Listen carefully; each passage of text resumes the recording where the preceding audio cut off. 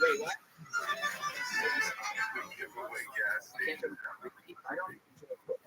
Really? Okay. But you really? Um, let's try again. So there you go. All right. Here. What I'm doing. All right. Stop fucking putting up after yourself. Oh, shit. Okay. Here we go. Oh, there. Okay. And you got it. Take it. Oh, yeah. Did you get that? Give us Jesus Christ. Oh, my God. All right. Snacks in the there. Ladies and gentlemen, how can this place occur during the line? All right. We pulled another name up. This goes to Ryan Field. Final fucking hold the night for Ryan Field. This is the last fucking goal of the night. Ryan Field, everyone. Woo! You guys like the party? Yeah, I was just party last week and I was at a wedding. My cousin married Ryan.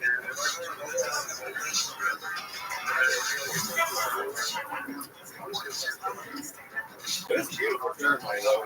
Rainfall was just sparkling out of San Antonio. Or eating over the water.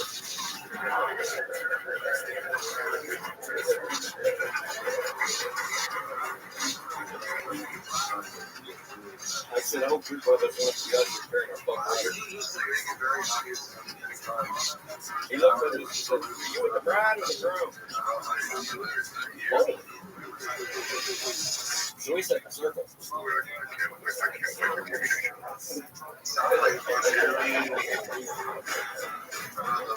think it's going to be doing a comedian though. See, it's like my dad's yeah. So it's like East Texas. It's not like Louisiana. Alright, we got the shit. Let's start there. What's up? There he is. Okay. Ryan Fields. How long have you been doing stand-up? About 7 years. 7 years. Where at? 7 years. Where are you for? Stand-up. What do you really do for? Stand-up. How do you do stand-up?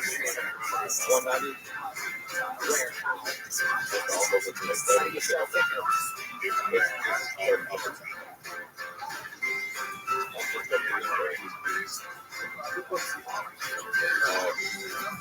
Jeremy, Jake Allen, shout out. You make a living doing.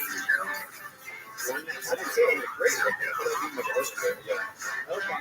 And you do that until they, yeah, and you survive. Yeah. How do you survive? What's your budget? How much it work?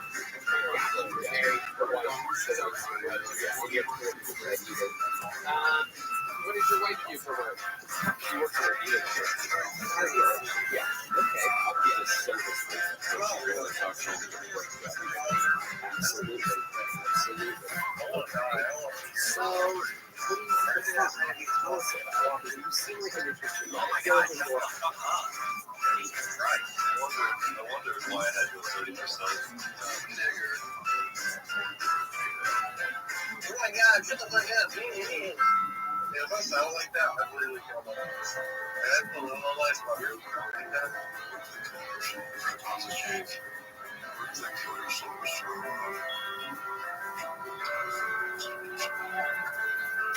He actually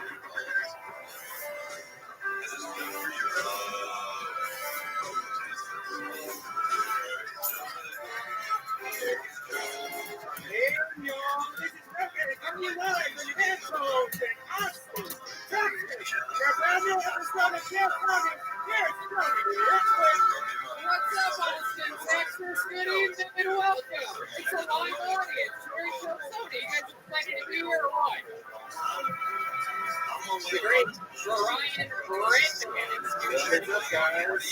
We're here, new residents of Austin, Texas. How exciting is this? It's the first episode of Kill Tony with an audience in over 10 countries. The great Rabbi is here via streaming services, and we're excited to announce that today, as you listen to this show, it is the release of the new Kill Tony the Coloring Book, everybody. You're the first people to hear about this. Yes. There's a new coloring book with all the drawings of Kill Tony without the color, and you get the color. That's what our target audience is. Yeah, a lot of men are really happy. And we got all that today by the great Yoni, a local talent, Vito's Pizza. It turns out Austin, not known for their pizza, so we found a barbecue guy. His name's Yoni Barbecue, and you can follow him at Best Barbecue. He has that handle on social media, so it goes to show you how good his barbecue is. He's at Best Barbecue. Caveman Coffee, use the promo code KillTony, and here's a little bit more from the amazing sponsors that made tonight's episode possible for you. Hey, y'all. Recently, more than 100 Twitter users got their accounts hacked into. Passwords, email addresses, phone numbers, and more. All taken from high-profile people like Joe Biden, Elon Musk, and even Kanye West. These kinds of attacks are getting more frequent and more severe. And it's not just Twitter. Facebook, eBay, Uber, Adobe, and Yahoo have leaked data such as passwords, credit card info, and driver's licenses belonging to billions of users. Look, if someone can hack Joe Biden, just imagine how easy it would be for them to hack you. That's why I use ExpressVPN to safeguard my personal data online. It seems pretty easy that somebody could actually hack Joe Biden. So that's a bad example. But according to recent reports, hackers can make up to $1,000 from selling someone's personal information on the dark web, making people like me and you easy, lucrative targets. ExpressVPN is an app that funnels your data through a secure encrypted tunnel so that no matter what device you use, you can have peace of mind every time you use the internet. The app connects with just one click. It's lightning fast, and the best part is ExpressVPN works up to 5 devices simultaneously so you and your whole family can stay protected. If a breach can happen to powerful individuals, it can easily happen to you. Yes, it can. So protect yourself with ExpressVPN, the VPN rated #1 by CNET, Wired, and countless others.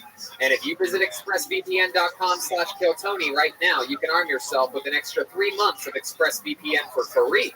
That's expressvpn.com/KillTony. Visit expressvpn.com/KillTony to learn more. Today's episode is brought to you by Sheath Underwear. Sheath makes the softest, most comfortable boxer briefs I have ever worn. I mean, I wear them all the time. Golf, right now, absolutely everywhere. If you're sick of boxers that are too loose or briefs that are too tight, Sheath is for you. Here's what makes Sheath unique. The stretchy fabric is made out of moisture-wicking technology. It feels silky and keeps everything cool, comfortable, and in place. It's the perfect underwear for working out. Plus, the most unique thing about Sheath underwear is that they have cool pouches that keep your man parts separated, which prevents them from sticking together. This is huge for working out and being in hot environments, or if you just want to make winter activities more enjoyable. Yeah! You know what will make pumpkin picking more fun? Making sure your balls aren't stuck to your thighs. Sheath underwear will make that happen. No more chafing, no more gross ball sweat, just comfort and support. Now, for some of you that might not be interested in separating your man parts, I still recommend Sheath. You can wear it like any other boxer brief, and it's crazy comfortable. And one more thing, these look good. Sheath makes it look like you're packing. Or if you're packing, like you're really, really packing. So go to sheathunderwear.com to make your junk look giant and get a pair of the most comfortable underwear you'll ever own. And if you use code TONY, you'll get 20% off your order. That's sheathunderwear.com. Use the code TONY for 20% off. And we're back. Austin, Texas. Are you guys excited to be here or what?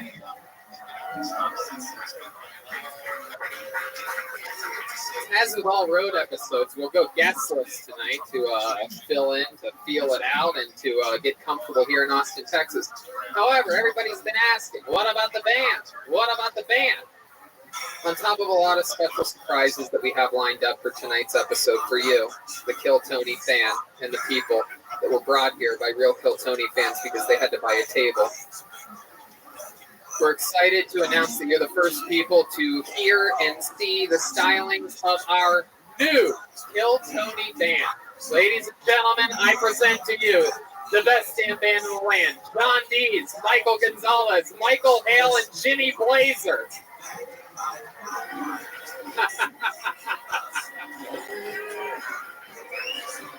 We have a new band, everybody. We are now racially diverse as ever. This is very exciting.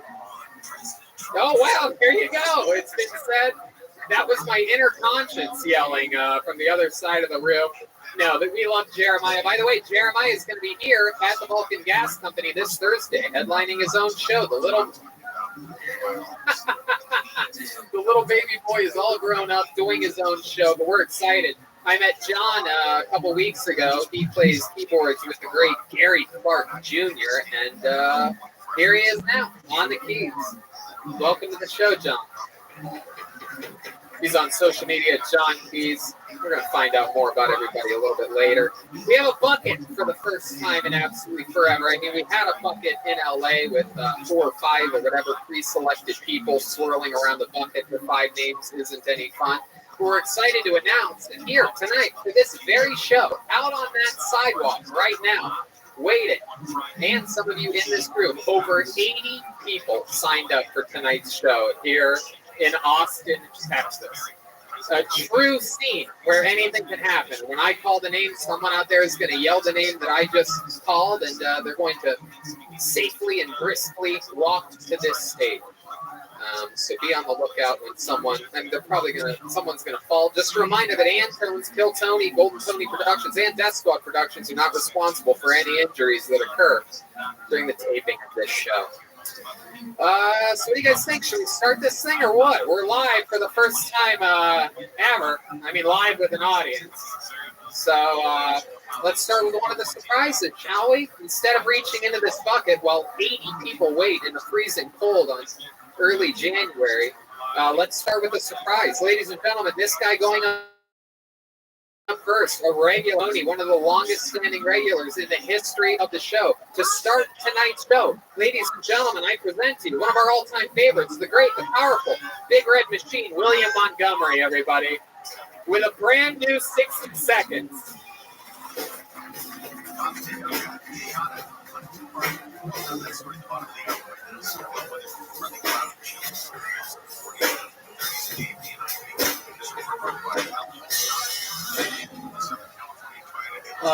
Vanderbilt had a female kicker in football this year. Texas A&M responded by saying, "Female kickers, what's next? Female cheerleaders?" The Texas fans in here, I guess. I wish the opioid crisis would end so my girlfriend and I could start doing them again. You want big dick energy? Re-elect Nixon. Richard Nixon is so sexy, Cross couldn't cool him off. No history, people, that's a hell of a joke for people that know history. G. Gordon Liddy broke into the Watergate Hotel, but he couldn't break into show business, so you tell me how life is fair. For Christmas this year, I'm going as Santa Claus. And so protect yourself with ExpressVPN, the VPN rated #1 by CNET, Wired, and countless others. And if you visit expressvpn.com/KillTony right now, you can arm yourself with an extra 3 months of ExpressVPN for free.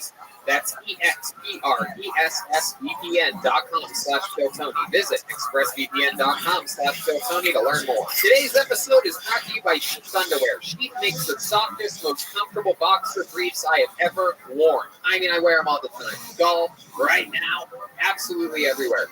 If you're sick of boxers that are too loose or briefs that are too tight, Sheath is for you. Here's what makes Sheath unique.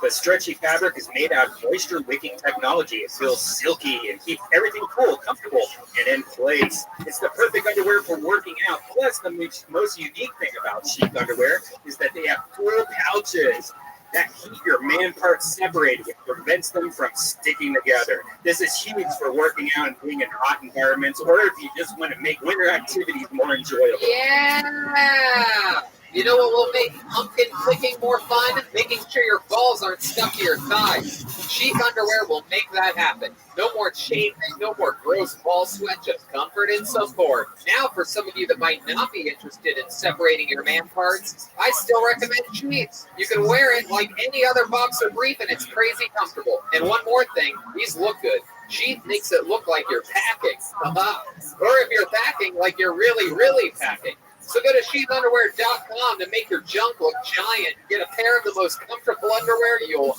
ever own. And if you use code TONY, you'll get 20% off your order. That's sheathunderwear.com. Use the code TONY for 20% off. And we're back. Austin, Texas. Are you guys excited to be here or what?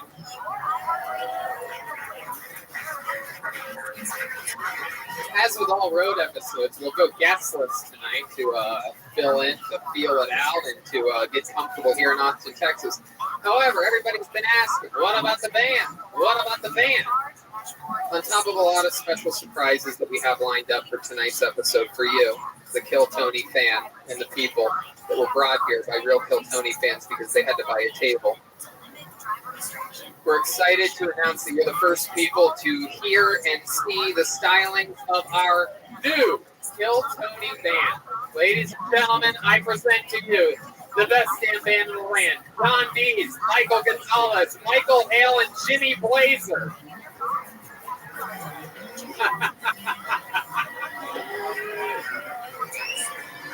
We have a new band, everybody. We are now racially diverse as ever. This is very exciting. Oh, wow, here you go. It's been said. That was my inner conscience yelling from the other side of the room. No, that we love Jeremiah. By the way, Jeremiah is going to be here at the Vulcan Gas Company this Thursday, headlining his own show. The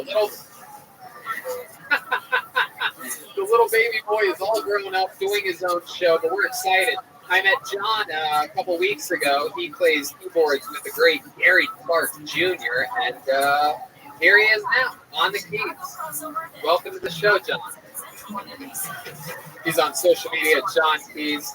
We're going to find out more about everybody a little bit later. We have a bucket for the first time in absolutely forever. I mean, we've had a bucket in LA with 4 or 5 or whatever pre-selected people swirling around the bucket for 5 names isn't any fun. But we're excited to announce that here tonight, for this very show, out on that sidewalk right now, waiting, and some of you in this room, over 80 people signed up for tonight's show here in Austin, Texas. A true scene where anything can happen. When I call the name, someone out there is going to yell the name that I just called, and they're going to safely and briskly walk to this stage. So be on the lookout when someone's going to fall. Just a reminder that Antone's, Kill Tony, Golden Tony Productions, and Death Squad Productions are not responsible for any injuries that occur during the taping of this show. So what do you guys think? Should we start this thing or what? We're live for the first time ever. I mean, live with an audience. So let's start with one of the surprises, shall we? Instead of reaching into this bucket while 80 people wait in the freezing cold on early January, let's start with a surprise. Ladies and gentlemen, this guy going up first, a regular on Kill Tony, one of the longest standing regulars in the history of the show. To start tonight's show, ladies and gentlemen, I present to you one of our all-time favorites, the great, the powerful, Big Red Machine, William Montgomery, everybody, with a brand new 60 seconds.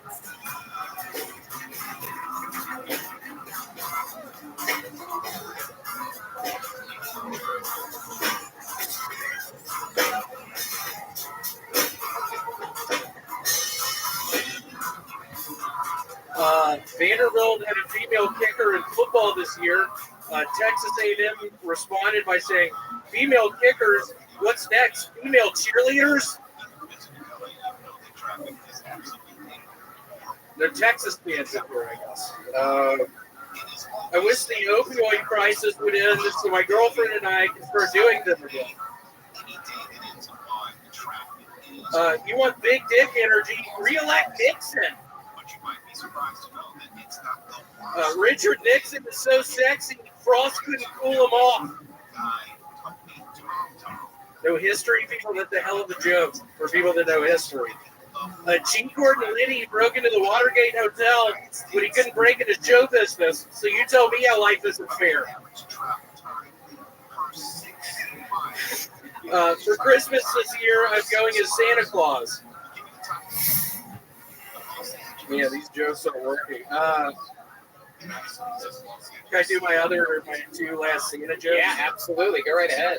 If I was a millionaire and I could live wherever I wanted, I'd probably live at the North Pole with Santa Claus.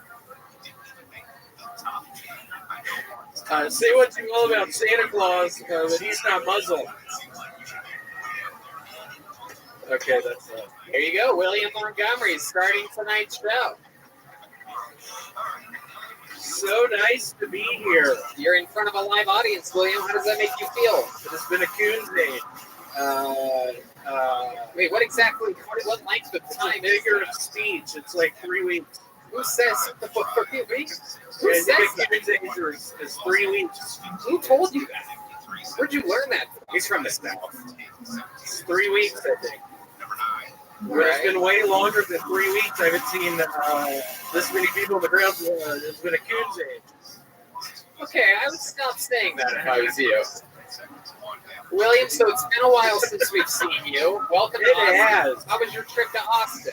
Man, I thought I was having a heart attack in the airplane. Why? I got really sweaty and dizzy. You did? Yeah. What did you do before getting on the airplane? I don't know. I had to take my sweatshirt off. Oh, that was it. You were over. And I got a little better. Yeah. Wow, I thought there was going to be a big twist to the story. Turns out you're just like a big baby. It just got real hot. Too many clothes on, huh? Yeah, too many sweatshirts. So how did you spend your holiday, William? We haven't really gotten a chance to catch up. It was so nice. I'm always a big celebrator of our Lord Jesus Christ's birthday. Yeah, it was just a really nice one. Yeah, what'd you do? Opened up presents. Who got you presents? My brother Vance back in Memphis. How many presents did he send you? Sent me two. He sent me a Masters koozie and a T-shirt. Wow, this is the saddest Christmas I've ever heard of in my life. Your mom actually sent about 40 pounds, she said, of cookies to give away to all of us. And I noticed that I never got any cookies. David didn't get any cookies. Did you eat 40 pounds of cookies? I did. That's why my tummy looks this way. It is true. For those of you just listening to the podcast, William has returned to the show looking like someone electrocuted a pile of mashed potatoes.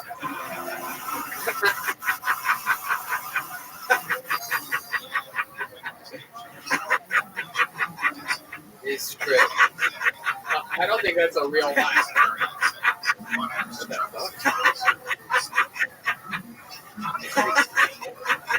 This is William Montgomery. No, it is true. Yeah, this really hasn't gone back.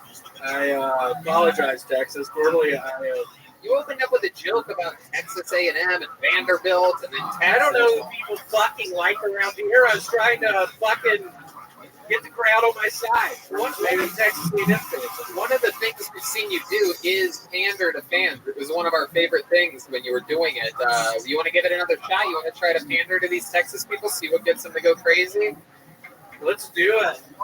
Here's William Montgomery pandering. Hold on, who's someone from Texas? Are you doing crowd work right now? Yeah, hold on. Give me a name from Texas.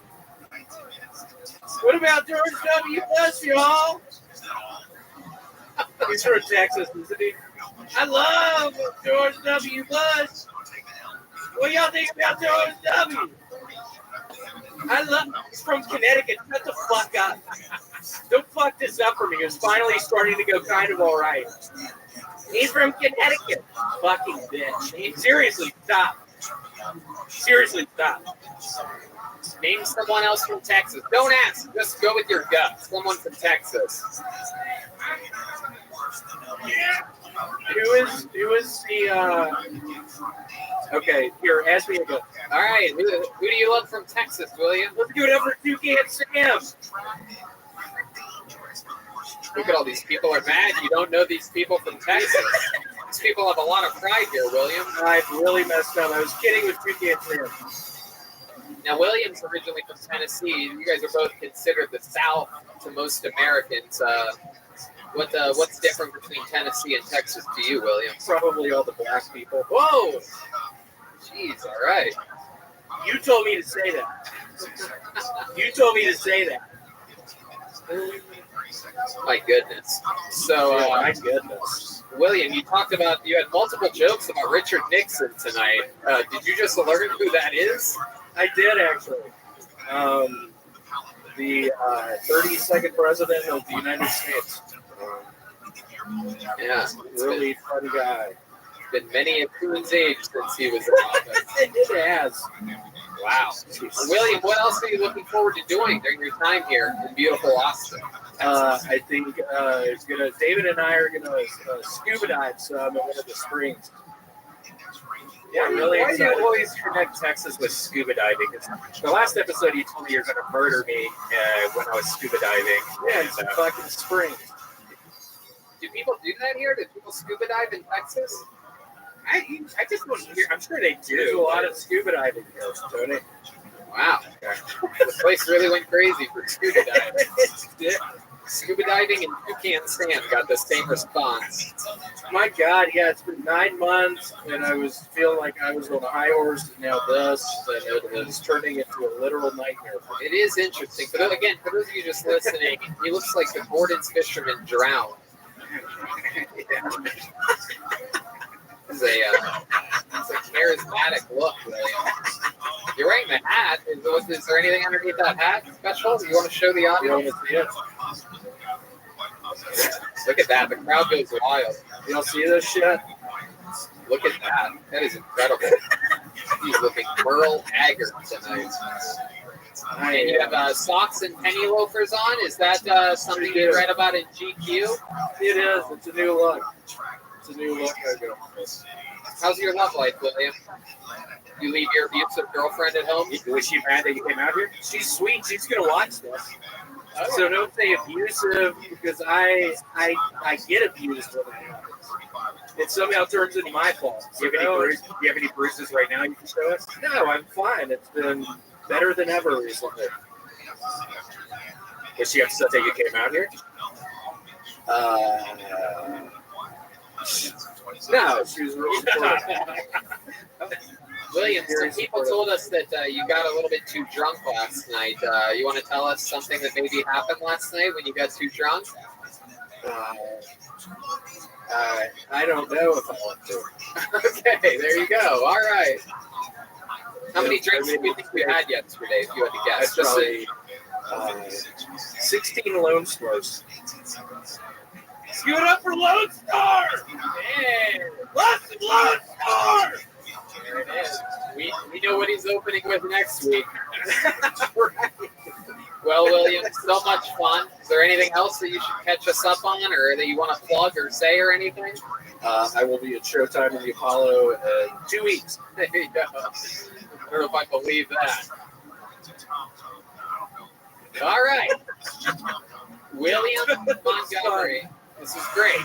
I know. Thank you so much. William Montgomery, everybody. There we go. It has begun. Yeah. Yeah.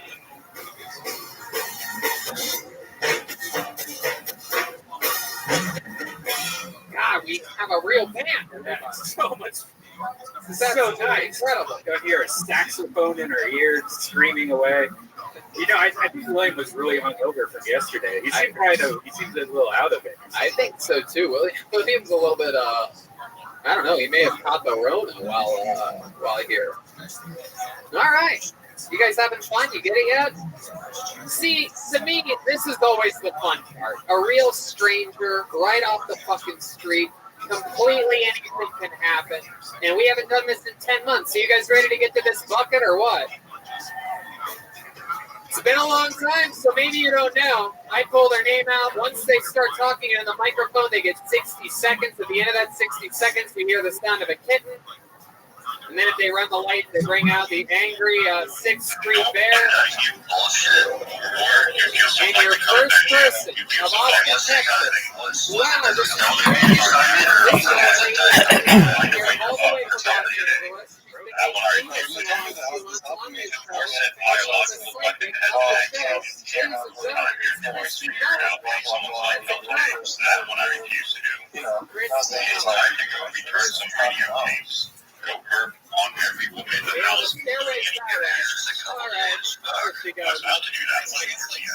There you go.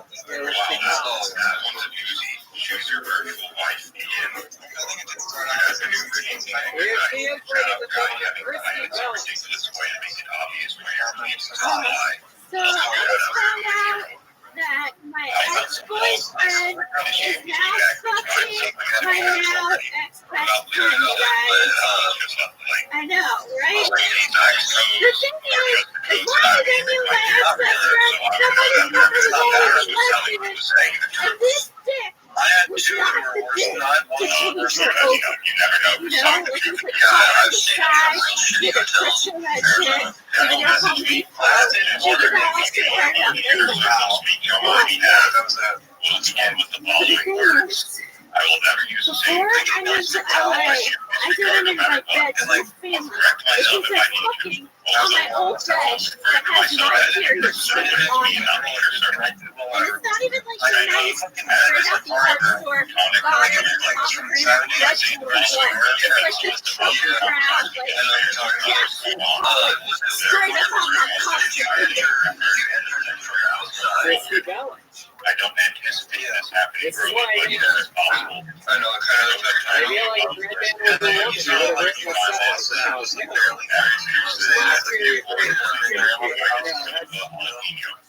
That shit was a lot very graphic. I used to do that. It is. It's not even a rock band. Yeah, that's disturbing. Is this true that your ex is fucking, what was it, your former best friend? Yeah, this is a true story. I moved to Los Angeles with my ex, and then I freaked him out. He constricted her. Because there's a lot of men out there. Welcome, how are you? Musicians on stage. I didn't want to fucking talk to you anyway.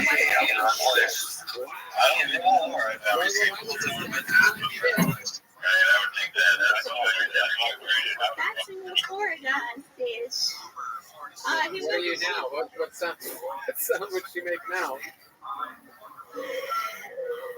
Wow. Tiger and a goose. what a So thing. what happened? You kicked him out. Why exactly? Because, I was the breadwinner. I was the one paying the bills. I was working at a yoga studio in Santa Monica at the time. I was like cleaning. I was cleaning like yoga. Wait, you want a bunch of bread? Red Band's even harder than it was before. Breadwinner. Okay. So how was he contributing? Was he fun in bed at least? I was thinking about his dick earlier today. Yeah. Yeah, like have you ever they're like missing a front tooth, but their dick is really good. So like it's like it was cocked inside, but it was long, so it like could get around and like could do the job. Wow, I'm about to vomit. Whatever. He's hard right now. Yeah, once you said man with missing a tooth, I got hard as a rock. I'm into that wacky shit. That's why I moved to Texas. Did you drive here or did you fly out? I drove here. Wow. What a superhero. What kind of car do you have? I have a 2013 Hyundai Elantra, and it's died in El Paso. Oh, no, that's the worst. Anywhere but El Paso. I stopped off at a Red Lobster on my way here. Yeah. In El Paso. It hurts me to say this. Worst Red Lobster experience. Really? Who would have guessed that a Red Lobster in El Paso wouldn't be the... They don't have that fresh seafood at the El Paso. We ended up filling up on the cheddar biscuits. Oh, that's cool. It was the only thing that came out. Yeah, I stopped at El Paso also. It's like if you go back in time, like 40 years, like all the signs, like the Arby's sign, and like the big like cowboy hat still and shit like that. It was like a saloon. It's like a saloon Red Lobster. How'd you fix your car? Did you get it fixed there? Or? Because of Jesus. Like everywhere. Zeus? Jesus. There were these 24-hour tow guys that just happened to be at the pilot that we were stuck at, and they were able to get. It was the starter, so they like taped. This was like as ghetto as it gets, but they taped the starter together, and then we had to keep it running. We even had to fuel it up running the Wow. whole way here. Yeah. Wow, my goodness. So you're stuck here now. You're not going back. I'm between here and Oklahoma, so I'm like doing the road between Texas and Oklahoma for as long as I need to. Between Texas and Oklahoma, you're bound to find another guy missing teeth. Exactly. Incredible stuff. So I find it amazing, that we've always talked about the incredible bucket and how it writes its own storylines. But out of all the people that signed up, you got pulled first tonight, and we've known you on this show. You've become literally a once-a-month regular. For those of you that haven't been keeping up to the non-live audience episodes, which I completely don't blame you for. But you've been doing psychic reading famously on the show. Do you have anything prepared for tonight that you might be able to do? Well, I brought cards just in case, but I was going to do spirit, totem, power animals for 2021 today. I don't know what that means, but go right ahead. Do whatever you want. Okay. Hi, everybody on here. So I was going to say, everybody out there has like a spirit, totem, animal, and I was actually at like a yoga center this weekend, and I was like meditating about tonight, and they said I was going to come up and talk to you about how you're the golden pony. Okay. But really just to tell you you're a very bad pony. This is getting weirder and weirder. Why am I a bad pony? This is disturbing. This is your lifelong task is to figure out how to be a better pony. Christy, I'm starting to figure out why you got guys with missing teeth walking out on you. Everybody has a totem that they use to help them get through some shit, So my question for you guys is, what is your animal spirit totem to you? And I'll tell you what your animal spirit totem is. I don't really get it. You go ahead, Red Band. Okay. I have no idea what you're talking about. Yeah, we're confused, Chrissy. We're not that smart. Yeah. We just made friends with Joe Rogan, and the rest took off. Right. Okay, well, what animal represents your spirit? What represents your heart? Why did you call yourself the golden pony? I didn't call myself. My friends gave me that nickname, and unfortunately it stuck. I didn't really like it when it started. But you kept it because you didn't like it? The nicknames aren't really anybody's choice. You know what I mean? Like, I don't really like the golden pony, or Red Band doesn't like it when I call him the human breadstick. You know what I mean? Like, you don't get to choose these things. You know what I mean? Do you have a nickname? Did anyone ever give you a nickname? The Fire Wolf. The Fire Wolf? Yeah. Damn. That's a lot better than an icy pig, I'll tell you that. But, okay, I'm not really okay. Everyone's got a... Just kidding. Is it because of my tummy? No, not at all, Christy. No, I was talking about, just a little bit nasally. I like ice cream. Okay, all right. I think you and William can go hang out and,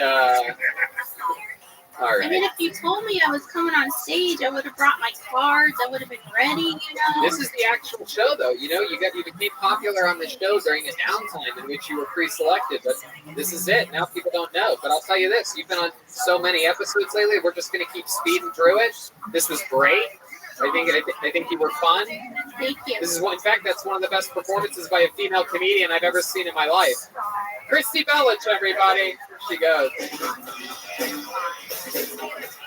Let's get back to this bucket.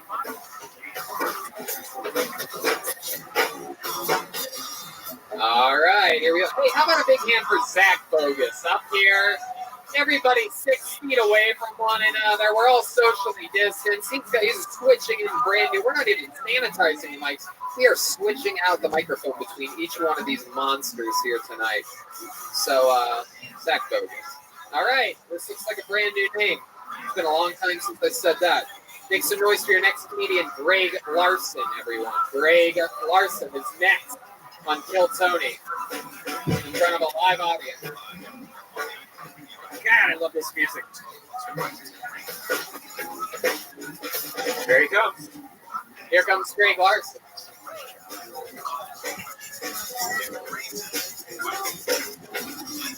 Come on, one more time for Greg Larson, everybody. There's a new COVID vaccine for puppies. The main side effect is autism.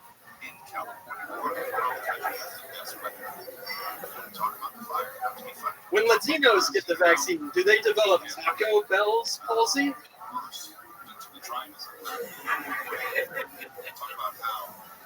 The virus mutated right when we got a vaccine.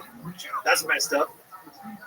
That's like finally getting the balls to break up with your abusive girlfriend, and she says, "You can't leave me. I'm pregnant." I'm like, screw a vaccine. Get me to the closest staircase. This is Moderna.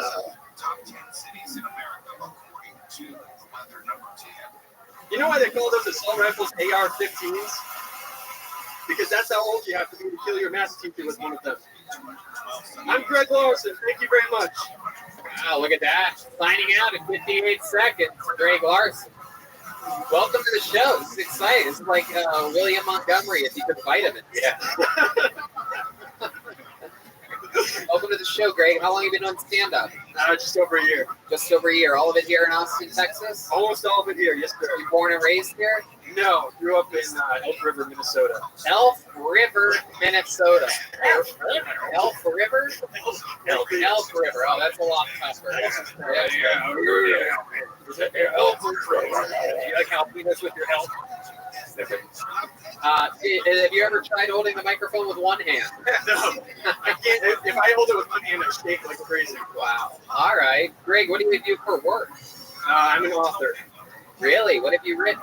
My last book was a memoir about college. My forthcoming book in April is a memoir about 2 years I spent as a clubhouse attendant for a minor league baseball team. Wow. Look at that. From Moneyball to Funnyball. Look at you. Very interesting. You like that, don't you? I love it. I'm in the writer's guild. Are you?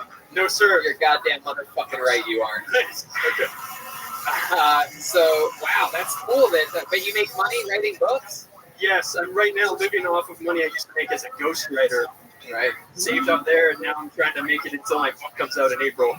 Wow. What kind of ghosts were you writing for? A lot of like CEO types.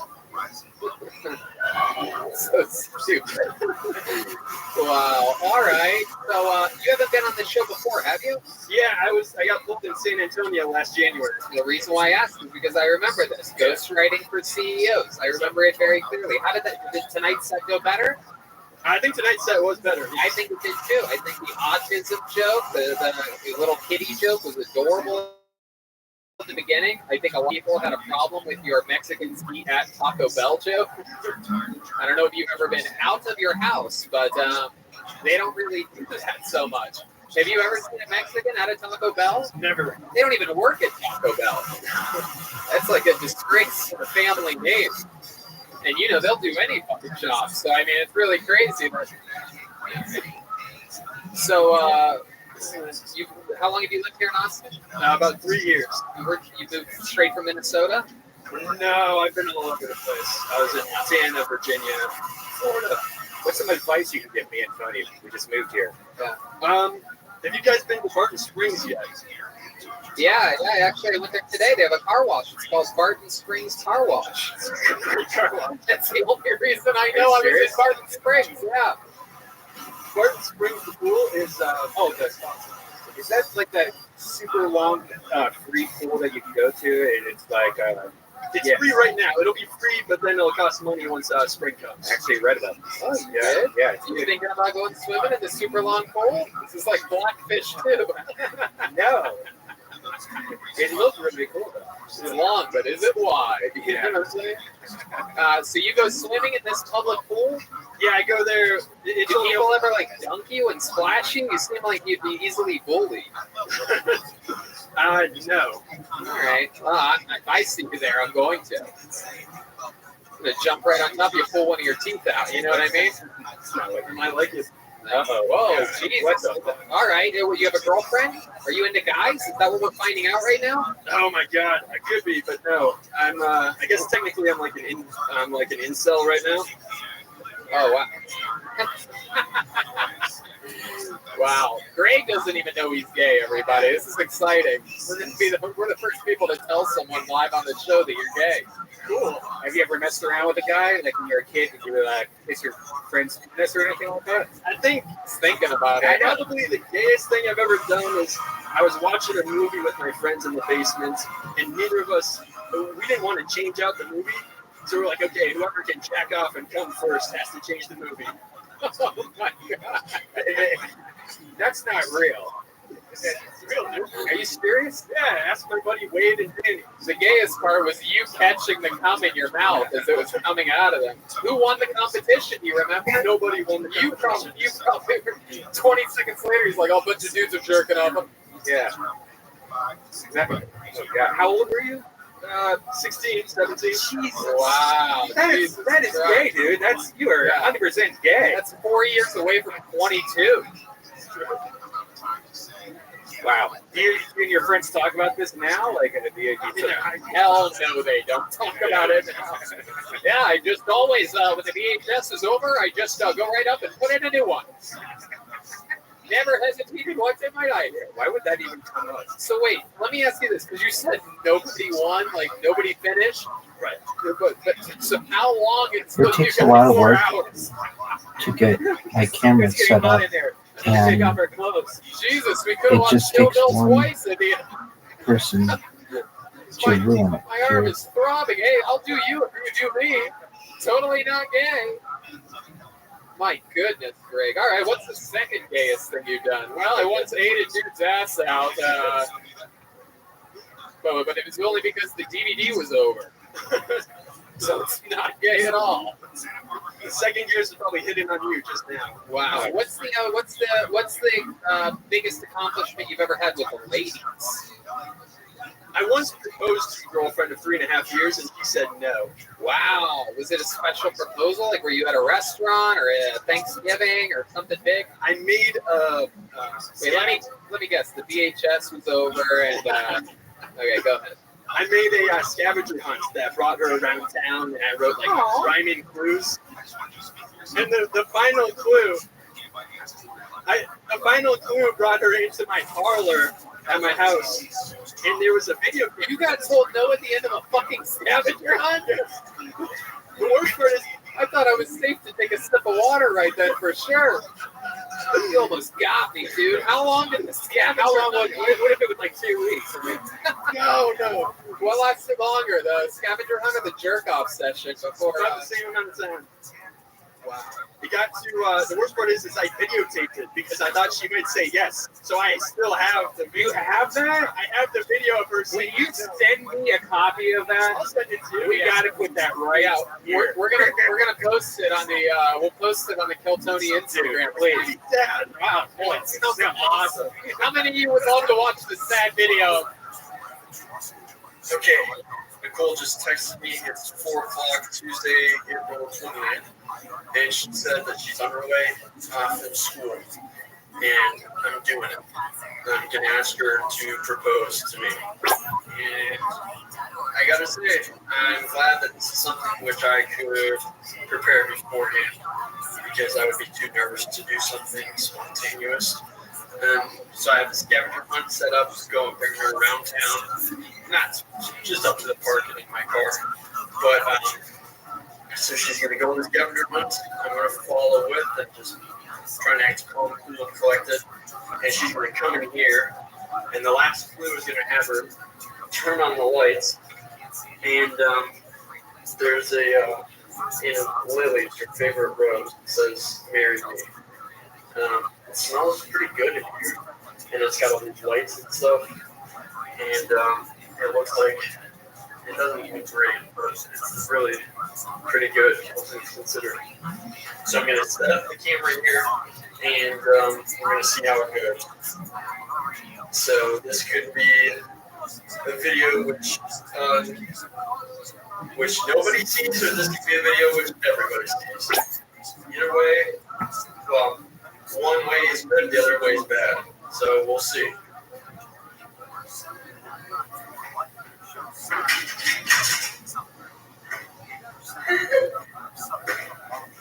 Nicole. You go over and finish with your.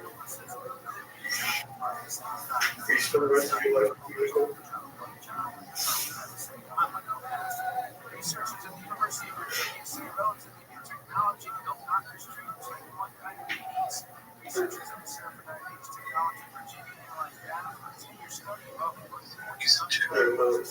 I mean, I'm not surprised. There's looking to be careful now, but there's no denying that he was considered given the kid gloves. They were always sitting with him, helping him. So it's on Wednesday. They certainly didn't do to him what they did to me, where it was, oh yeah, we're going to block any and all positive TTS and only let negative TTS go through. For the last week and a half I'm there, which my childhood friends, my actual real life friends, I had watching the site to give me a list of my biggest haters, so I knew who I can and cannot trust. This how I knew that Mondo clan fucking hated me, so when people asked who do you want to enjoy, I just said Mondo clan. Sure enough, it was enjoyed. I mean, I could see it. There was... There's a lot of there were a lot of elimination. It's like 35 pages. I mean, sometimes these things just write themselves. Wow. Do you still talk to her? No, we have not talked. That's what she said. All right. He started with no, but did you guys break up immediately after that? Or? I was moved, and this is like my last ditch effort. And so we lived together for 2 weeks after she said no. Wow. And I'm just going to go to the match and totally not going to be sad or anything. Are you ever going to do that again? Propose? Yeah. Wow, look at that. Oh, look at the lonely women in the audience.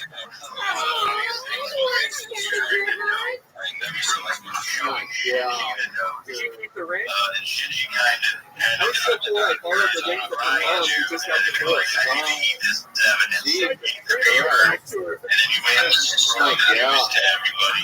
Wow. What a loser. As a fan of you borrow the ring from her mom? No wonder she said that. You probably recognize the ring. I smell like your dad. Everybody knows, everybody knows that. Well, this isn't a fun interview. It's fun to have a new, even though you've been on the show since Antonio, it's fun to have a stranger on, got us back to talking to someone we don't know that much about in front of a live audience. Thank you so much. Greg Larson, everybody. There you go. He's on Twitter at the Greg Larson. Christy Bellich is Christy Bellich.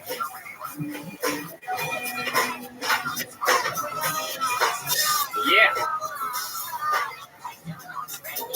There's Zach Bogus. Zach, if you want to move that stool back a few feet, maybe towards the keyboard. Hey, Toe, can you give him my email address? Look at Zach Bogus up there. He sent that video in.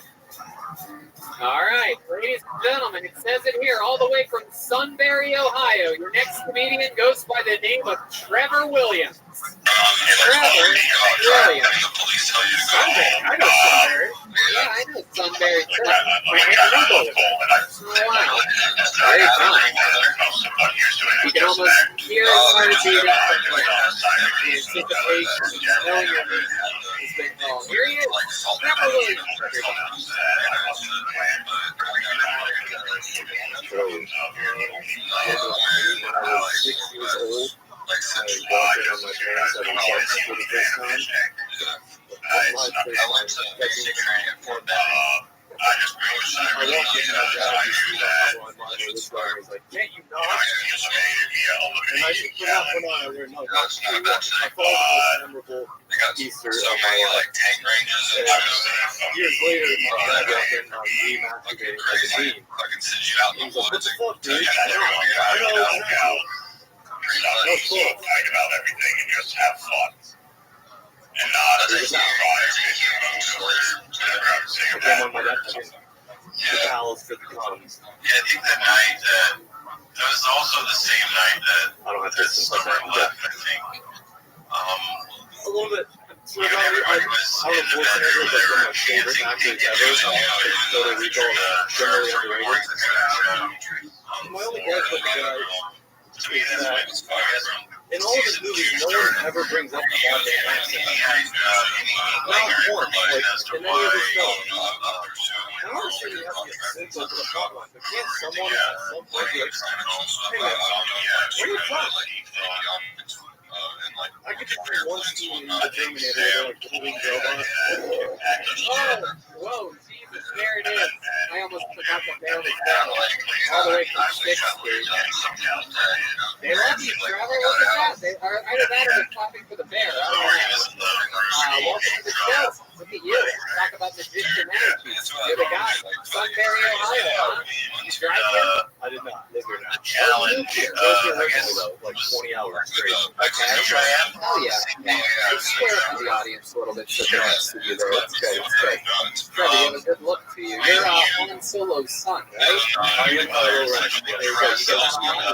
What an incident. That was my next I was going to say you should get Asian if someone's African American or Hispanic. So, Right. You look like a 19-year-old with a mustache, which is very rare. I grow the mustache. So I I know what that's like. Trust me, I know what that's like.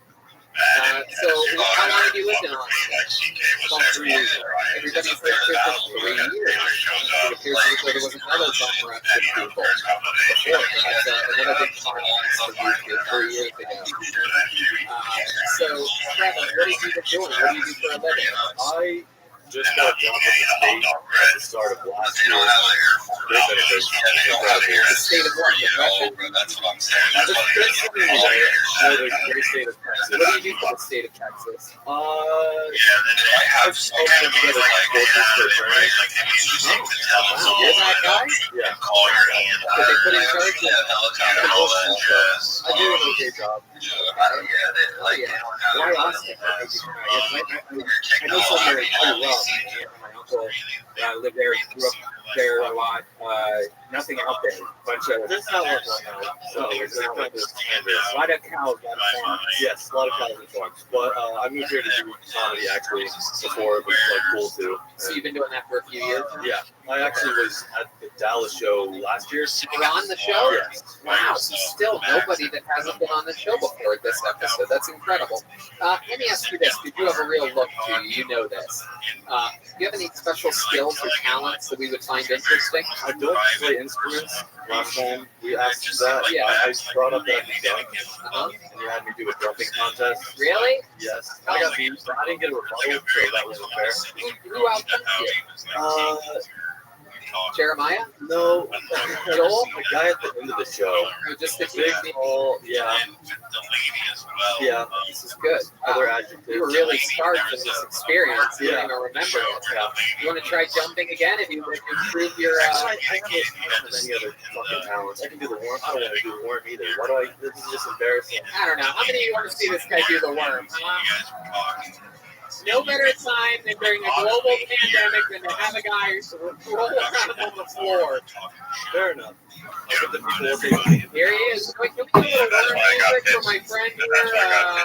Here he is, doing the saddest worm you've ever seen. I just wrote the notes. So after Tuesday happened, I figured that Taylor had kept an eye on me and just sent Wow, this is the dumbest show of all time. I just go, Incredible. Incredible. Incredible. That was a pretty good one, though. John? I thought you said war. Yeah, I was wondering, I was like, that's an interesting word.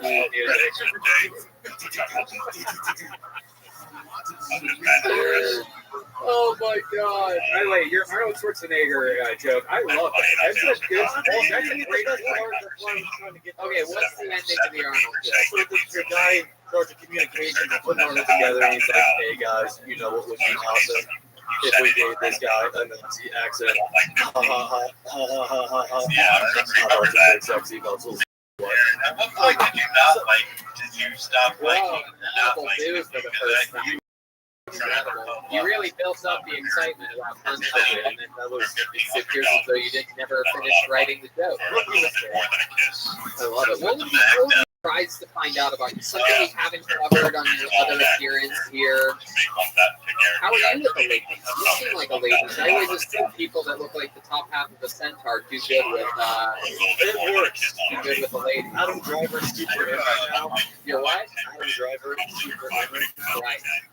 Looking like people like that. You're like Adam Driver, except more like Uber driver. I was. Last time we did this, actually, that was my profession.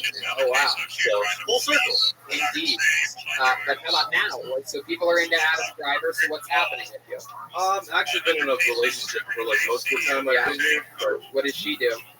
she works for Favor. What's that? It's like Uber Eats, but Austin, in Texas specifically.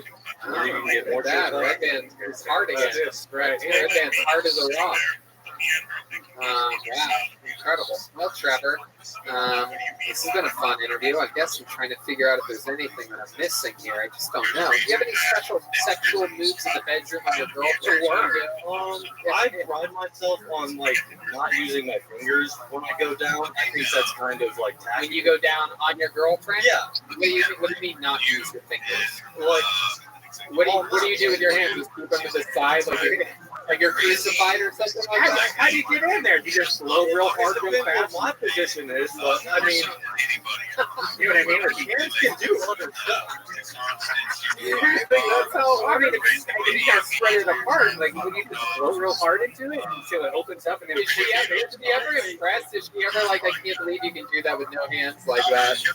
I guess I used to be more specific, like, oh, you don't do this, the fingering, yeah. That's not that crazy. It's not that crazy. You just asked me for a unique. The first thing that came to Is mind. there anything else? I mean, is there anything else that comes to your mind? Is there anything that what's the noise that you make when you have an orgasm? Okay, I'm done, Tony. What? Okay, I'm done, Tony. Oh, you son of a bitch. You son of a bitch. Who says that? All right. Well, Trevor, fun to have you on. Congratulations. Trevor Williams, everybody. There he goes. All right. My work is done here. Here we go. It's that part of the show where, if one's available, I'm going to bring up another regular. How about that, huh, guys? All right. Ladies and gentlemen, this guy, famously, a great roaster, unbelievable comedian. Here he is. Ladies and gentlemen, David Lucas, everybody. Here he is.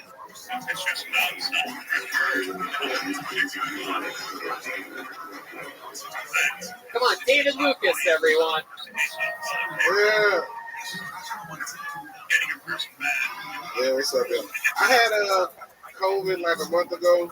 I lost my smell and taste. I actually got my taste back eating pussy. I knew I got my taste back when I started tasting Guinness. That's how you know you eat pussy, when it tastes like spare change. But I actually lost my smell and taste during the worst week possible. I lost that shit during Thanksgiving. As a fat guy, I damn near had a heart attack. You know, I was like, nigga, give me the pneumonia. Like, I lost my smell and taste for Thanksgiving. I finally got to experience my first white Thanksgiving. I couldn't taste the fucking thing. I was like, oh, okay. This is what it tastes like in the suburbs on Turkey Day. Thank y'all. There he is. David Lucas. Welcome back. He lost his smell and his taste and gained 80 pounds. Spent his lockdown locked in the refrigerator. Hey, Tony, I actually heard you was laying naked at the bottom of the chimney waiting for Santa to come down. Okay, why would I do that? You know why you was doing it. Why would I lay naked waiting for Santa Claus? You was trying to get him the candy cane. David Lucas, everyone. Everything really is bigger in Texas. Look at that. Incredible. Yeah, you got COVID right before we just recorded our last 4 episodes. So like he just disappeared off the show for like 2 months. It looked like I wasn't on that one. Yeah. Hell yeah. So what's been going on, David? How are you? Shit, trying to meet some women out here. Yeah, how's that going? It sucks, bro. Tinder is a bitch out here, bro. Is it? Why? I paid $30 for the extra swipes and everything. You did? You pay extra money? Yeah. Unlimited swipes until you get a bitch like you. Like, cause like I don't know how to meet white women in Austin. Like they kind of liberal, but they also like voted for Trump and shit. You know what I'm saying? Yeah. So it's like I would like you know how to approach a white girl. Like, hey, you want to go to Whole Foods and get a smoothie? So you're here at Antone's. This is the home of the blues. Hell yeah, our buddy Homeless, right? Yeah. Yeah, damn right. My boy Keys on the keys. Yeah. This band is fire, dog. Man, good. David got excited when he found out it was the home of the blues until he found out it wasn't the cheese. Hey, look at that. Ebony and Ivory. Tony just wants to be the first gay mayor of Austin. Oh, come on. I'm pretty sure the mayor of Austin that they have right now is gay. Yeah, you see that? I keep up on my local politics.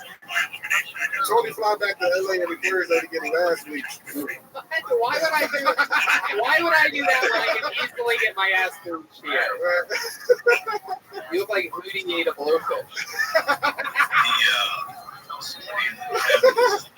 Oh shit, we back on it. We got a live audience, goddamn. I ain't doing this shit in like 9 months, bro. Goddamn, I miss roasting this cuckold. Yeah. It's good to have you back. You've been letting cats poop on your head.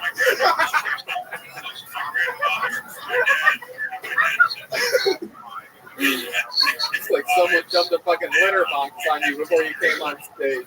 Hey, Tony always played T-ball so we could do the ass pats at the end of the game. I haven't played T-ball in 30 years. Tony still do that shit in the grocery store. Like, good game. Oh my god. So you actually made changes to your diet recently, Yeah, my right? trainer's here where he at. My boy Kane over here. My trainer's here, dog. You know what I'm saying? He gonna get so Tony can't say no more fat jokes. That's right. Looks like your trainer has a lot of work. Welcome. How are you? I'm not gonna put you on it for a while. You know, Rick, serious? Just one moment. Let me put my glasses on. This motherfucker used brisket oil last alone. Oh, excellent. Hey, did you see I was on that podcast? You don't need a hypnotherapist to get you out of being gay. Why would I need a- What'd you think of it? I sent you a message about it.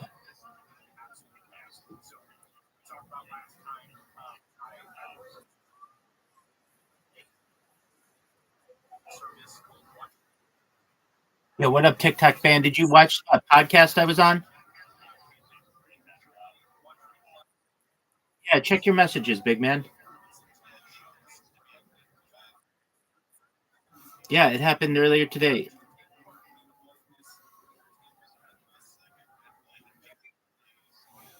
Welcome. How are you?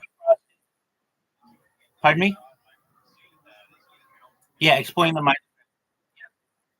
Exactly. Frosty, did you see the podcast I sent you?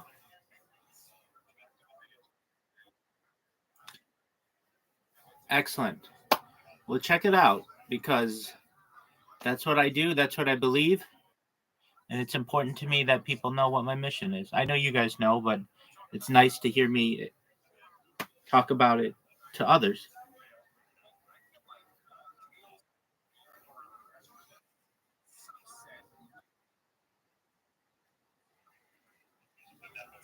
All right, well, go get it done, Frosty.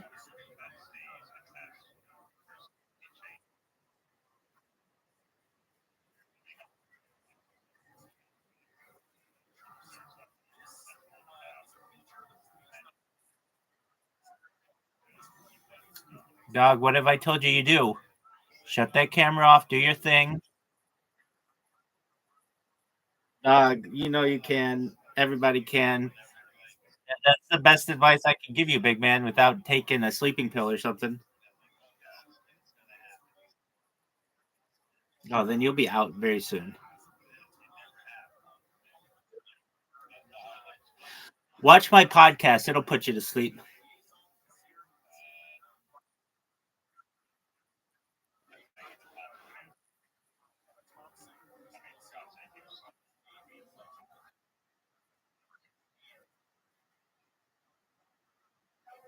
Okay, well, yeah, TikTok bans talking. There you go.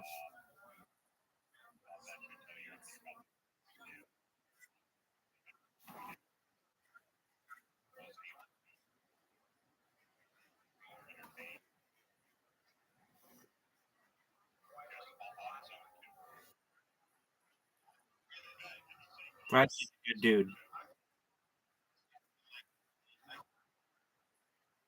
That's cool, man. I understand.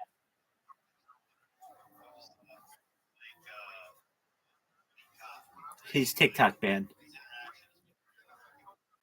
Yeah, you're good.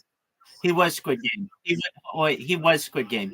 He changed it to TikTok ban. Just you'll have to keep up with things. You've changed your name a few. Excellent.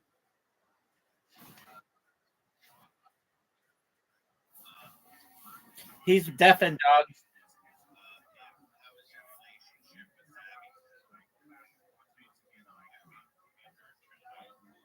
Once bitch tank ended, and she realized I didn't send a single BTS to her.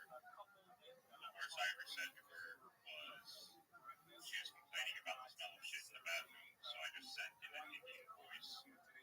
How can you call yourself neat and clean if you can't smell the poo? Is it because it's not black or brown, man? You got really isn't ordering seems like weird one. So yeah, me and her are chill. And he also asks if you have spoken with Summer since the show, and if you have shot your shot, shot it, shooting your shot. I don't shoot my shots. That's not how I flirt. That's why I always take the challenges of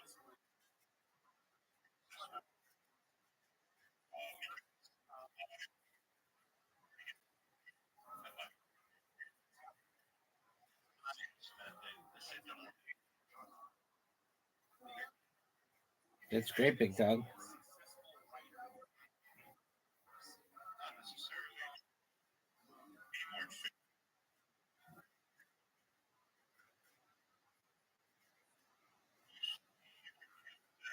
Desperation.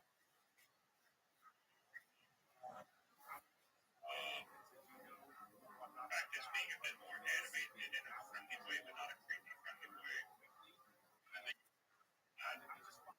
I guess I would keep my that's a terrible issue.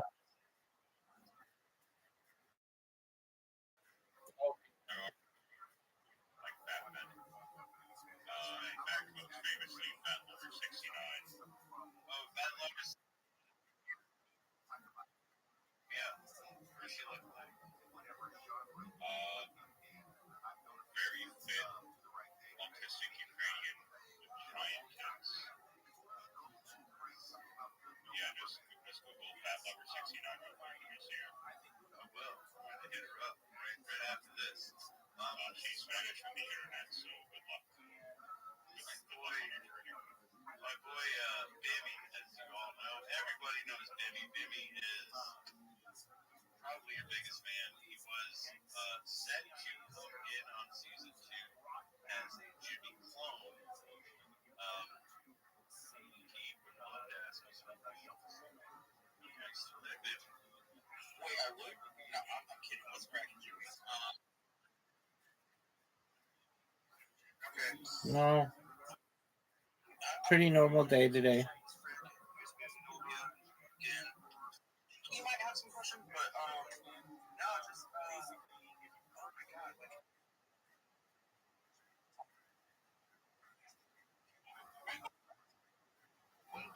Yeah, Trump just announced a Project Stargate, which is like an AI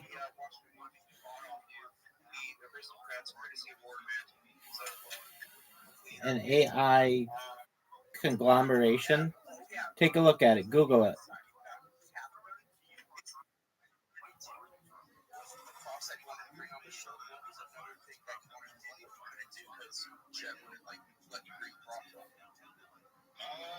Another plan I had was to do a triangle coaster and set it up, and then insist all the men that we have to put our penis in it. Oh, hell yeah. And close it, and that it's the initiation ritual to be allowed to stay on the show. Okay. I want to bring two Monet paintings to play as what is it, Dawnbreaker, Metal Gear Rising. Is that the guy with all the shields? I think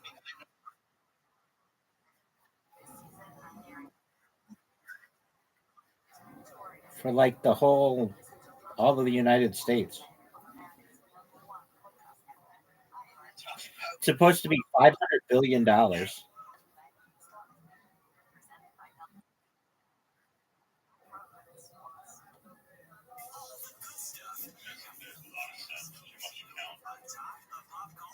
guys, he hasn't asked you what your favorite Resident Evil game is. Oh, yeah. What's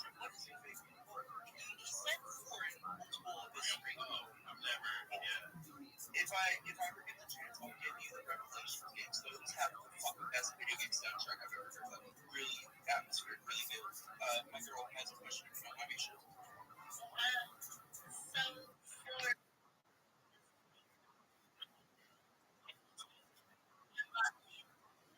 No, that's not it. Just type in Trump AI and then today's date. He did some.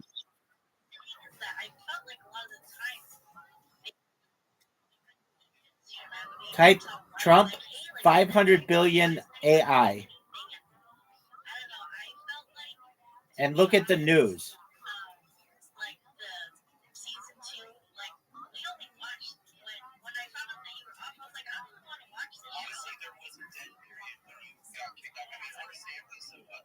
Like you were saying, like nothing against DJ and all that, but like they were kind of rigging it in his favor, you know. That's what I wanted to ask. Like, was it kind of scripted for certain things to do to win certain fights? Because even like the fight with, I don't know if it's like off topic, but Leslie wins like when what's that guy?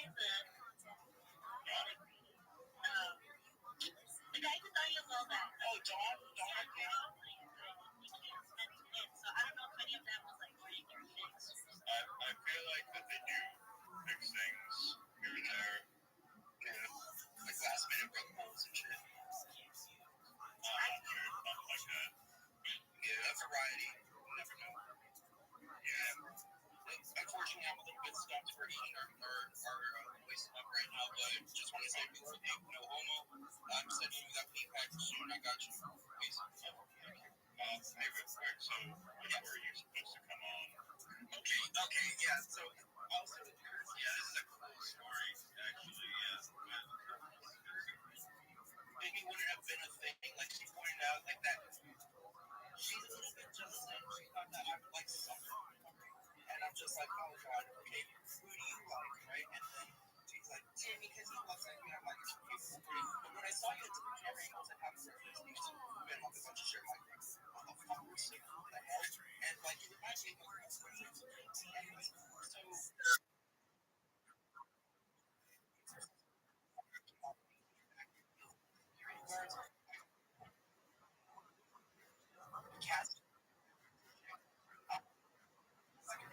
Yeah. situation, and like, you know, just come on just because of like family difficulty.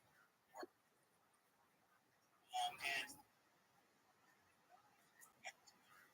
I got feeling that for now it's good. Because sure enough, we got kicked off. That was defeated by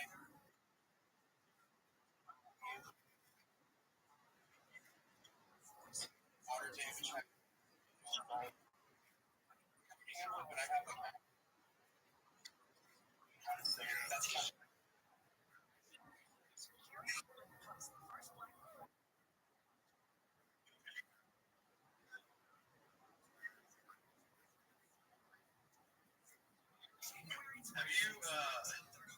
Have you seen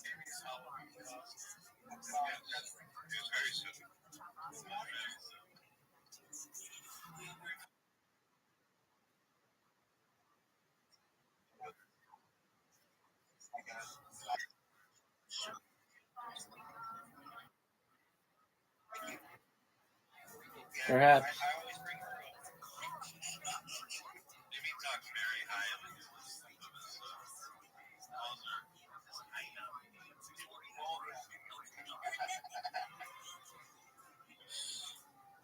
mean, that's how men are supposed to be with their girls.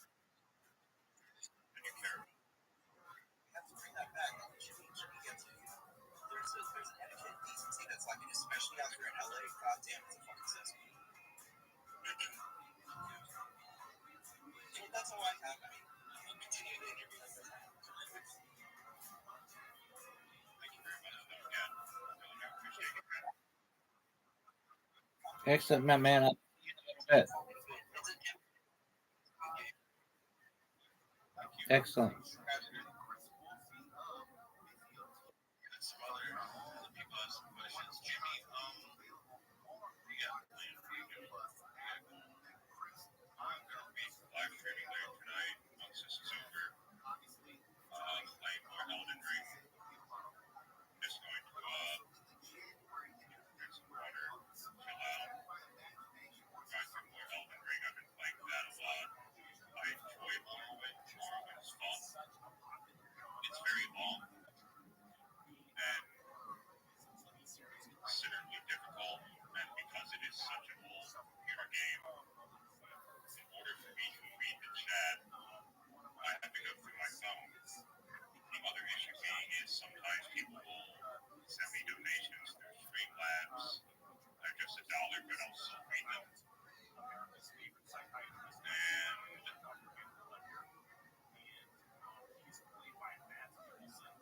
I'm not able to move the mouse off of the game to read those donations. So it's sort of a technological nightmare to stream Morrowind due to how old the game is and how it's coded. Yeah, Morrowind's hard as fuck. I think a lot of people who've never played it go to play it and they're just like, what the fuck? There's no map, there's no anything. You find a scroll. There is a map, and I did figure out, you know waypoints, I mean, right? Yeah, no waypoints, and you have to find your way around stuff pretty easily, but it's also known that there's no shame in cheating in the game through the exploit of past negative 100 of whatever skill you're trying to level up to yourself, and then just keep buying training for one gold each, and then falling asleep when you run out of magic up to replenish it and go back and keep doing the same thing until you level 100 in that skill. Right now I'm level 100 in heavy armor, so it's not as difficult. It's still a pretty tough game, even with level 100 heavy armor and a sword and shield, but it's much more manageable now because I did that exploit. Nice. I think I kind of rigged it up because I got a shit ton of Steam games. I know I'm soldiers. I got a Predator laptop that I got from a very nice fan of mine who's also part of the Warming. It's a nice gaming laptop. He just never used it, and he got a more up-to-date gaming PC. So he gave it to me, and nice. I should be able to throw whatever I have at it, whatever I give me at it. Our good friend Melvin here wants to know what's up with the Girls Gone Wild TV. That's just stuff I found at Quarterman's that I'm selling, but I can't list it on Shopify because it's core, and that's a big no-no. You can't have new images on Shopify, so I listed on Twitter. I have sold a few and given some away as gifts. Admittedly, I did watch it, the VHS ones, not to jerk off to, but because I grew up seeing the Girls Gone Wild commercials all the time as a kid. Yeah, when I was a kid, I would wait for the Girls Gone Wild infomercials. It was, you'd have to watch BET After Dark. They would show, like, a lot of twerking videos, and then Girls Gone Wild. They show up on Comedy Central for me when I was growing up. I did learn from watching them they are a perfect time capsule for early 2000s culture, like young adult water culture. It's very interesting to see just how chill everyone was back in the day and see all the old styles, clothing and hair-wise. There's a couple of girls that I grew up in Key West, and there's actually a couple of girls that I know were in Girls Gone Wild videos. But yeah, the clothing style of the early 2000s, the music of the early 2000s, to me that just the kindness and chillness. It's not as petty and isolating as it is now. Yeah, that makes sense. If you were to have a kid, what would the one lesson you would want to instill in your child be? Make every moment last. I would teach them how to tell the difference between fake friends and real friends. They would not have unrestricted internet access. I don't think any child should really have a smartphone. Or just unrestricted internet access. It's just a recipe for disaster. Yeah. I wish I would have done that with my kid. My kid was watching Riding with Netflix head off when she was, oh geez, how old are you? I'm in my 40s. I have a 17-year-old. People out there think I'm a virgin. Got it on tracks. Thank you. When I find myself a nice wife, I plan to have 5 sons, and I don't care how many daughters it takes. All my children. Yeah, I think you can do that. 5 sons. Your own breeding machine. Yes. Just keep pumping them out. Well, I'm going to make sure I have the money in the house so I can actually be there and raise my kids and not be the dad who's always on the work. Nah, man. Listen, 5 kids. So you have 5 sons and 4 daughters. That's good section 8. Still have government systems. I'm not having my kids grow up in that environment. Hopefully we'll get tax. We'll get a law that's passed of, hey, yeah, if you have X amount of children, you don't have to pay income tax or any sort of tax. Are you hopeful of the future with the current, the current president taking office? Not blindly hopeful, but relatively hopeful. Certainly infinitely more hopeful than if Kamala won. Yeah. Because before the SARS pandemic of 2020, our economy everything was getting to be dirt cheap again. Our economy was coming back. We were about to get new steel manufacturing jobs here in our country again to begin becoming a big manufacturer and exporter of United States steel. That was one of our key industries that was sold overseas. The countries that frankly didn't deserve it has only fucked us since then. The idea of being a information economy or service economy is an absolutely retarded idea. That's a disaster. Same with how you'll see all these people blaming capitalism in general for why things are so expensive, because they're too retarded to know. The reason why inflation is so bad is because Nixon took us off the gold standard, and we never bothered, and our government never bothered to start rebacking our currency, not just with gold, but with all sorts of precious metals again. That's why in the 70s the penny had buying power. You could go to the store and buy a penny. That's why I know it's possible, and relatively speaking easy, because in all of our electronics, there's gold all over the chips, on the connecting cords, because gold does not corrode and conducts the electricity beautifully. Especially in all of our tech scrap that's just lying around.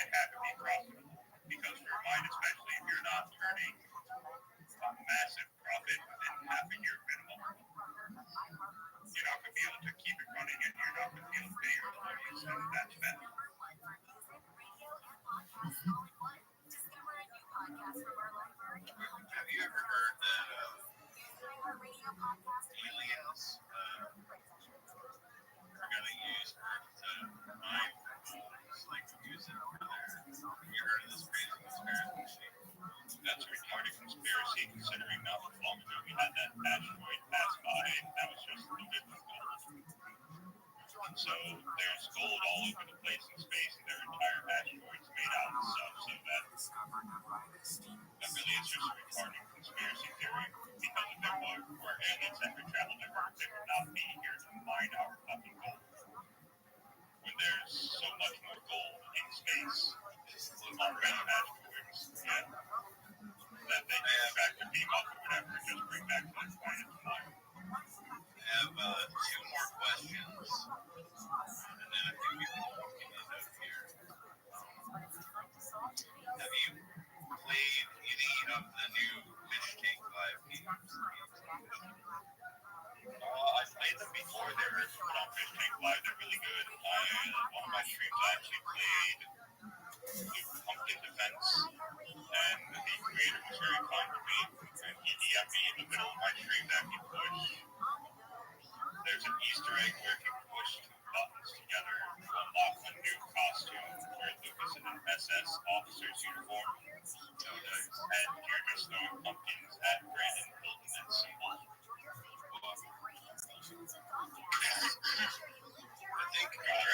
I wanted to see them just put Brandon Hilton in a hole and give him a block of cheese because that's what he claimed. That's what he claims his dad did to him. It's the usual child predator backstory of why they're a child predator trying to do Yeah, I'm this way because my dad was abusive. Yeah. Shut the fuck up. You don't see me going around murdering a bunch of people with different kids because you're all shit. The whole other bucket is some bullshit. That's because you gotta tell black that's what you get to go around to hurt people for no reason. Yeah, I don't agree with it. I am glad that, from at least from what we hear, right, that will be working at the age in some capacity. So I'm really happy about it. I'm extremely happy for you. Yeah, I guess the last question, if I can ask this question, what did the house smell like?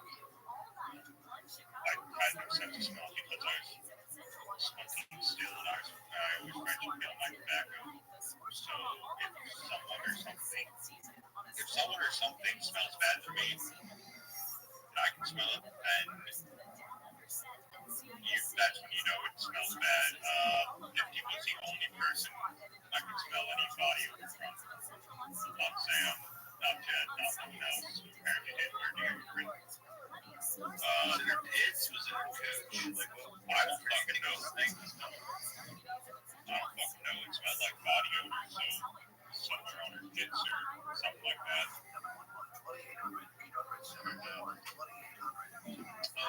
Yeah, I don't really have a whole lot of anything else to ask.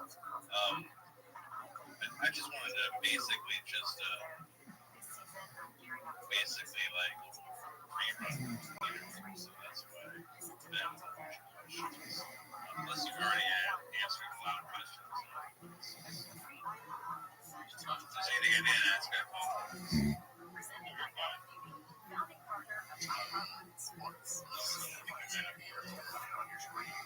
Jimmy almost wanted to take me down to some night come back to Facts and I don't know to temple. I can see that being done in the future. I don't know when because my schedule's pretty booked and I'm just jumping on a bunch of shit as always. But I'm sure we could schedule a time. It would probably be a Wednesday when I'm off. Most definitely sometime in February. Because this weekend I'm off to work on a rap song with another fan / friend of mine that we're working on. I'm not big into rap. I don't plan to go down and make any sort of rap career. He's a rapper. He wanted me to kind of do a rap song with him. I said, okay, I can't rap, but I can do melodics. So I'm doing melodics in this song. I hope it turns out good.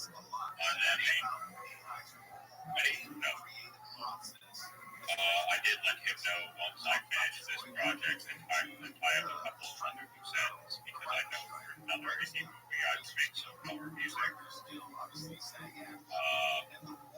Once I get all that squared away, then I can probably do something with Eddie but it's going to be the same deal where I might do melodic rap songs, but I'm not a rapper. I don't want to be in that scene. It's just not my style of music, you know. I respect the people who are rappers or want to be a rapper. It's just not my style. I want to create electronic music, no particular subgenre, because I don't want to pigeonhole myself like Skrillex.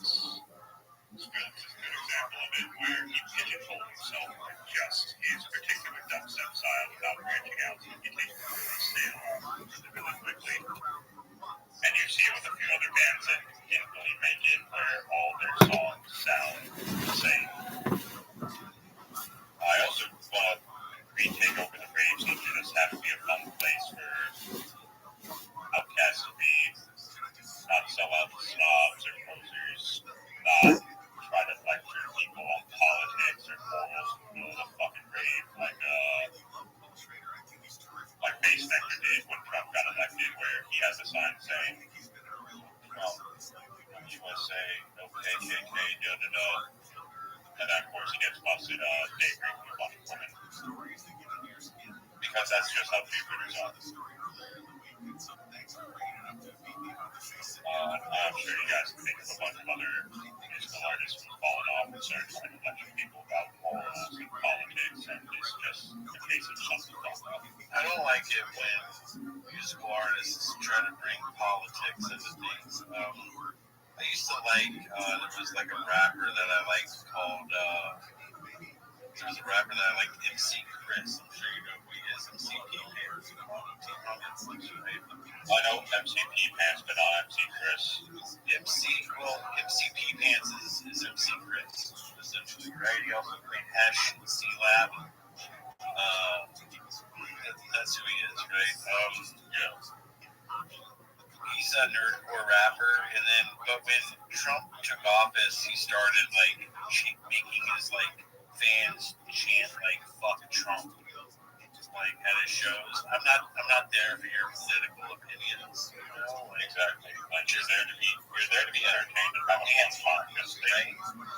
It's not even that. It's just put on a good show. We paid tickets for you to perform, so we can get plastered or whatever, and just enjoy the music that you make. We're not here to be lectured and told how to live our lives, or for you to demand that we align directly with your political views.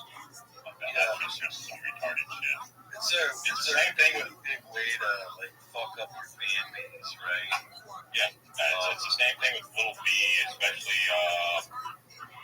I stopped him. I wouldn't call it Little B because he just shitposts sometimes. I didn't even really know he was a musician until later.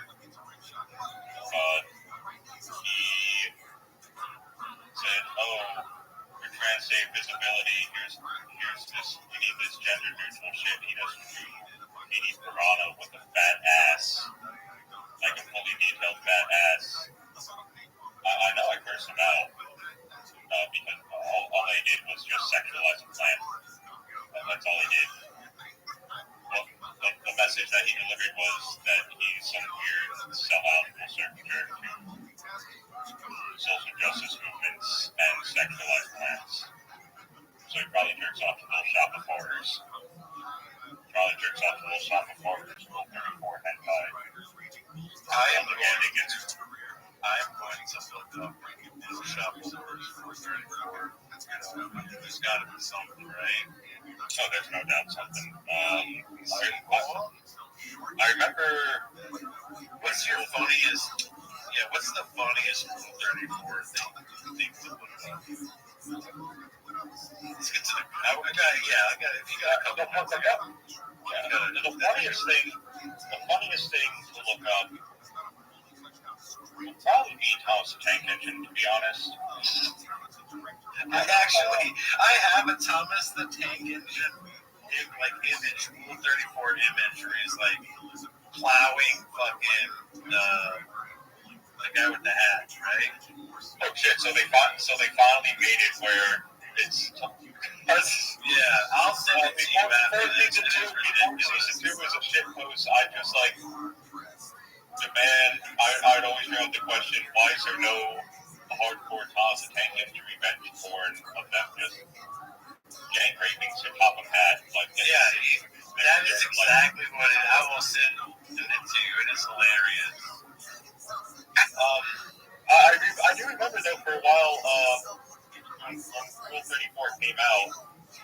motto did not apply because I would just look up like fake shit I used to watch as a kid that I thought to myself, okay, no way someone's making fun of it. And for many years I was correct. Then as once the internet became popular and a lot more degenerates came out of the woodwork, that's when now just about everything has porn of it. Yeah. One of the things that's funny you say that, and you were talking in season 2, and you mentioned a Rule 34 creator that I actually follow, and I'm just going to say it like it is. I'm subscribed to him with my free Amazon subscription on Twitch. Zone Sama, right? Zone. Oh, yeah. Zone Sama. Yeah. Have you watched any of her streams or any of her stuff? Growing up, I watched the Starfire Raven hentai video. But yeah, I watched CTV News. I really do like the voice actress for Zone Sama. Very pretty voice. Yeah, no one. She's. I don't think there's no actual face reveal for her. I know she's worked for. She worked for Game Grumps for a long time as an animator and stuff, but no face reveal. And I don't want to ruin. Before we go though, I do have another female in here who is your biggest fan. She would like to say hi. And then call it a night. Okay.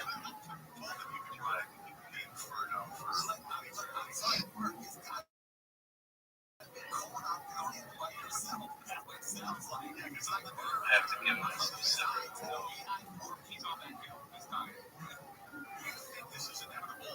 And by the way, for those wondering, a nice man that I met in today for the Holy Man gave me a bunch of foreign snuff, which is the tobacco powder that you sniff. So that's what I've been doing. It's like some really fancy shit. I think this is made in England or something. Denmark. Denmark is where it's coming from. Oh yeah. That's why you can see me do just little pinches and going like that.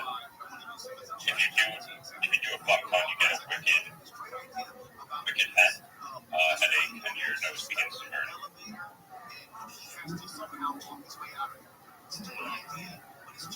But yeah, really nice guy. He's like a tobacco aficionado.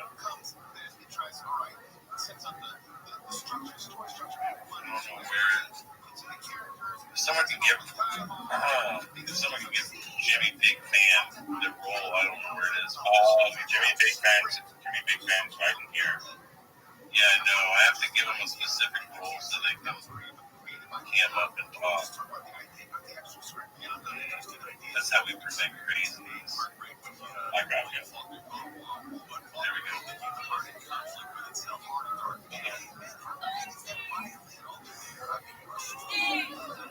Jimmy Kimmel, I'm your biggest fan. I loved it when you brought Mindfulness on, man. That shit was so awesome.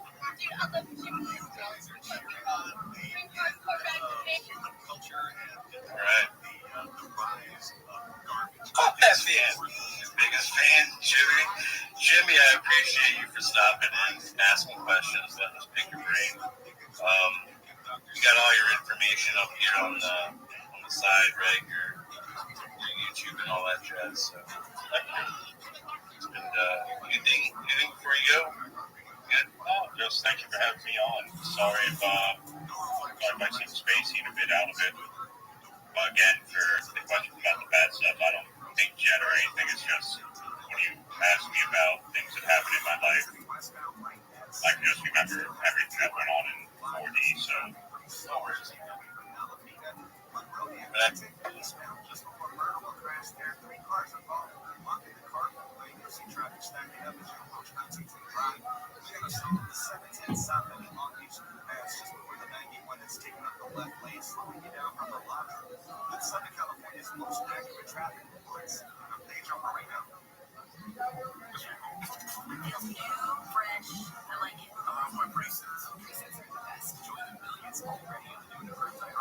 It's just like my car radio on my phone. Find your new favorite feature on the iHeartRadio app.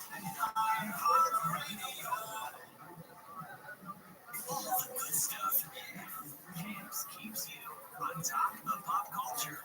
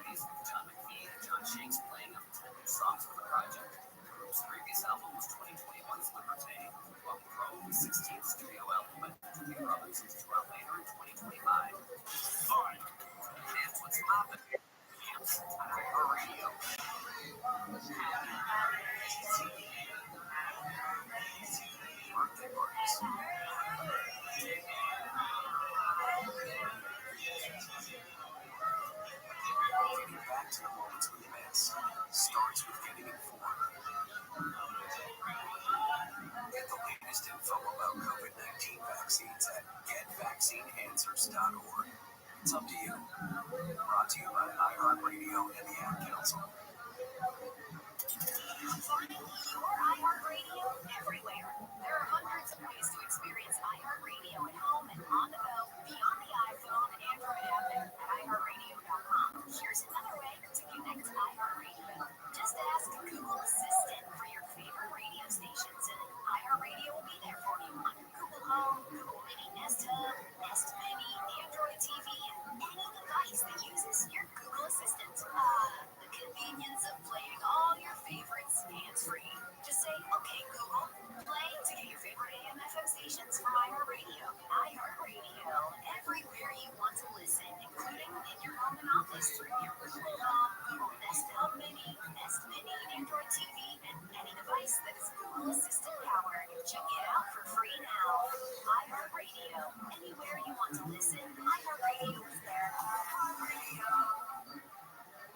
$10,000 or more in credit card debt or personal loans. With credit card debt at all-time highs, Debt Relief Advocates is urgently notifying consumers of debt relief now being made available, designed to aid consumers with out-of-control credit card debt. Those who qualify and enroll for this relief program will only have to pay back a fraction of what they owe. This is not bankruptcy or a debt consolidation loan. This is a relief program that credit card companies would rather you not know about, as it ends your debt nightmare and saves you lots of money. Consumers owing at least $10,000 in credit card debt or personal loans can now take advantage of this debt relief as the cost of living skyrockets. Debt Relief Advocates has established a relief hotline for you to call to work with what debt reduction you may qualify for, so don't wait. For this free information, call the relief hotline at 800-524-8986, 800-524-8986, 800-524-8986. I'm just like the air you sleep, filled with charm, mystery, and grace. Oops, what's that stuff? Now your touch resistance is a Lola New Year freebie. Get a free lucky Lola New Year bracelet the 31st. Number 2, Riot Midnight, live on Valentine's Day. and the number 1 reason we do not let A Lexus EX 250 free on the 31st at 10 p.m. Your chance to win a Lexus. good times. If you have rats in your attic or walls, don't make the mistake of putting out poison or wasting money with a company that charges you monthly to check round traps. Rat proof. For a one-time fee, Rodent Stop will identify and seal all rat entry points, trap and remove all rats, sanitize your attic to remove any nasty viruses, and remove and replace all rat nest infested attic insulation. Rodent Stop is so confident that they can stop your rat and mice problems that they provide a lifetime guarantee. Read all the 5-star reviews on Yelp. If you have rats or mice in your house or business, call Rodent Stop at 800-290-5343.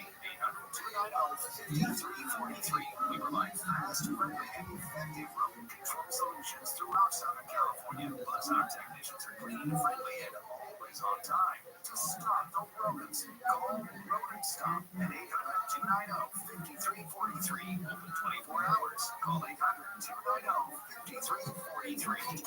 Feels new, fresh. I like it. I love my bracelets. Bracelets are the best. Join the millions already on the approved iHeartRadio. It's just like my car radio on my phone. Find your new favorite feature on the iHeartRadio app today.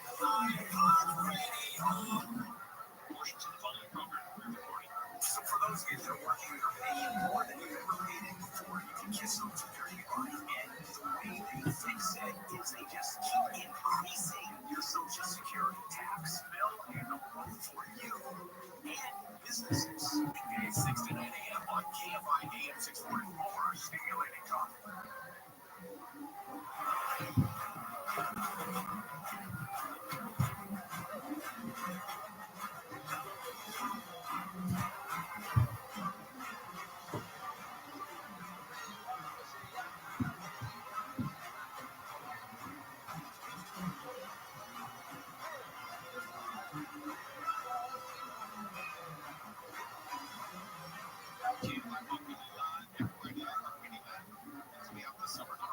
Sunday this summer is Mission Impossible, the final reckoning. Supposedly the last Mission Impossible movie in the Tom Cruise series. What I plan to do personally is when this movie's about to come out, I'm going to start at the beginning, take one day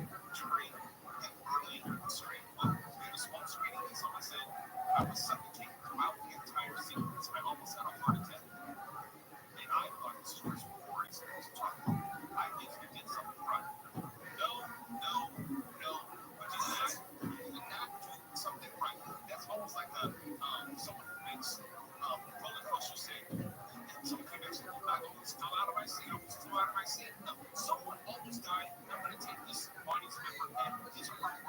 If he said I almost had a heart attack, which means I almost died, that doesn't mean that the movie's good. It means you just avoid getting sued. No. When it comes to Mission Impossible, when it actually comes to Tom Cruise, period, doing films, we go for literally heart-stopping acting. I don't go for my heart to stop or skip a beat. I want palpitations. I want sweats. I want to merely feel like it is I that am on the verge of dying. When I see Mission Impossible, I want to just defibrillator in the theater just for me to look. Wake me up with the sound of clear so I can get right back into the film. This guy. That's not all. I don't need a movie to do that, okay? How is that funny up there? What's going on here? Who's laughing in the face of death like I am? No, they're just random. They're meaningless. No. You suck the value of it. I'm telling you, May 23rd, this is when it comes out. I'm like the president. I am getting us tickets to see it in the biggest, loudest theater late at night. So we're all sleep deprived and working all night. So we too get in near the brink of death. You see, whatever it was that this young lady saw that I was talking about, look, there's a reason I don't watch the contemporary genre of this horror. There's all the bumps and jumps and everything. That is not enjoyable to me. And to think about the actual possibility of someone having heart attack symptoms. Now, from the studio side, when someone dies because of the movie, you want to get sued into a money. It's just because.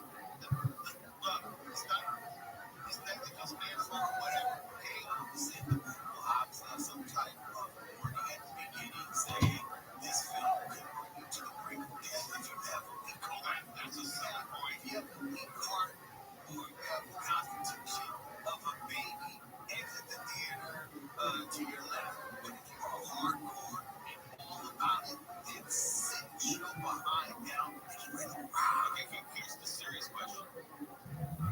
I'm not 21 anymore. What I did when I was 21, absolutely. If I actually felt, because I remember getting off a roller coaster, the reason I mention that because you know this silver sign, you set the sign right tonight on this ride, you should be pregnant, or you have heart issues, or you're a unit, have bad acne, you know that's not just any type of random malady, just don't get on a ride. I'm just saying it had the long list of stuff. If you have any of these issues, I don't feel like trying this or you're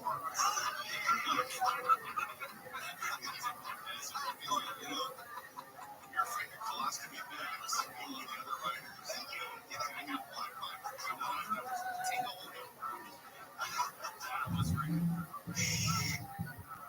My point is, if you put that out in front of a movie, maybe a select portion of the population will want to see it. By and large, you're going to lose a lot of your target market. Well, that's what they used to do as a kid in the old William Castle movies in the 60s, like take out life insurance policies for anybody who drops dead Frank during the movie. That's nothing new. Yeah. But I don't know if that was a selling point for movies. I think it is. I think nowadays, we're talking about a population that did ice bucket, cinnamon, time line challenges, literally taking their life in their own hands. You think there's something like a little sign talking about you may die, your heart stop? No, I don't think that the sign is going to stop. I'm saying I don't know if that makes the movie more of a draw. But I think it kind of does because look at all the people not long ago to ban online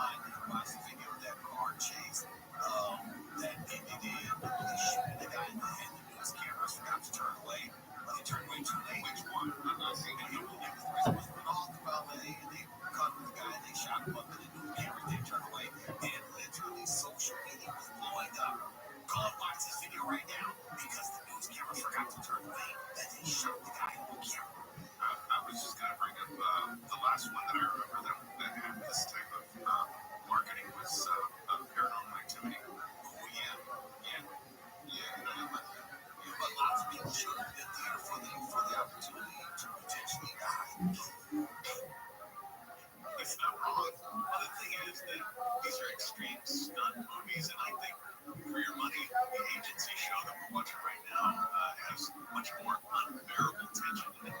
Tension, yes, but I'm not worried about, blacking out and having some sort of heart-related trauma, hoping that the seat's scotch guarded when you're watching the agency. Yeah, I've never worried about this balance with Williams in your week. Look, you're talking to someone who has literally had his heart restarted for less. You would actually get under new defibrillator. Okay, see if he's gonna play that. I'd be wrong. It takes all the fun out. He's like, I've actually been on a table staring at that. Okay, you win. Jeez. Gotta pull out the defibrillator card. Yes, you almost died. How many times do you want to tell us? Tell us about the time they stuck that toothpick in your nose and touched the back of your throat. No, it wasn't a toothpick. It was like a foot-long, gently wooden stab that they stuck in my nose all the way to the back of my throat and told me to keep my head in a straight prone position. Otherwise, I could snap. I guess it was sticking there too. It was like almost like look at the tip of a big pin. Yeah, I think you're thinking that picture tells about when they went inside your groin and went all the way up to your heart to look at your so they did now for the camera. They went into the groin and they went all the way up into my heart to look around. Well, let's see that. I wish I had it. I wish I had it. The Catholic footage was the absolute best. They go into the hole with the camera in the hook to find the Catholic and pull it right back out. That would be a real packed 5 minutes. I'm getting ready to turn off this TV show that was just damn sure that came by AMC Squad. Perfect for making indecisive minds. KFI's cooling info gel quickly relieves ignorance and it's a minty fresh scent.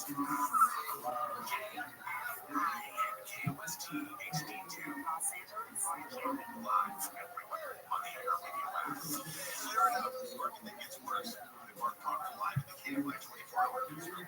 Cover news support to speed up debris removal in the fire areas in LA County. KFI's Mark Mayfield says there's some sudden order yesterday to get ahead of possible rain. There is concern that expected rainfall could trigger debris flows in the areas that are already been devastated by the fires.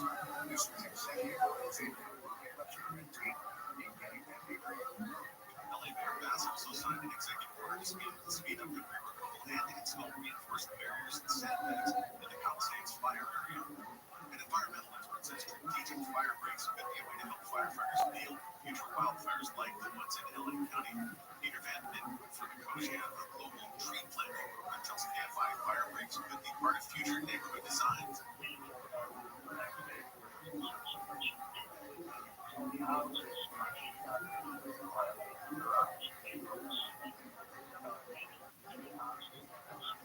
Nicosia has planted more than 200 million trees globally. It's been working with city plants, which provides free trees for LA residents to support tree planting and care in LA. Rain may be coming to Southern California after months of dry conditions. Meteorologist Alex Tardy with the National Weather Service says it could mean relief from lingering dry conditions. In most places, urban areas, pockets of happening, and when you get into the foothills and mountains, this really favors areas from San Bernardino Mountains down to the San Diego Mountains. He says the rain won't be enough to end the fire season, and the gusty winds are expected to stick around through Thursday. Health officials say norovirus cases are rising in California, which is not seen in over a decade across the U.S. The CDC says there are no specific treatments or vaccines, but a new one may be on the horizon. Care preventative Dr. Don Buckland says Moderna has been testing a potential vaccine, likely the COVID vaccine.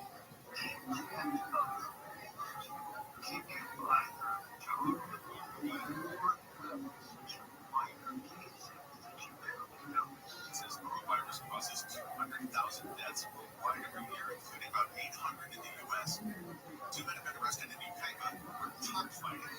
Deputies from the San Bernardino County Sheriff's Department broke up an illegal operation on Sunday morning. The Sheriff's Department says 33 people were detained during the investigation. Several people tried to drive away from the scene. One of the suspects tried to ram a patrol car together, but after a short pursuit, he was arrested. The other guy arrested was found hiding the boosters, cash, and a gun in the back of a truck. Official say nearly 250 roosters were kept on the property. 17 of those were dead. 24 guns were also recovered during the bust. Andrew Carabello, AFI News.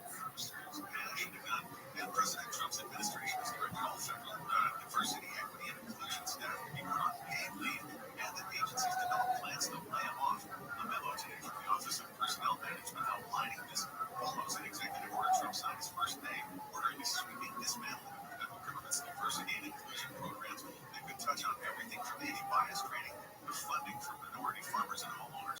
Memo directs agencies to place DEI office staffers on paid leave by 5 p.m. Wednesday and take down all public DEI-focused web pages by the same deadline. Southland weather from PFI clear skies tonight, lows around 40 to 30s in the 80s and 90s. And partly cloudy tomorrow, highs around that's a day old. It's the right one. Partly cloudy tonight, lows in the 40s and 30s in the 80s and 90s. See, it's not much different. Sunny tomorrow, highs in the upper 70s, 70 beaches, low 60s in the 80s. We have a chance of rain starting Friday, and it could last through the weekend. Right now, it's 60 in Orange, 54 in La Habra, 58 in Sherman Oaks, and 56 in Compton. And there's a crash on the 210 in Monrovia.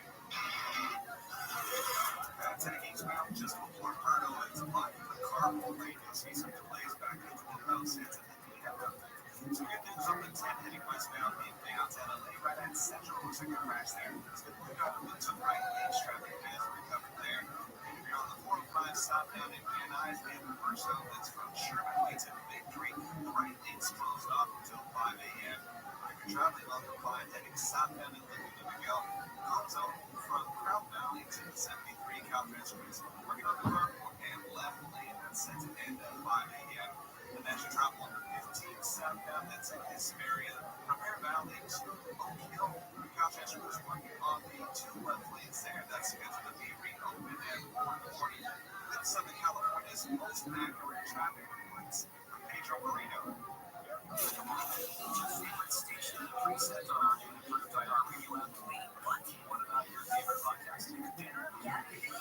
Whatever you choose, it's as easy as a tap to make a preset new. The all-new Live Radio app is easier than ever to discover new stations you love, plus a new trending section and the lyrics to all your favorite songs. The iHeartRadio podcast. It's everything you love about your car radio. Find out what everyone's talking about and get the new and improved free iHeartRadio app today.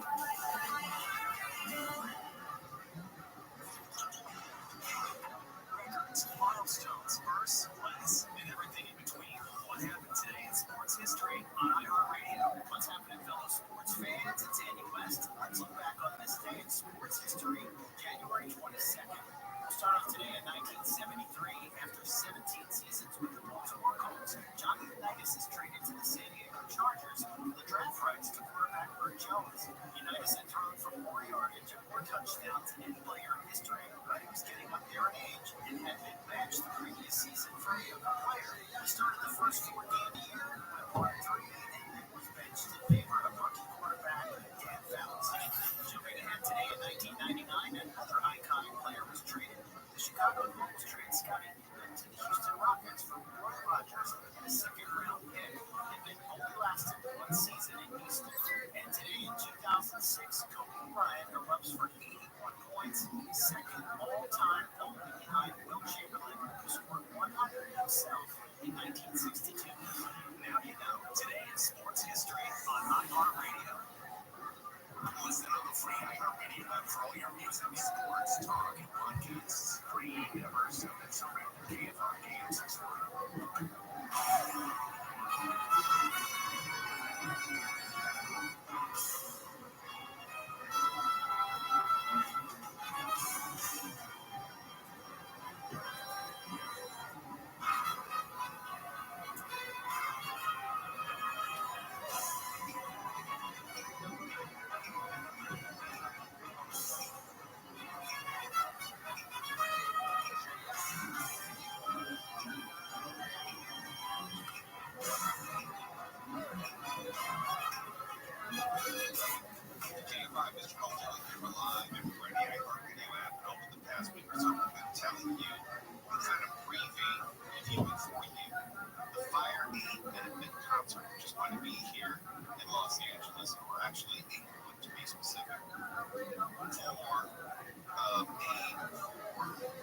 Of the fires here in Southern California is going to be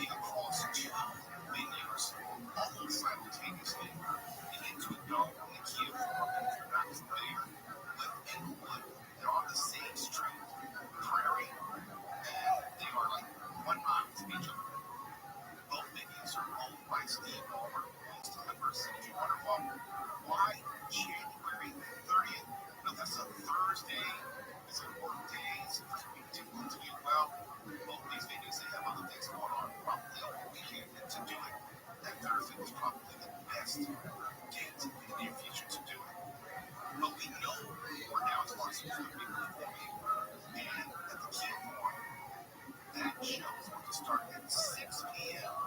on January 30th and Thursday. And the list is so far.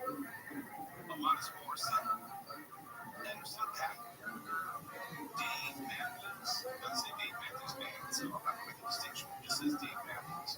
John Mayer, Dogs House Bear, Graham Nash, Green Day, John Fogerty, Joni Mitchell, that's surprising. Now that she was still No Doubt, Kate, Red Hot Chili Peppers, Stephen Stills, Stevie Nicks, and the Black Crowes. Not a bad Black Crowes. Damn. Not a bad one show. It's just one show. That's just the kid, which begins at 6 o'clock. Look, if you're trying to go to both of them, you're not going to be able to go to both of them, even though they're only a mile apart in terms of venues. You just, I don't know how you can do it. I catch all those out. The Intuit Dome, and I've yet to go inside the Intuit Dome sometime soon. That concert begins at 7 p.m. And I think it's kind of smart that you would stagger the concerts just for traffic. If you're not familiar with Prairie and that area, it's hard enough when one venue has something going on. And there are rare occasions where you have SoFi Stadium, which is also on that same street. SoFi Stadium, Kiev, and also the Intuit Dome. All three venues are having something at the same time. I think they did it a month ago. It's crazy. It is really quick. Did you watch my interview?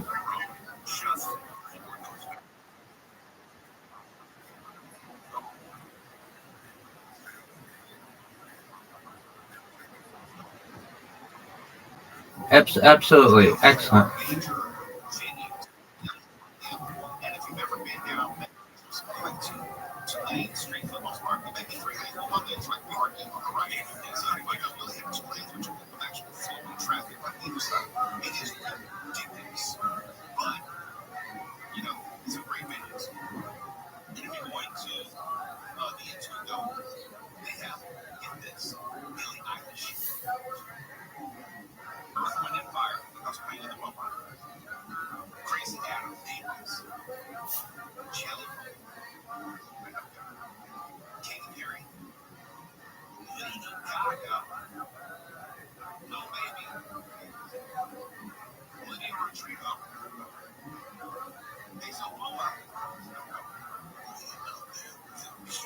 Okay, I know you heard of Rod Stewart, Stevie Wonder. Okay, no disrespect. That's not true. I love Stevie. But he performing live. He's got this point. 1999 still the this is us. There's more. There's no way. Sting. What? Yes. It's like that's important songs. Take a break. Okay, I'm here to tell you. Lil Baby is every actually on this second show so far. Absolutely. They're all just smoking. Good. That concert begins at 7 o'clock. I don't know if you have to, if you want to get in your allowed to go to both. I don't see how you can probably sell out both venues. So you feel like you got a Jason shows. This is actually a lot bigger than we first recorded. I can tell you from having done festival shows like this, Summer Jam show at the top of the year, where this is like just is performing. You're going to have a lot of people come up, they're going to do a hit, maybe one other song, say thank you, God bless you, and it's not going to be full-on concerts from each of these acts because they still got work the next day. Here's something else you need to know. Ticket prices start at $99, with all proceeds going to benefit fire aid relief efforts. And just in case you can't physically be there, you can watch it on TV or your devices. It will be streamed live on YouTube. I assume that there's some fee attached to it. It's not going to be free. Select AMC theater locations. That's big. Amazon Music /Prime Video. Apple Music. Disney Plus, Hulu app, Facebook and Instagram, iHeartRadio app, Max, Netflix/Tonight, Paramount Plus, Peacock/ABC News Show, Sirius XM's Michael John Mayer channel, SoundCloud, and Veeps. In other words, it's going to be every freaking way. What I don't understand right now, good people at Fire Aid, if you have a show that starts at 7 o'clock, why on God's green earth would you have not reached out to Labor or Kelly to broadcast live? We're already on at 7. We know music. We love LA. I know where to find this. That's our company. Real quick, to Mom, is that ticket price not the biggest steal ever?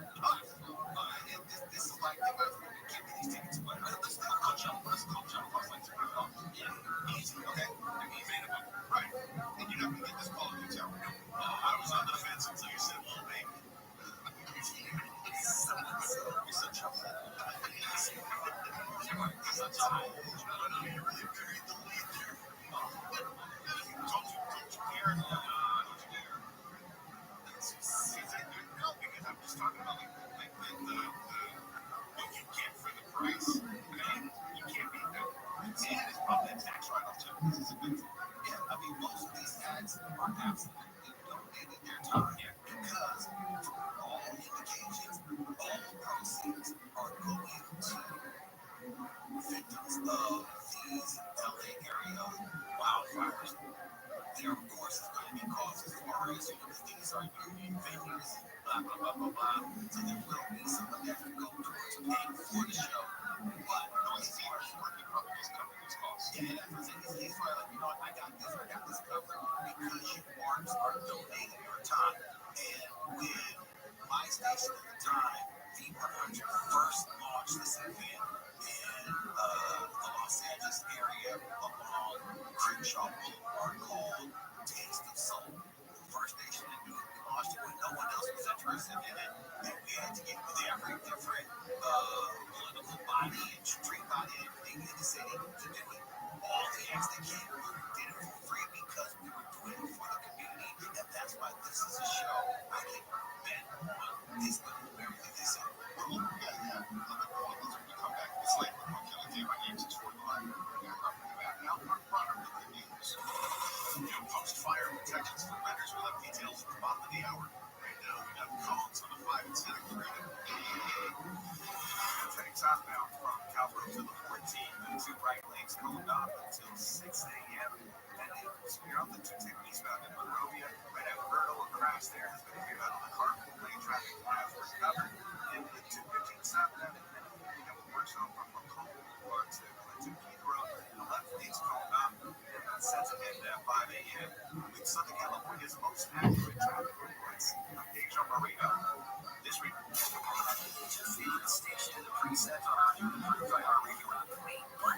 What about your favorite podcast? Yeah, I really does. Whatever you choose, it's as easy as a tap to make a preset. And with the all-new Liferadio dial, it's easier than ever to discover new stations you'll love, plus a new trending section and lyrics to all your favorite songs.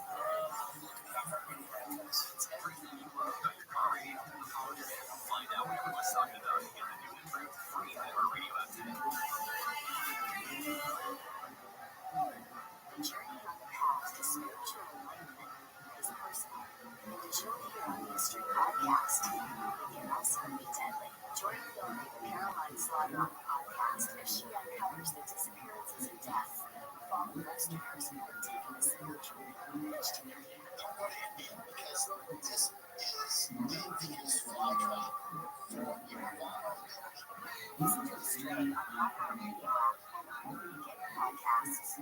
Great Management Inc. is leading business intelligence analysts to analyze transportation market data, monitor competitors, and evaluate strategies to optimize logistics and support business decisions, etc. This position requires a bachelor's degree in business intelligence and related field. Have 24-month experience as business intelligence analyst or related. Have knowledge of business analysis, etc.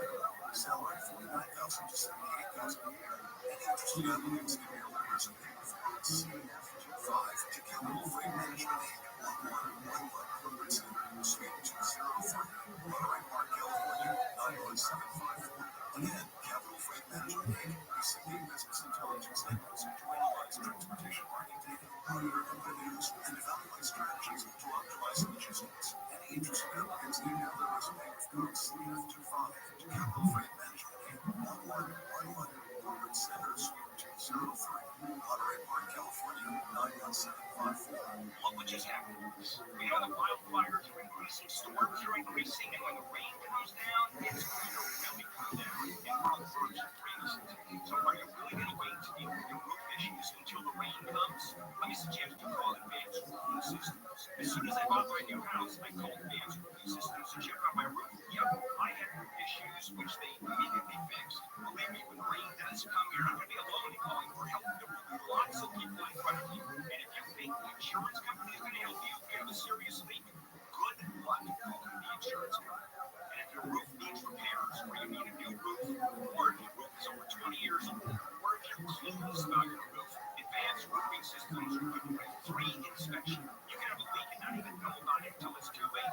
Advanced Roofing Systems offers financing, down penalty if on your cell, and say free roof inspection. Penalty if on the cell, say free roof inspection, or go to advancedroofingsystems.com. If you or someone you know is affected by the Los Angeles wildfires, you are not alone. No matter how sad, scared, or heartbroken you feel, Cal Hope is here for you and all those affected by the devastating wildfires. Find free, safe, and confidential mental health support at calhope.org. It's your favorite station, a preset on our new approved IRB. Want to know your favorite podcast? Yeah. Whatever you choose, it's as easy as a tap to make a preset account with the all-new Live Radio.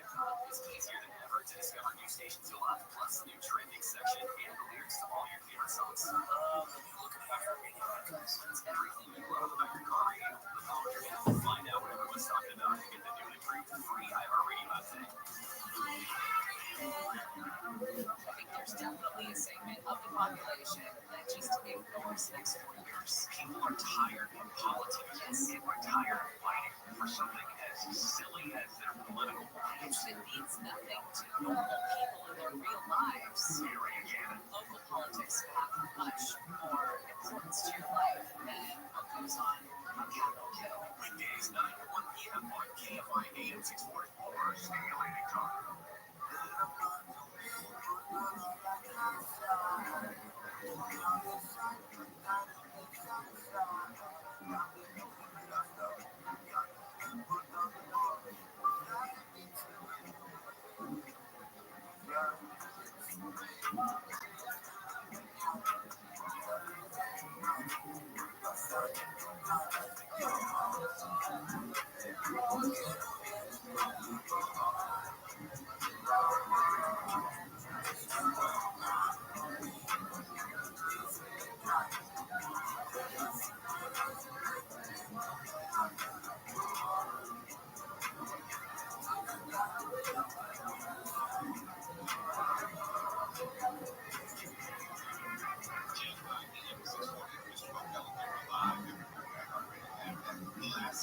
Talking about the Fire Day concert, which is coming to Inglewood, and not one but two venues, the Key Forum and also the Angel Golf Fest in Inglewood. The artists which were performing at each venue, and I want to give you a little bit more information about it we couldn't get to last segment. I mentioned that ticket prices are going to start at $99, all proceeds going to benefit Fire Aid relief efforts. And we're talking about how it costs to have these venues open. You have your part-time workers working the venue. Steve Ballmer owns both venues and Los Angeles Clippers. He's waived all the venue and service fees, making sure that all of your money is going to the Fire Aid victims. And if you're wondering, well, we wondered out loud, and here's the answer. If you're wondering, could you go to both venues? Well, you could, but you have to buy tickets for both venues because tickets are only valid for a single venue. So if you want to see what is going on in both venues, here's something you can. If you purchase tickets, for example, for the Into Dome concert, you will be able to view the Key Forum show on screens inside the arena. I don't know if they're going to stagger performers where someone's performing, and the people at the queue you want to go back and forth on what. I don't know how that's going to work, but they will also offer that when the key forum show, so the key forum starts at 6 o'clock, the Intuit Dome starts at 7 o'clock or later. They've staggered performances. After the key forum show concludes, fans will be able to view the Intuit Dome show on screens inside the room, so they're not going to kick you out. You will be allowed to stay in the key forum venue if you want to as one month Intuit Dome. So that's kind of the fun. But yeah, I don't know how they're going to pull this off in such a short amount of time. Logistics, like you, Jamal, have a little bit of experience with these. This is really difficult to pull off inside of 25 days. It's very good. It's very, very cool. Because I feel like someone at the level of not just Steve Martin, with how he treats every one of his businesses and really sees things through. The people behind the scenes involved with the show, they also know what they're doing. I know that those are doing nothing.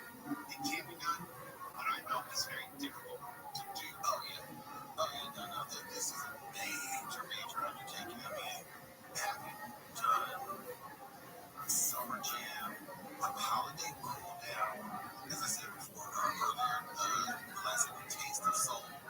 It's a lot pulling off the show on one stage, bringing an act up, having them perform, dressing down the stage for the next act. Well, you gotta explain because each one of them have their own crew, kits, and performance rigs, and speaker setups, and they're not just all coming in and just here's my CD or here's my MP3 file.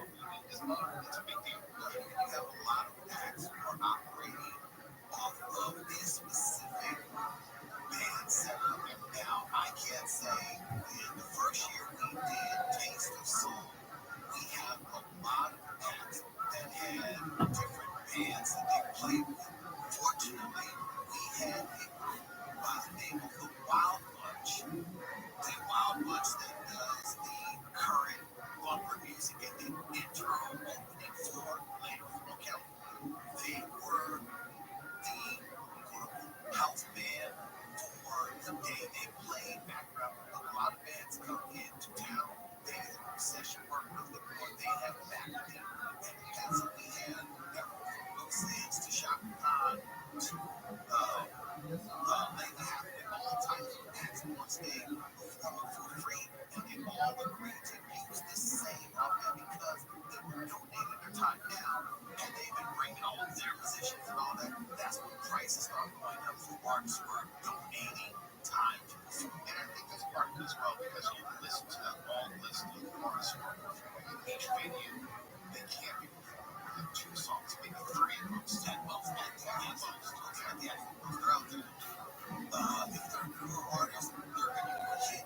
One more familiar song. If they're an established artist, they're going to do a hit and another hit. And they're going to say, thank you, God bless you, good night, please donate.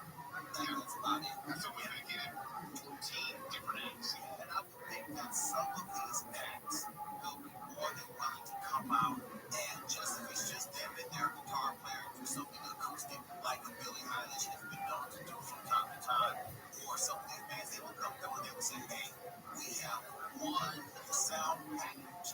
We can interplay, plug in our guitars, maybe, but we can't have everyone coming up with a different drum set and things like that. Now, if they do that, this show is going into the wee hours of the night. That's 2 shows, 2 different venues, and they're trying to make this that you can watch in between the different venues to see what's happening on the screen. It's a lot of less than if they are. Maybe that's when they're turning on the screen to the other venue, and that's what I say, right? All this one is dark. Yeah, it's possible. That's what I say. There's a lot of different ways this thing go. Mark, can you take me? Just go skip the show. Well, as long as maybe whatever it is was there. Yeah, sure. So that's his focus. No, baby. That's a specific condescending. Oh, I must see the infant. Yes, let's go. The infant. Look at the time. Oh my goodness, came by age 20.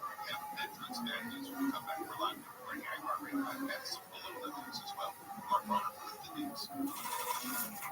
The LA City Fire Department says it was prepared for the latest winds. Fire Chief Kristen Crowley says 3 new fires in the city yesterday were handled quickly.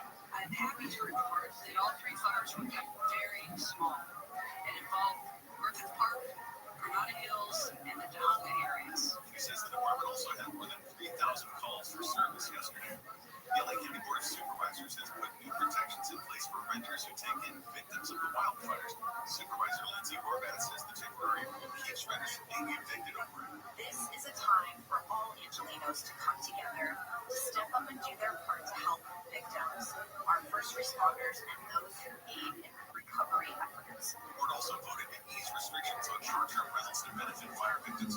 That means owners can make multiple listings and offer accessory dwelling units and vacation rentals only to displaced people. The only person ever charged with the murder of rapper Tupac Shakur has lost his bid as the case tossed out. Alex Stone says Dwayne Davis, known as Keefe D. Goldman, Keefe D. told the judge in Las Vegas today the charges should never have been filed because he had immunity agreements with police. The judge was quick to deny his attempt, saying Davis has not given any proof of an immunity deal, and the state of Nevada has never offered him one. It says the whole case is a violation of his constitutional rights because it took 27 years to prosecute him. Shakur died September of 1996, 6 days after he was shot in a car at a stoplight in Vegas. And a hotel fire at a ski resort in northwestern Turkey has killed at least 76 people. The fire broke out early this morning in the restaurant of the 12-story Grand Kartal Hotel. The governor says at least 2 of the people who died jumped from the building in panic. The local TV station reported some people tried to climb down from their rooms using bed sheets. Southland weather from Camp by partly cloudy tonight, lows in the 40s, mid-30s at the AP and IE. Sunny tomorrow with highs in the upper 70s, 70 at the beaches, low 60s in the AP. And we have a chance of rain starting Friday and it could last through the weekend. Right now it is 54 in Burbank, 59 in Orange, and heading to a crash on the 5 in Royal Heights. Heading southbound right over the 60 connector, you're going to see a lot of people left lane causing some stopping traffic from Wood Street. We got to work some on the lower line southbound at Van Nuys on Sherman Way to Victory. The right lane's covered up, set to reopen for you at 5 in the morning. And a work zone on the 14th southbound at Palmdale. That's from Avenue M to Palmdale Boulevard. 2 right lanes off limits there. That's scheduled to reopen at 4 a.m. With Southern California's most accurate traffic reports. I'm Pedro Moreno. Wildfires that ravaged Los Angeles now are killed from one of the largest disasters in the history of our country. Now, iHeartRadio is bringing you Mindfulness. The Fire Aid Benefit Concert. Live in Los Angeles. Donate today at fireaidla.org. Join us January 30th. Listen live to the Nation Station on the free iHeartRadio app starting at 6 p.m. Pacific, 9 Eastern. Los Angeles. All the good stuff. Camps keeps you on top of pop culture. Ozzy Osbourne has a new video out for It's for a Cause, not a song.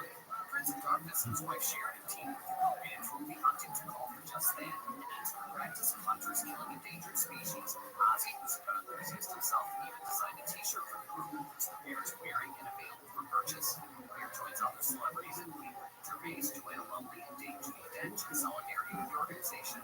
The Osbourne's video and links to buy t-shirts are at mantrophyhunting.org. All right, that's what's poppin'. Camps on our radio. All the good stuff. Camps keeps you on top of pop culture. Sammy Hagar is returning to Sin City. The former Van Halen singer will be bringing his Festival of Worlds tour to be live at the Parkhead Jam starting in April. And shows announced so far. His backing band consists of Joe Satriani on guitar, bassist Michael Anthony, and drummer Kenny Aronoff, all part of Hagar's Festival of Worlds band for the summer tour. As far as Hagar to Vegas and 3 before 14 shows there in 2021 and 22. Schedule ticket info is online at redrocker.com. All right, that's what's poppin'. It's our radio. Wonder what it is, honey. Hugs with family.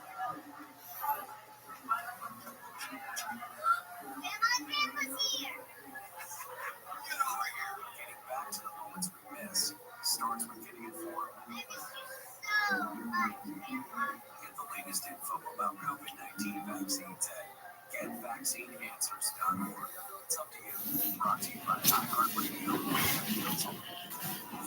iHeartRadio everywhere. There are hundreds of ways to experience iHeartRadio at home and on the go beyond the iPhone and Android app at iHeartRadio.com. Here's another way to connect to iHeartRadio. Apple CarPlay. Our iOS app comes alive in your car's dashboard with a seamless way to play favorite music, radio stations, and podcasts. Developed with driver safety in mind, the Apple CarPlay interface was built for simple navigation to limit driver distraction while making sure you can still access all your favorite content from iHeartRadio. No need to download another app. Just plug or pair your iPhone with your dash, and if CarPlay is available in your vehicle, iHeartRadio will sync automatically. iHeartRadio, everywhere you want to listen, including in your car through Apple CarPlay. Check it out for free now. iHeartRadio, anywhere you want to listen, iHeartRadio is there. iHeartRadio. Records, milestones, firsts, lasts, and everything in between. What happened today in sports history on iHeartRadio? What's happening, fellow sports fans? It's Andy West. Let's look back on this day in sports history, January 22nd. We'll start off today in 1973. After 17 seasons with the Baltimore Colts, Johnny Unitas is traded to the San Diego Chargers for the draft rights to quarterback Burt Jones. Unitas had thrown for 4 yardage, 4 touchdowns in player history, but he was getting up there in age and had been benched the previous season for a younger player. He started the first 4 games of the year, won 3, and then was benched in favor of rookie quarterback Dan Fouts.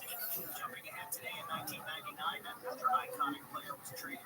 The Chicago Bulls trade Scottie Pippen to the Houston Rockets for Roy Rogers and a second-round pick. Pippen only lasted 1 season in Houston, and today in 2006, Kobe Bryant erupts for 81 points, second all-time only behind Will Chamberlain, who scored 100 himself in 1962. Now you know, today in sports history on iHeartRadio. AM 640.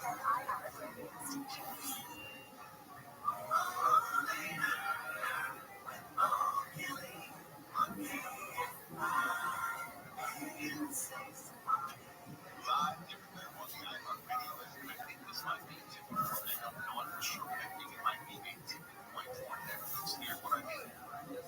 Netflix raised its prices again today, specifically for U.S. subscribers. Now, this is happening simultaneous to the announcements that their earnings in the fourth quarter of fiscal year 2024 included its biggest ever increase in subscribers for a single quarter. So you have the biggest ever increase in subscribers for a single quarter.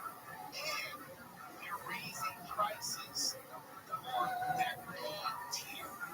The people who signed up for Netflix are paying a subscription fee and getting ads while watching Netflix, are being owed for more money on the back end of its best quarter ever, largest increase in subscribers.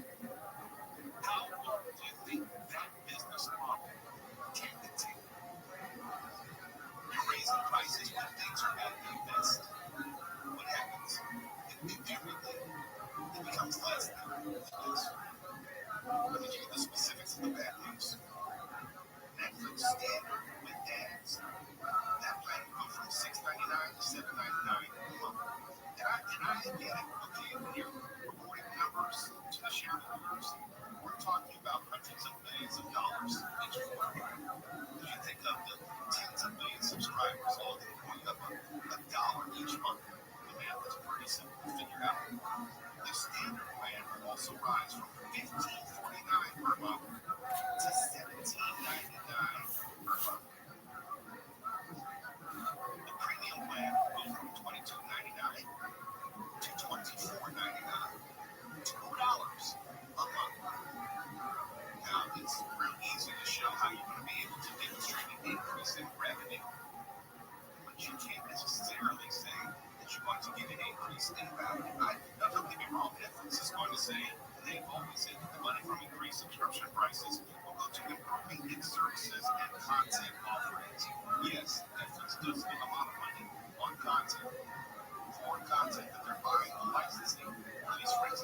consistency of all these first run movies that they get before everyone else.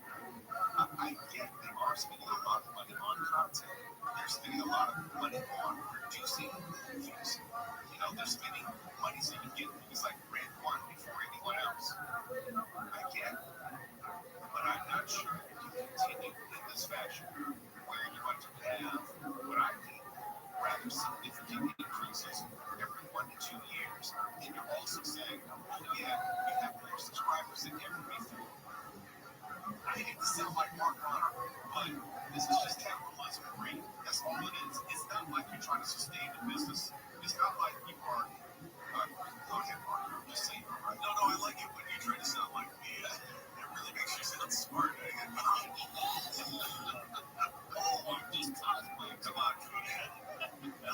This is the just being an ass.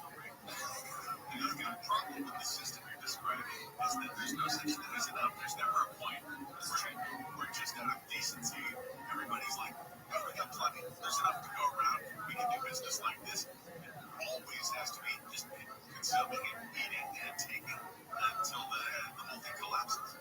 And it will collapse. That's the thing. It will collapse. It will. When I say there's a tipping point, the elasticity will run out at some point where you realize that you raised prices to such a point, you've added ads to every tier, you have built every possible contingency where you can get money out of people, where people eventually say, you know what, I'm going to trade in Netflix for, or I'm just going to cancel my subscription altogether because it's cost prohibitive. I can't justify the increase where I'm going to have to spend a good $30 more each year depending on your ad tier just on Netflix. Yeah, you do kind of a cost-benefit ratio when things get to be up there a little bit. Like, okay, I watched this week, and I've got this coming up. Do I get enough hours out of this? It's like I always used to break down, okay, if I pay $40 or $60 for a video game, how many actual hours are going to take? Am I going to get out of that? It's going to be enough to make it worthwhile. And usually video games can be far more for your money than a movie that you rent. And they're replayable. But for the, like I did this on Shudder. Shudder is a horror film streamer. Costs something like $6 a month. If I don't watch something on there every single month, I'm more or less okay with it because I like to support them because when they have something good, it's really good. Netflix, they can be on the bubble without much more trouble. They had a terrific show that I plowed through this weekend called American Crime People. There were 6 episodes. Very good. They've got The Night Agent coming up for season 2. Yes. You know I'm going to just chain watch all of that probably one sitting. Season 4 as well. Exactly. Love all those. Then what about after those? It's going to be worth $22 a month. I don't know. 24. Well, okay. So that's the thing. But compared to the cable model, you knew that your cable bill was not going to increase every single quarter. And it seems like we talk about streaming in its totality. You have Disney raises prices this month/year. You have Netflix raises prices. Every individual streaming company has raised its prices, which brings the amount in subtotal of what you're streaming.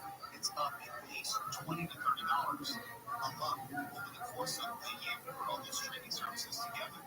That's unsustainable in industry. I don't know what Netflix is thinking. I would love to have been in that marketing meeting and said, hey, slow down. You know, why don't you just settle for the increase in subscribers this quarter and then maybe wait another 6 months to a year before we raise prices again and see if we can continue that subscriber growth. We pass it on the cost to subscribers. Would you like to be a fly on the wall of these marketing meetings where they scientifically have sussed out just how much they can extract from people before the people flee?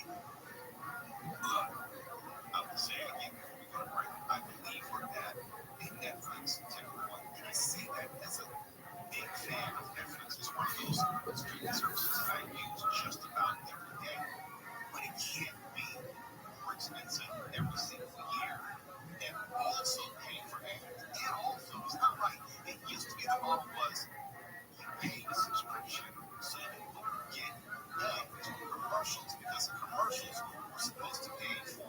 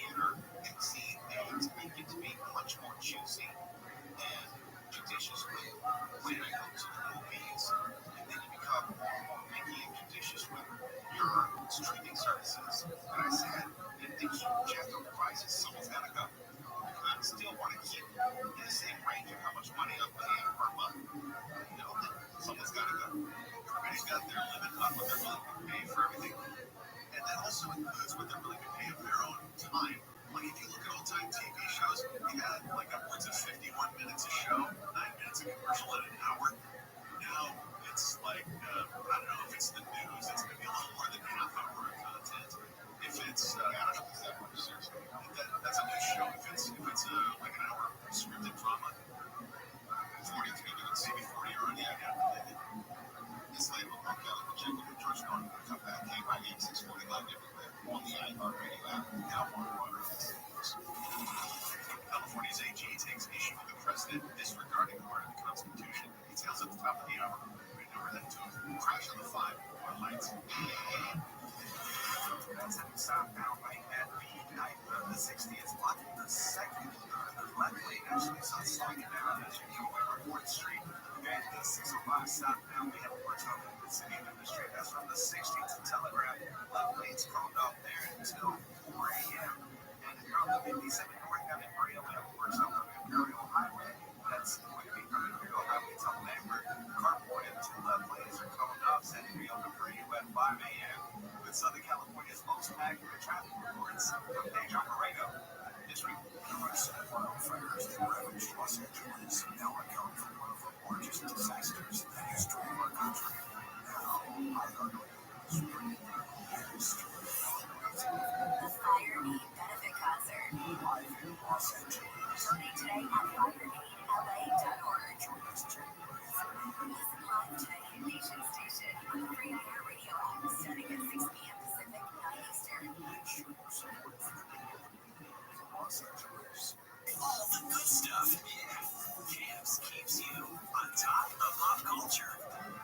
Warner Bros. and DC Comics have dropped a full teaser trailer for their upcoming Superman movie.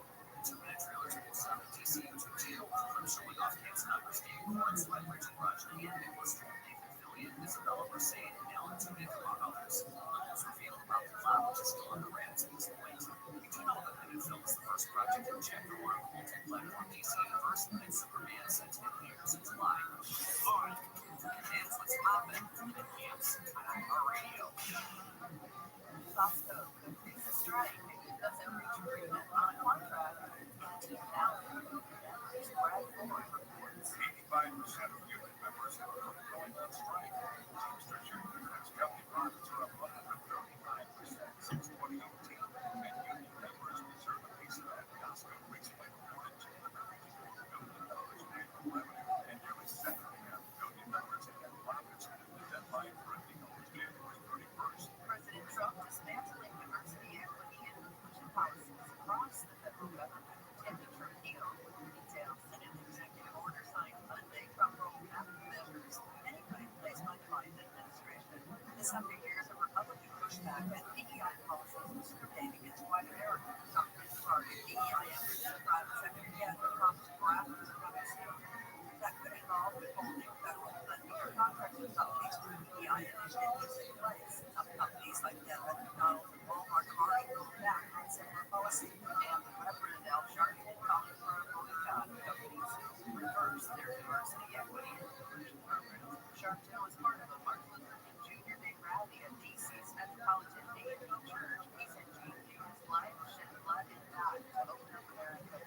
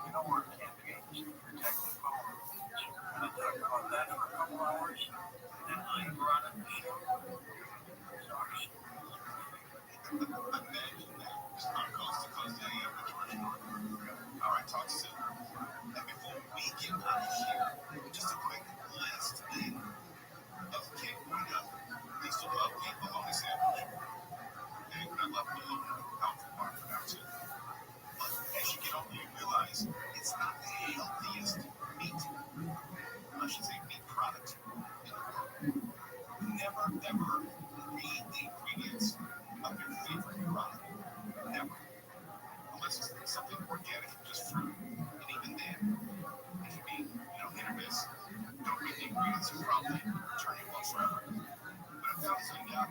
The bologna brands that use the highest quality ingredients on one to ship. Now, this might be just the difference between bad and get down to it. One of the top bolognas to avoid. Get this. Want to take a guess? Yes.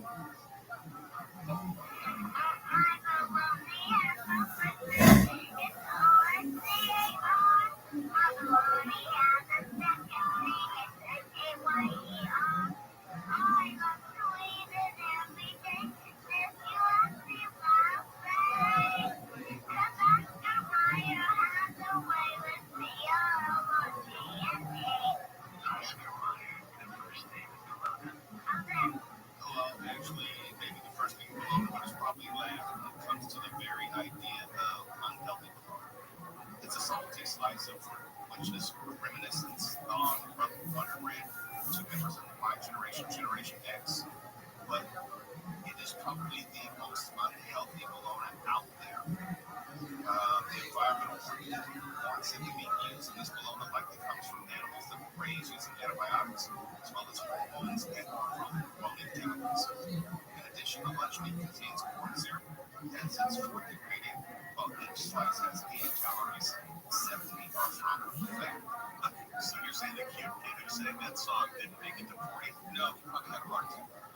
The highest quality, one of them on the highest quality list is 365 by Whole Foods, uncured beef bologna, which nobody can afford. Well, you're paying for the quality, I guess. I would never go to Whole Foods for bologna. Bologna is cheap food. It is. What do you think? I don't know. Like bespoke bologna. It's byproduct. So like if you do bad day, bespoke bologna. Yes. Okay. Avoid RS thick bologna. Highest quality, Troyer's Genuine Trail. Never heard of that. I don't want trail. Avoid Fisher's thick sliced bologna. Never heard of that. No, it's okay. Highest quality, Horsehead 33% lower sodium bologna. And this is where math will be very tricky, just because it says 33% less. 33% less than a hell of a lot, way too much. It's still a lot, and way too much. And you know, we had Horsehead Listeria outbreak recently. Big refund. Yeah, so that's probably not it. Probably. Avoid great value beef bologna. Walmart. That's where you usually find it. I just avoid Walmart, so I don't have to worry about it. If I avoid Walmart, I don't have to worry about avoiding anything from Walmart. Highest quality, highest is in quotation marks. Seltzer's Lebanon bologna. Never heard of it. Never gonna buy it. How would you get that? I don't know. Avoid Beirut. You have to go to Beirut to get that bologna. I guess I'm going to get it. Avoid Beirut. Thick cut bologna. Never heard of it. Look, unless it's like Oscar Mayer or Hebrew National, I probably don't know. It's been highest quality Hebrew National beef bologna. It uses only 100% kosher beef in its products, and the bologna is made of zero added sugars or sweeteners that provides daily iron needs per serve. Like when I was a cops reporter, all the people at the county jail used to complain about the bologna sandwiches they had every single day. That'll put you right off. I used to have a bologna sandwich with big on a spoon and with mayonnaise, which I hate to this day.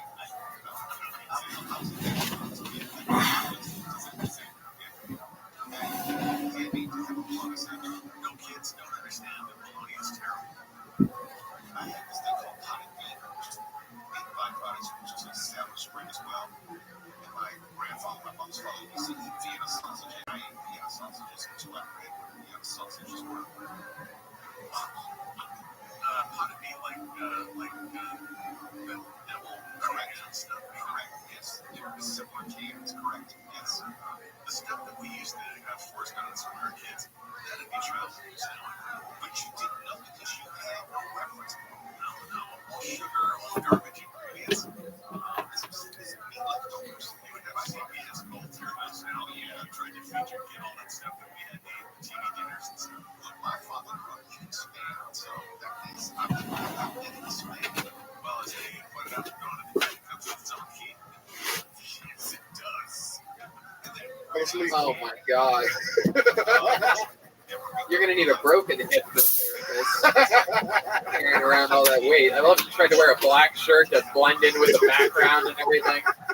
Oh no, I'm not that big, it's just the curtain, everybody. Hey, Tony's skinny ass looked like a microphone stand.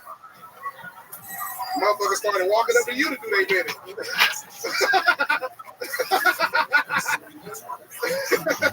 Son of a bitch. Tell these people about the dietary changes that you made. Shit, that nigga cut out carbs. I'm sad as a motherfucker. All my favorite shit got carbs with it. Yes, it does. But now you're like eating chicken, right? Like you I eat meat now. Yeah, I eat meat now. How can I be in Texas and not eat meat? You know what I'm saying? Yeah. I ate beef for the first time the other day in 4 years. Yeah, when they told David that Kenny Rogers would perform here, he started sweating. His stomach started growling. They called Tony at the barbecue restaurant sweating the sausage in his ass. The jalapeno kind. Why the fuck would you say that about me? They were like, sir, you don't get a to-go box? He's like, no, I got it.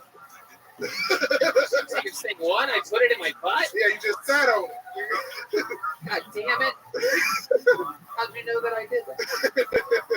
It's fun, David. So what else? What else in Texas? What else excites you about being here? Shit, I'm about to try to wrestle with Longhorn. Yeah? I want to wrestle with Longhorn, dog. That's why I like wrestling. Has anyone walked up to you and tried to tip you when you're standing outside? Why? Because you look like a cow.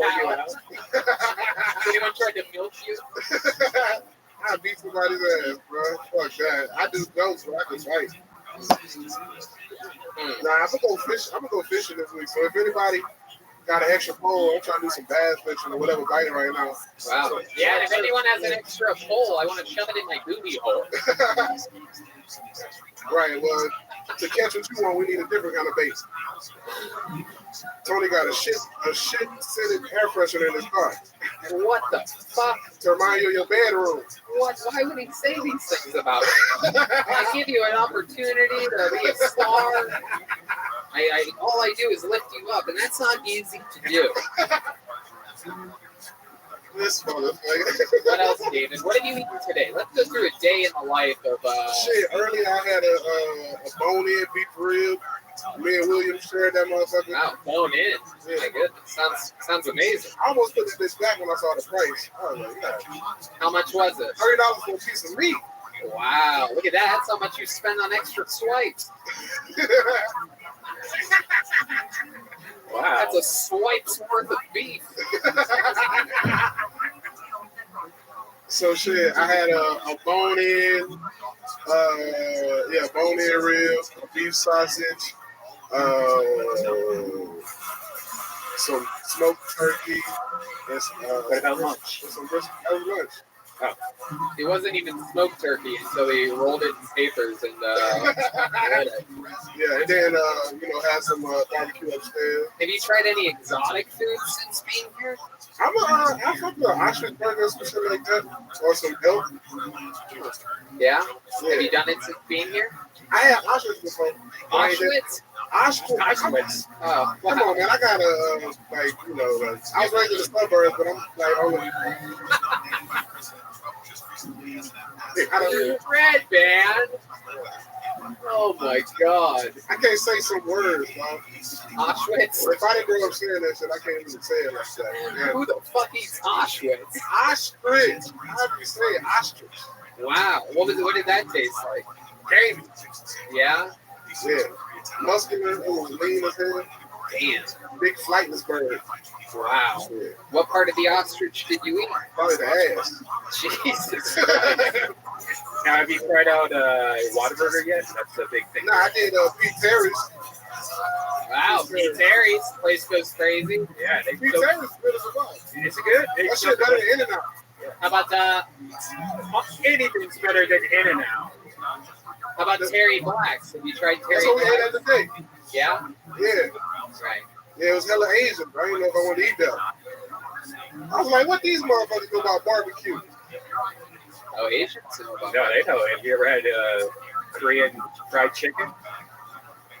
That's not barbecue. Yeah, it is when you put barbecue sauce on it. Oh, there you go.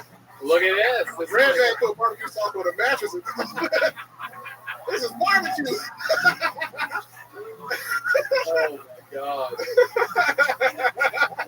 What else, David? What else has been happening? Another solid Shit, set. It's great to see you in front of an audience again. You know, we kept the show going during the pandemic to maybe keep some people sane, keep ourselves sane, whoever wanted it, whoever something for people that hate us to love, to hate, to enjoy. It just made us crazy. Yeah, you know, and but it definitely, you know, you're a real stand-up comedian. It affected, without a doubt, your timing and beats, not having an audience, and doing things over video and with no audience in the room. And here you are, right back. And it's been 10 minutes. The crowd's been enjoying themselves, and you're right back at it. Yeah, but thank y'all. So for everybody who follow us, we're recording another Brothers in Person this week. Austin edition, so y'all have that. What else? The Patreon. What are you doing? Just plugging shit? Yeah, you said what I've been doing. I got my new YouTube show called The Fat Pessimist. Oh, okay. So it's basically me being pessimistic about all type of. And fat. Don't forget about fat. Not just you just mentioned Jesus Christ, sir. I bet you won't fight me. Yeah, exactly. Right. Fucked up. It's the same guy that hates Jeremiah. Yeah, but I'll beat his ass. Dude, yes, a lot of angry energy. Did you sign up, sir, to keep yelling things? You did? I hope you don't get up, bitch. Oh, I hope he does. All right. Oh man, I hate it when white guys say things sort of black to like connect. He wanted to say, "I fuck with you, my dude." Nah, I appreciate you, bro. There you go. That's all it takes. Yeah. All right. Well, David, you did it again. Absolute fun stuff. How about a hand for David Lucas, everybody? Come on.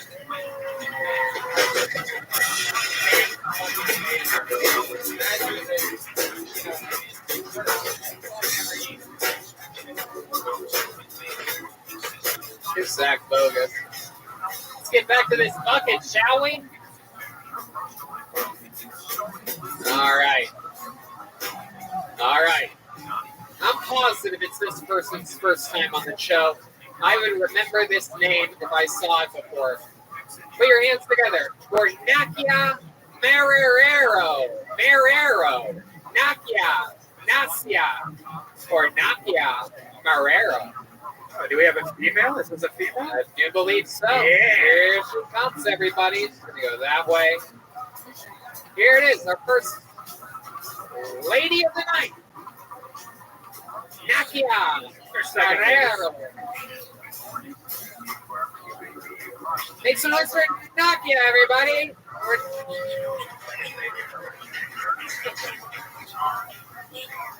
All right. Well, my name is Nasia, but that was a good start. The first white guy saying my name, right? Usually I just call me Gold Digger, so that was pretty good. At least my time already started. But all right, so I was actually raised in a very strict household, all right? Back in Portugal, my dad used to beat my ass up. Imagine Mike Tyson fighting Sofia Vergara, okay? That's how it was. Yeah, my mom would just sit in the back like a coach stands outside the boxing ring. She would just go like this. Don't get her face. Do more body work. Don't get her face. I see some of you guys look concerned. Guys, it's all right. I'm not very smart, but I can take a punch, all right? My mom used to call me little piggy. Literally translated from Portuguese. Porquinha merda. Yeah. She used to go like this. Who's your shitty little piggy? Who's your shitty little piggy? And I would go, me, mommy. I am your shitty little piggy. No wonder I always dated abusive men. They would tell me shit like, you're a fucking bitch. And I would go, oh, he's going to propose to me soon. There it is. Nasia, everybody. Put your hands together for Nasia. Here she is. We're going to talk with you now, Nasia. Welcome to the show. I was ready to run away, but wow. You're really from Portugal. Yes, sir, I am. How long have you lived here in Austin, Texas? Since March. What made you move here? My husband is working here. Oh, wow. Husband, huh? All right, that's all the time we had for Nasia. No, I'm kidding. I'm kidding, everybody. I'm kidding. What does your husband do? He works for the government. He works for the government. Guys, how do you think I got a green card? Oh, yeah. Face the take a step back so the audience can see you so you can square up to them. No, take the microphone with you. Take the microphone with you. I know you're used to using your looks for everything, but you're going to have to communicate. That's what's up. You're going to have to communicate. How long have you been married for? I've been married since I'm 21. Since you're 21. Yeah. Are you 21 now? 27.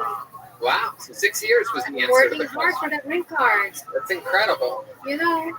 And you've only lived, where was your husband at? Portugal with you?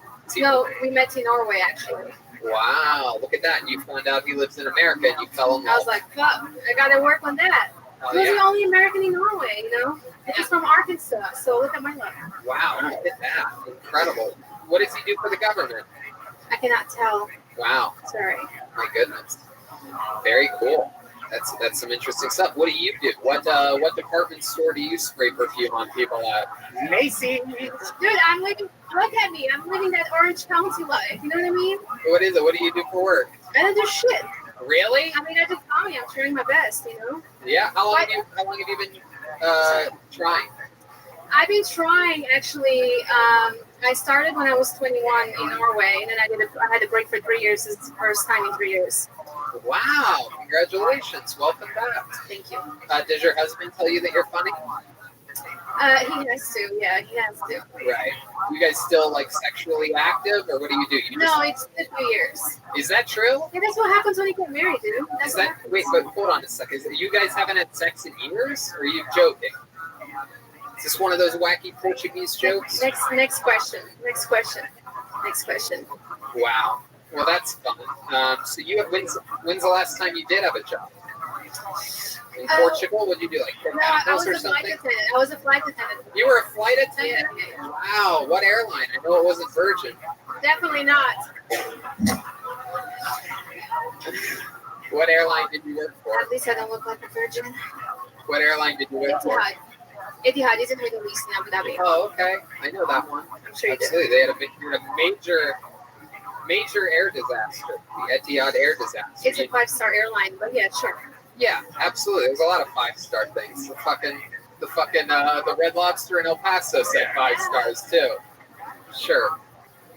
Interesting. Anything crazy ever happen to you when you were an airline attendant? A lot of crazy shit happened to me. Yeah, like what? Like, once we thought we had a terrorist on board. Wow. But then he just ended up calling me Brazilian and I'm Portuguese, so that's quite a terroristic act. You hate Brazilians. Portuguese people hate Brazilians. No, we don't. Well, I mean, we speak the same language, but we're like, the other side of the world, so it doesn't really make sense. You know what I mean? Sort of. I don't really pay attention to what languages speak because I'm an American, the greatest country in the world. We just sit around talking, waiting for the best people from the other countries to move here. Yeah. If they have a chance. From the other ship countries, right? Yeah. Yeah. Absolutely. So that's fun. You have any special skills or talents? You seem like the kind of young lady that's into. Yeah, I'm taking your girlfriend for a glass of wine. Wait, what? I heard she's feeling quite alone here in Texas. So we had a few friends in common, and we were talking about taking her for a glass of wine. Wait, what? Wait, what? I'm so confused. Say that again. You don't have a girlfriend? Yeah, I do. Go ahead. Okay. She's not feeling alone here in Texas? No. No? Why would she feel alone? Because she's with you. Oh, it was a roast joke. Jesus. Sorry. Woo! The setup was longer than a flight from Portugal. My God. Jesus. Have you ever thought about working with puppets, perhaps? Or, Jesus fucking Christ. Oh, my God.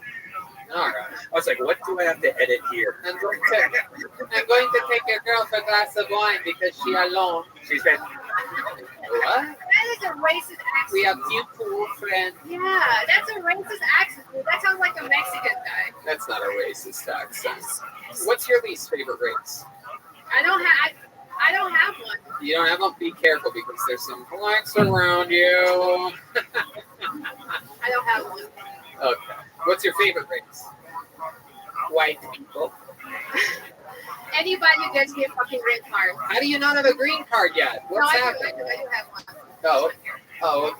I mean, it's been 10 years, dude. If I didn't have the green card in 10 years, I'd be very sad. There you go. How long do you have to wait until you can divorce the guy and keep your green card? It's a good question. That's a good question that I would like to know. Anybody? Interesting. How about special skills or talents? Anything you like? You're like a champion of something. You trained at something when you were younger. You have a trophy for anything. You ever win anything? A competition? Yeah, I'm very good tricking white guys into wearing my ass. Okay, let's skip one of these. Let's just tell the truth here. Do you have any special skills or talents?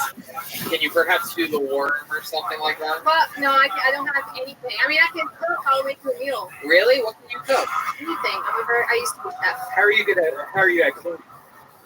Well, I'm Latina, so I guess good. Red band. I guess She's good. great at cleaning. Are you kidding me?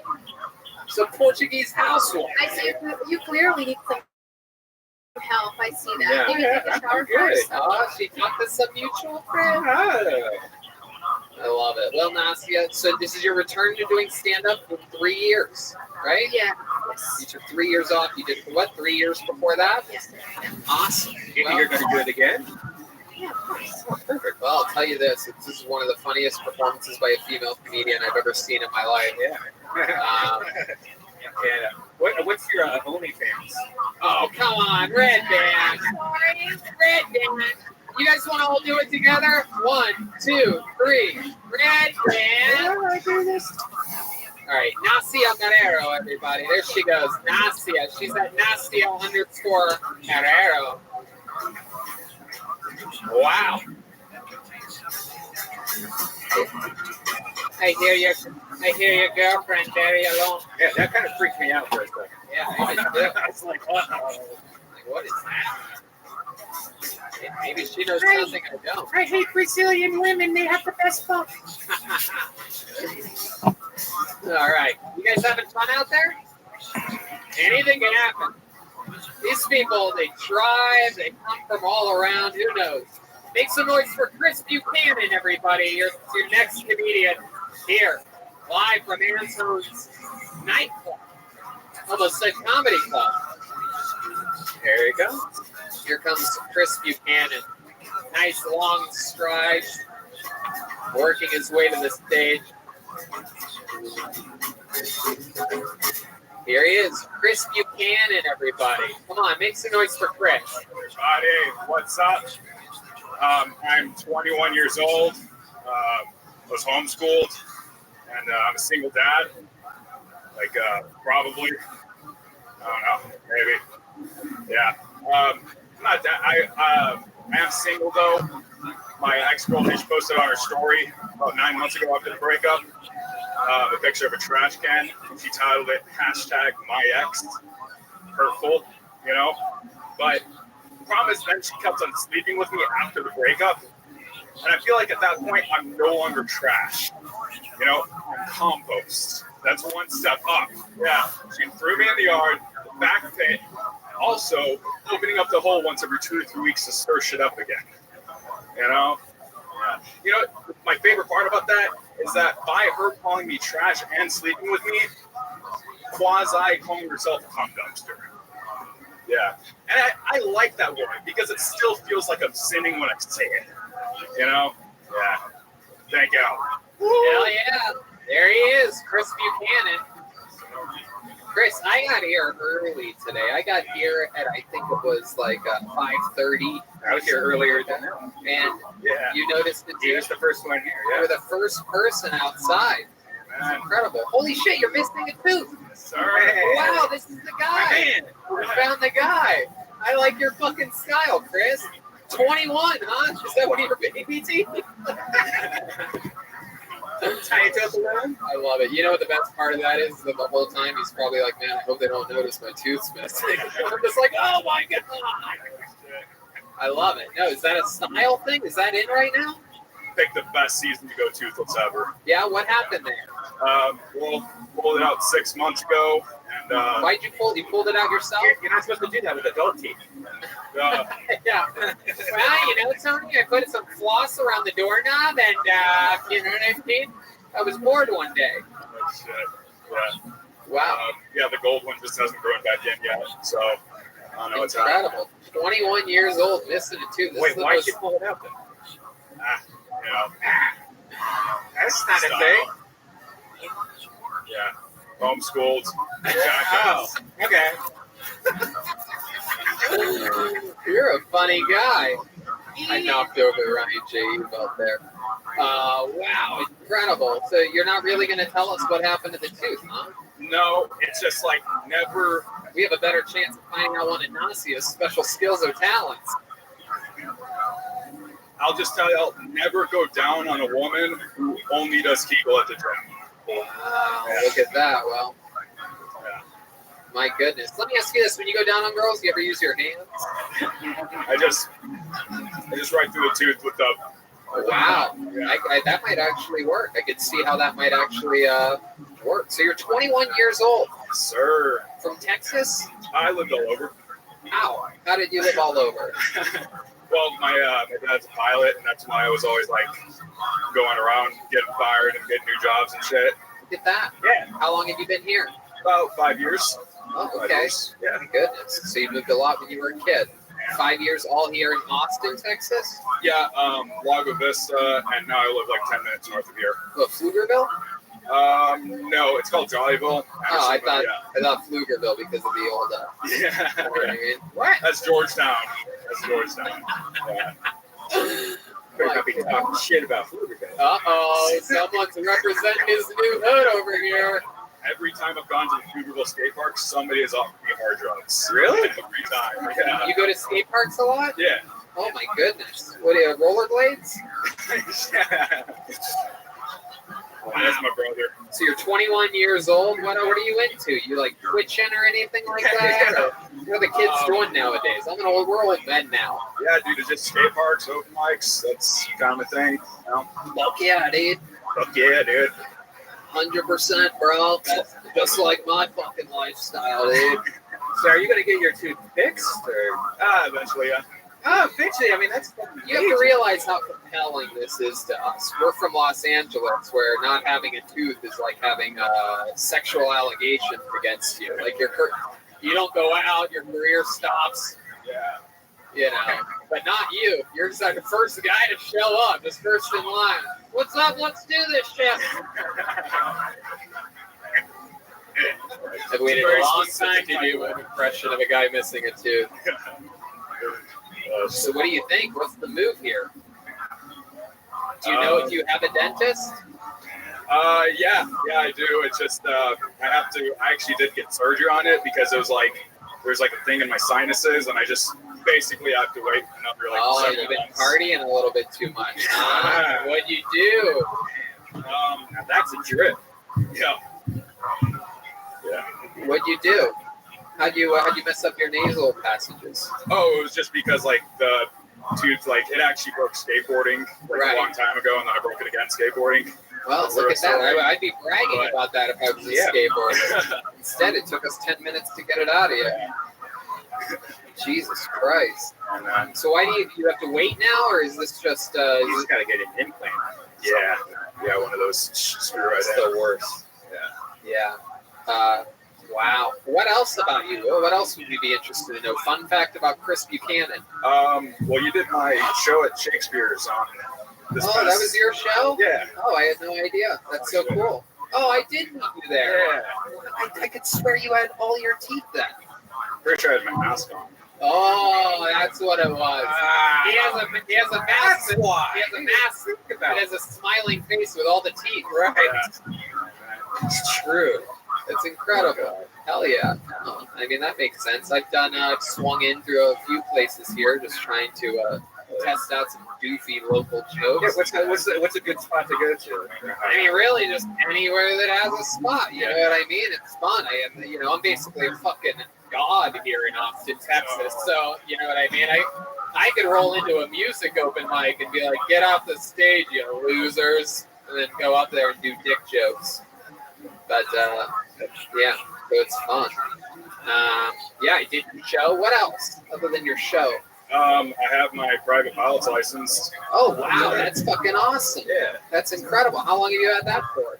About 2 years now. I haven't been doing it recently. Why is that? You're missing a tooth. That's right. Yeah. No too loud of a whistle when he's fine. No co-pilot wants to be like your controls. Yeah. All right. Wow. Yeah, Tony's trying to become a pilot right now. You kind of have a flight. Son of a bitch. Following Bill Burr. Yeah, it's true. It's true. Getting a couple flights. You said you're Welcome. pilot? Yeah. What airline? Hey, there he is. Whoa. So now? Caspian, say how you live.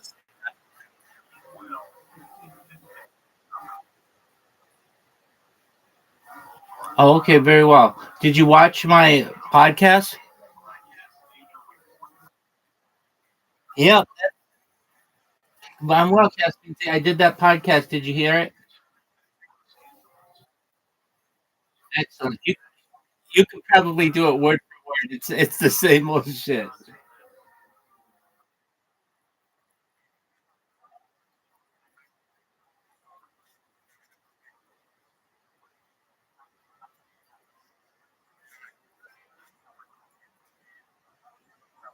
Absolutely.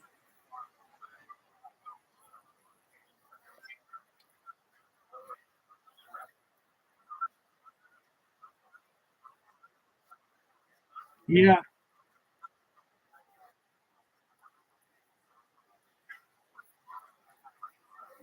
Yeah.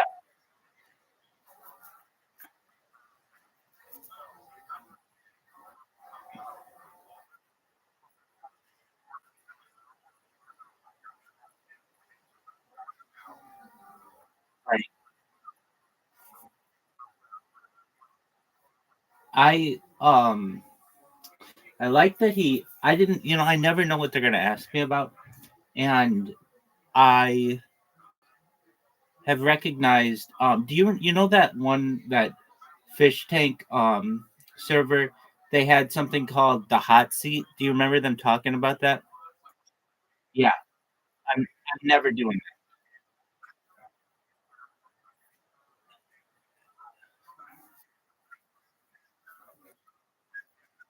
No, well, I wanted to see what one was like. I'm not doing that. So here's why. Have you ever heard this question? Do you still beat your wife?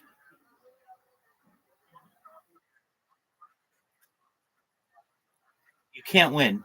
And I feel it's a disingenuous question. I mean, as anyone knows, like that's an unfair question. And I don't want to get caught in one of those gotcha moments where they're like, hey, do you still beat your wife? Well, no. "Oh, okay, so you used to beat your wife. No, it's not that. And they're like, oh, okay. And then they're laughing. And if anything, I want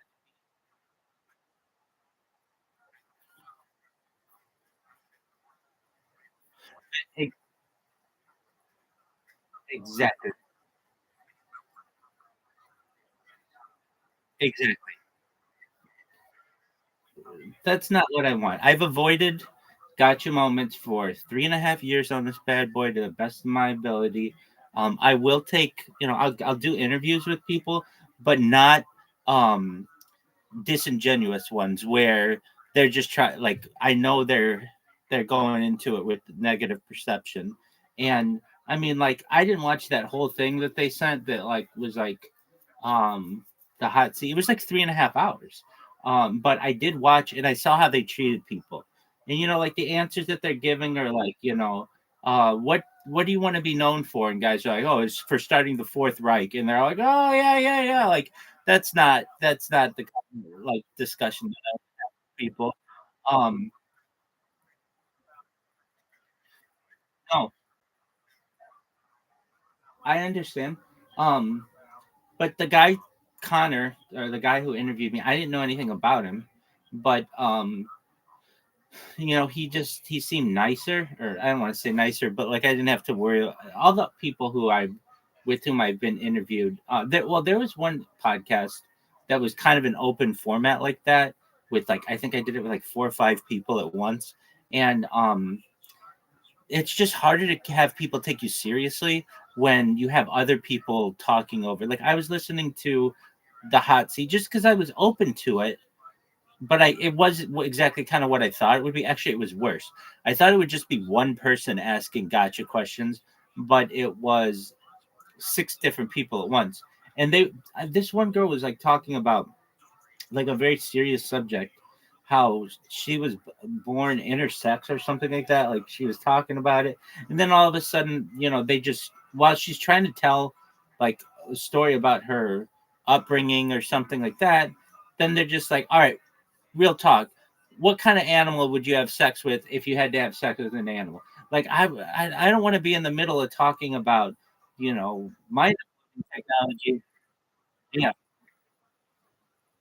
I don't want to be in the of talking about mind uploading technology, or really something that's really important to me, and then just getting hit with, if you could finger a dolphin on a deserted island, you want, it's like, no, dog, it's not you're just not even caring about my answers. You're just caring about either making fun of me or something like that.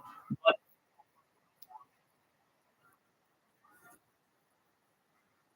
yeah, exactly.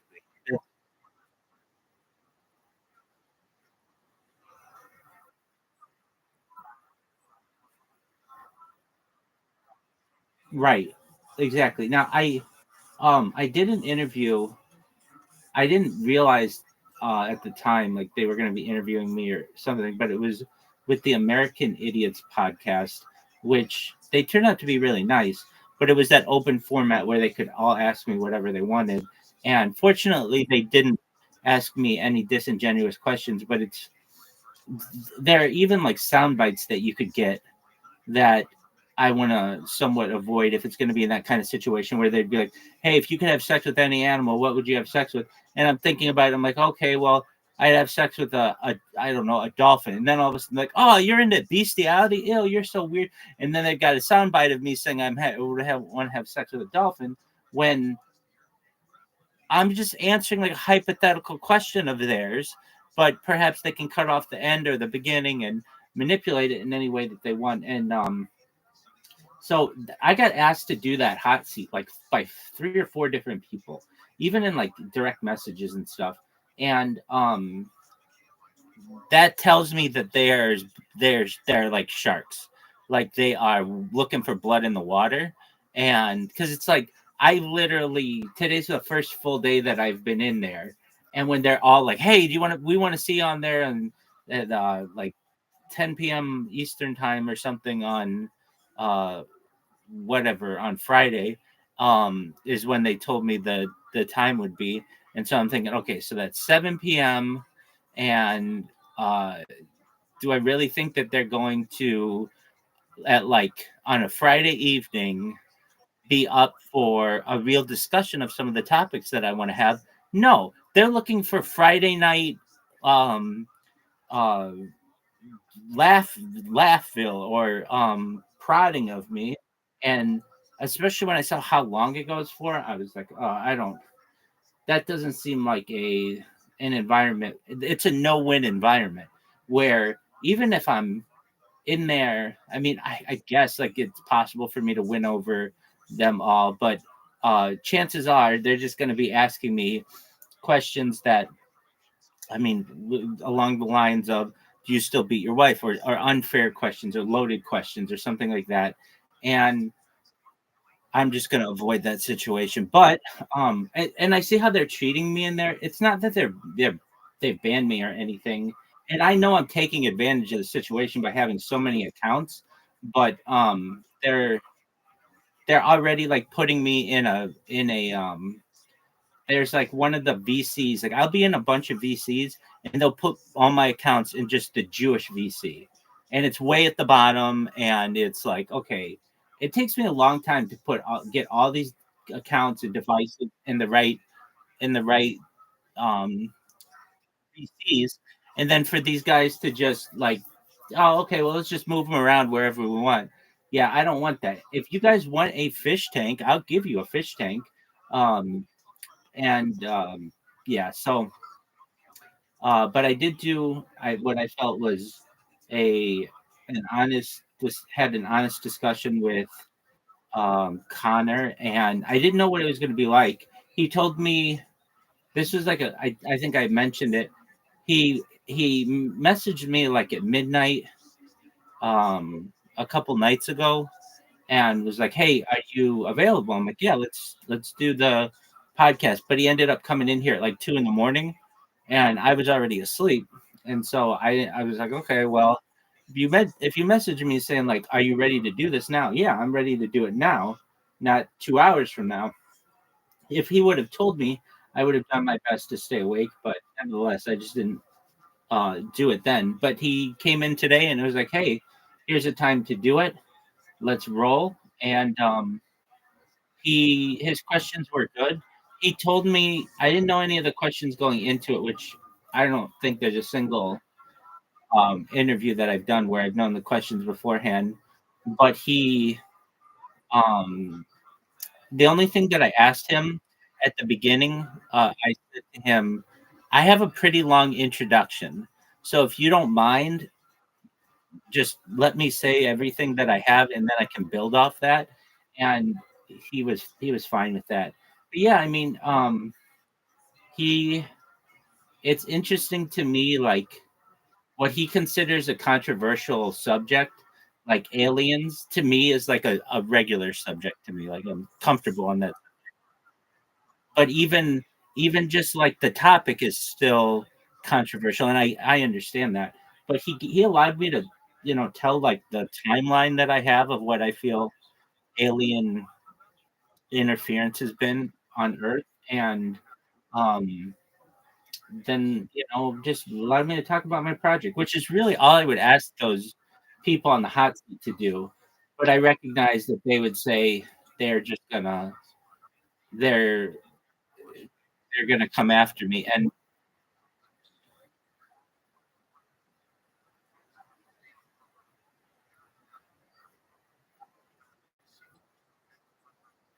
right. And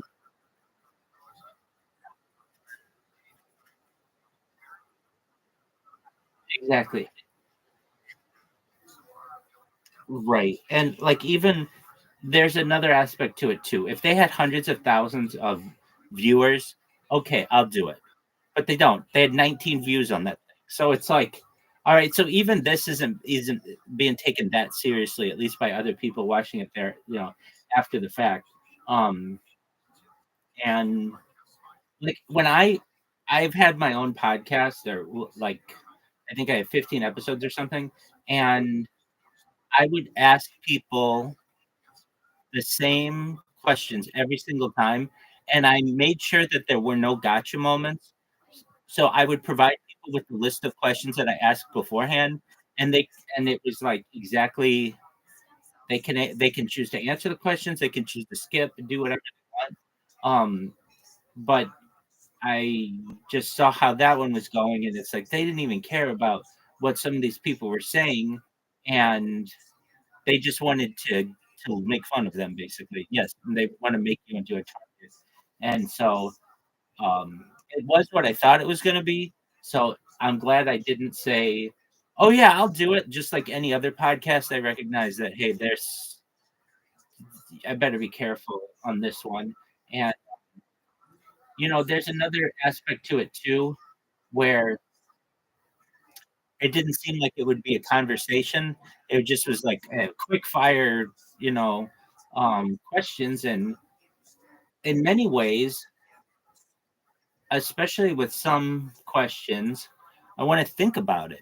Or I don't necessarily need hours to think about it, but sometimes I want to be sure of what I want to say. So, um, and if you're just with the more people with whom you have it in a conversation, the more difficult it is to have I feel a fulfilling discussion.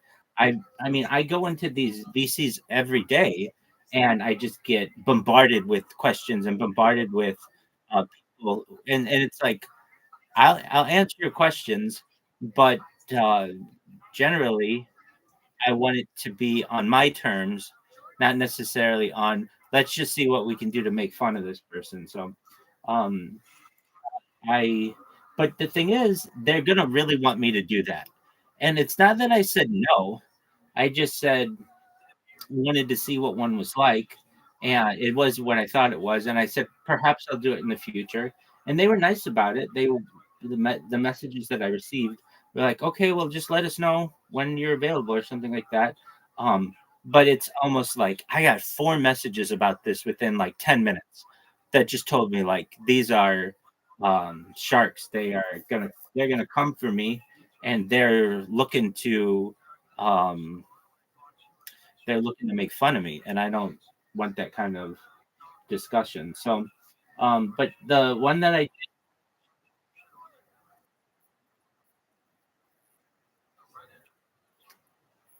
exactly, but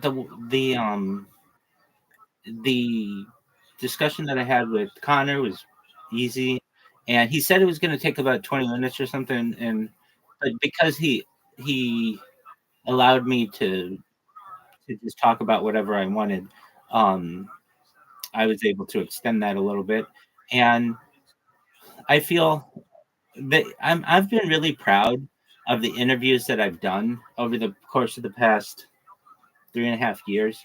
Um, there isn't one interview that I've ever done where there's a question that I felt like, I wish I wouldn't have said that, or I was wrong on that, something like that. I'm really proud that like I've been able to give answers that I feel heartfelt and I don't regret anything.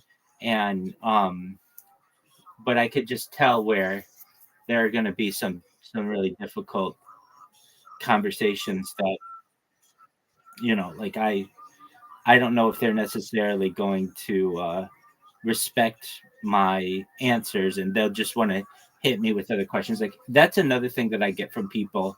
Sometimes people will want to like questions. I have a friend of mine who um, I met through Instagram who would come in here and ask me question after question after question after question for hours about what I thought about the future. But he wouldn't sometimes even listen to the answers that I had. He'd ask a question, I'd answer it, but he was already trying to think of other questions that I could tell he wasn't listening to my answers. And yeah, exactly. And like I would say to him, look, I don't know. I'm not a prophet. I don't know the future. This is just what I can see is going on.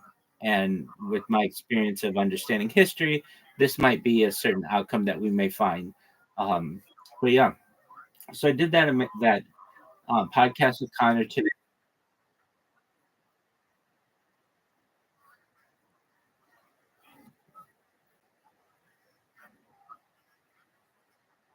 I know you do. I appreciate that.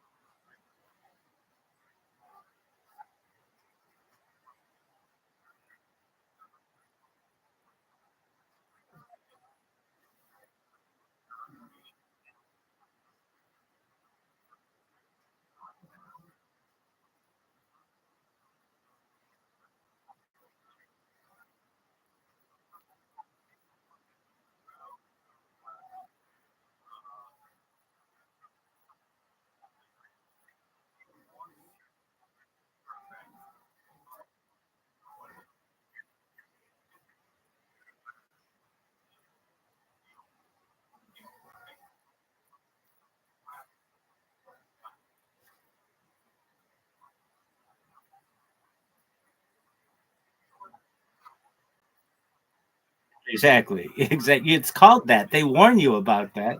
Um, yeah.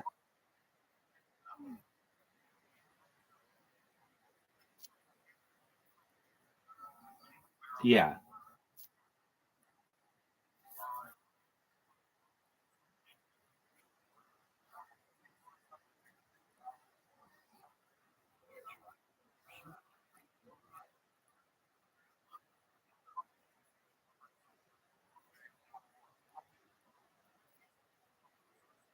Oh yeah, definitely.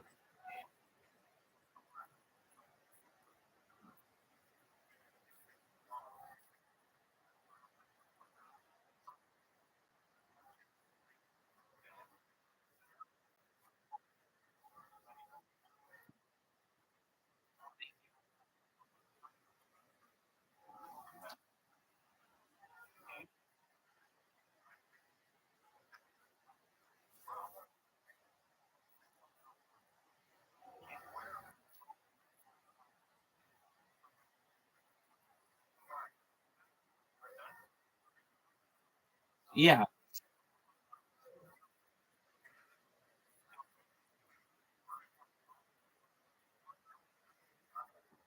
Well, it's gonna make them want me to do it more, which creates like it's not like, oh, that was easy. We already did that with them. No, it's like I'm the white whale. I'm the one that I know that they want the most. And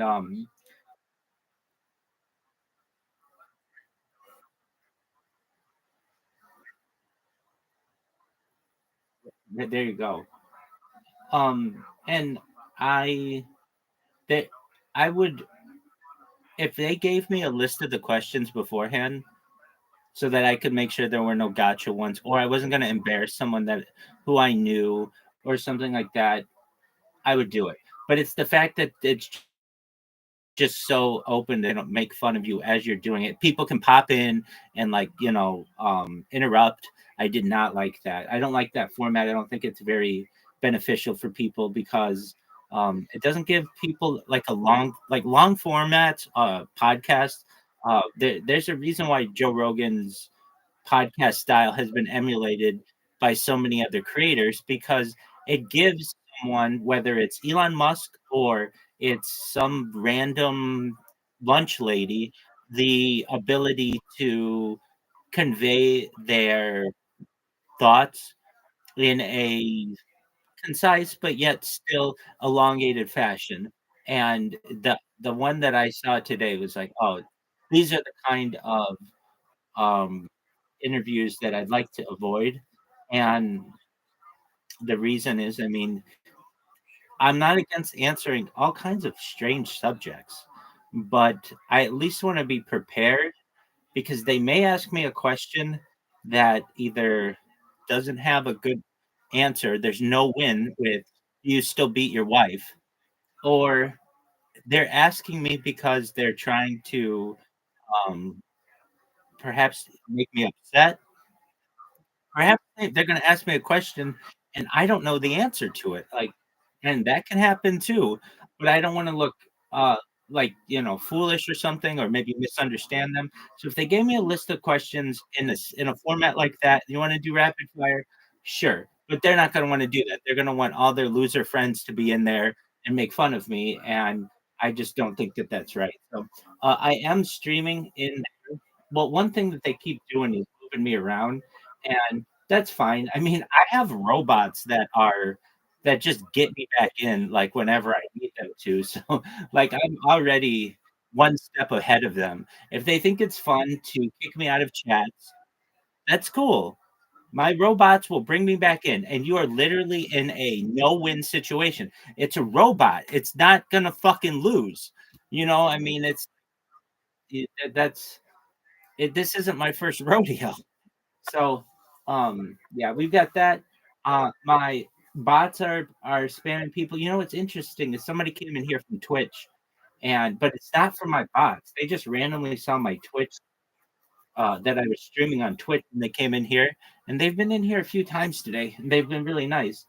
So, we've got that, which has been positive, and yeah, I told the guy who invited me to that fish tank server that, hey, can you please ask people that when I'm streaming in a given space, don't move me around because it takes me a long time to go and reset all the devices. And also, it's not, nobody wants that. And like, I was literally like actually watching, like listening to one of the interviews they were doing with someone. And they were moving me around and it was like, hey, I'm trying to actually listen here. there was a guy. Oh, you weren't here for it. Okay, there's a guy named H2 who came in here, and it kind of went all according to my plan.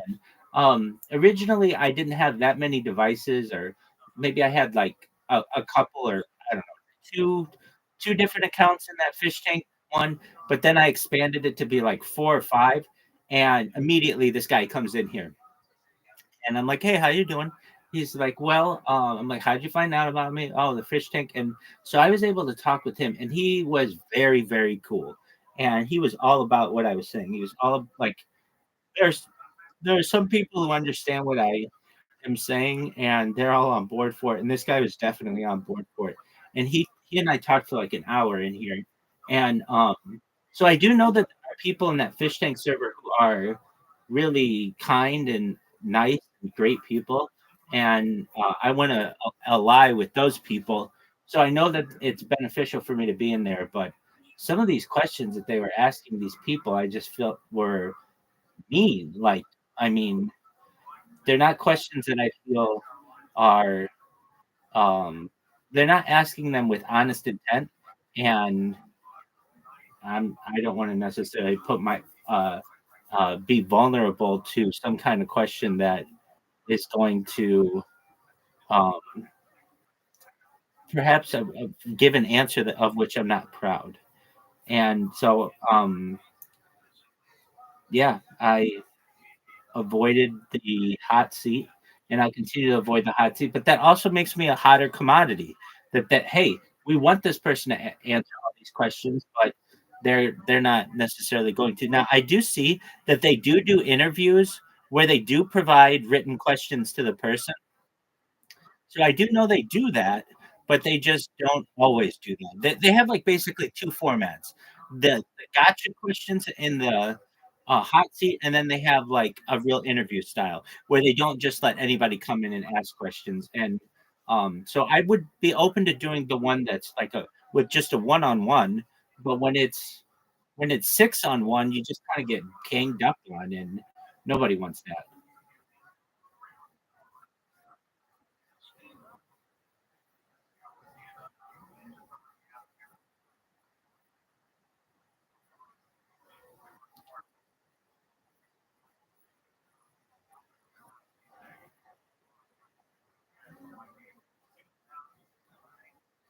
Excellent.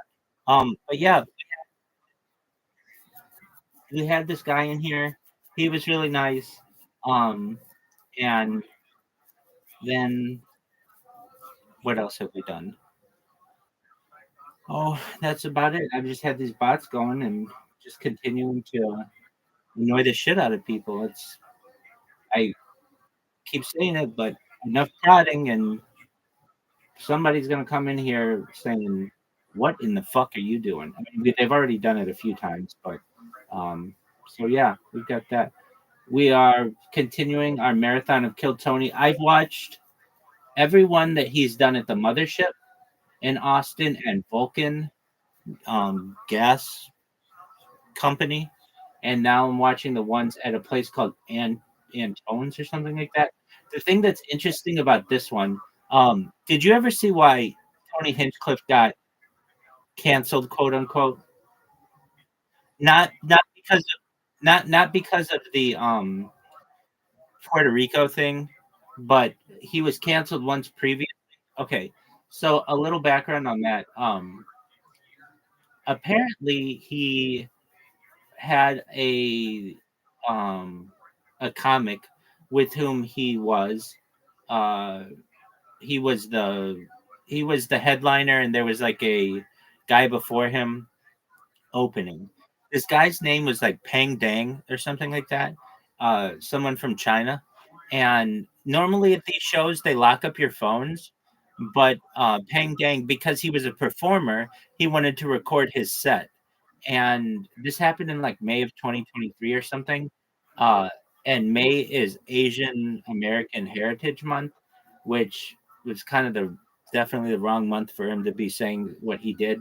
So anyway, Peng Dang does his stand up, and then like is like, all right, now for your next performer is Tony Hinchcliffe, and Tony comes up and uses the C word which is like an offensive word for Asian descent, and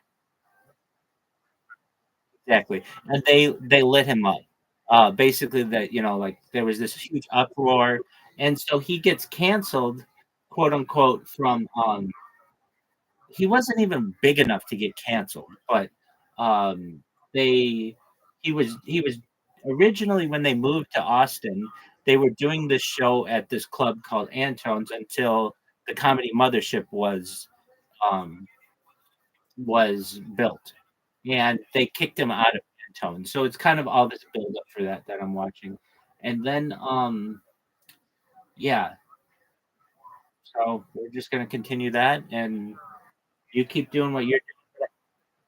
I did. Yeah, and it's recorded. I mean, you can Google it and find it. And do I think it's right? No. I find um, stereotypical jokes to be just really lowbrow humor. So I don't even think that it's like in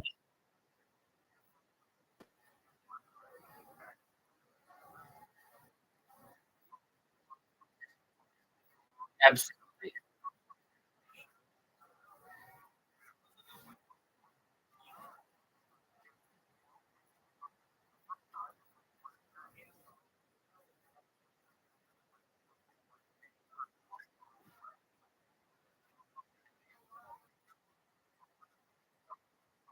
I agree.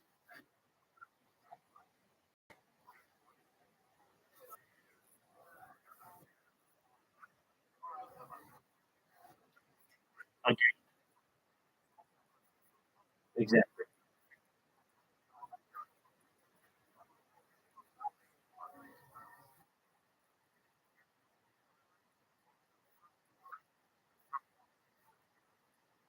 Did you ever see All in the Family? Yeah. Exactly.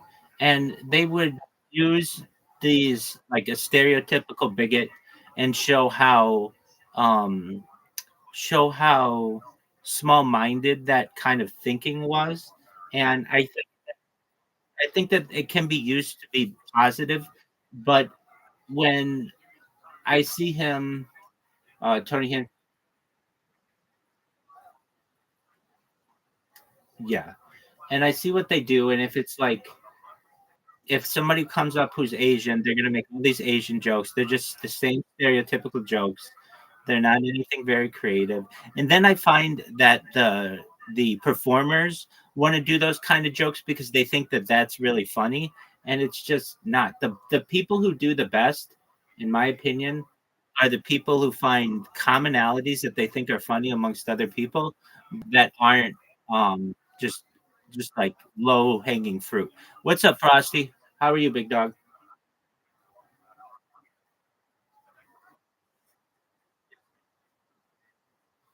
Do I need- Oh, I have not read it yet.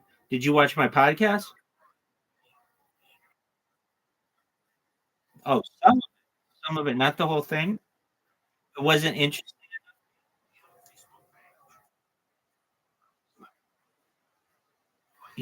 I just the guy I met, I think in Aiden Ross's server.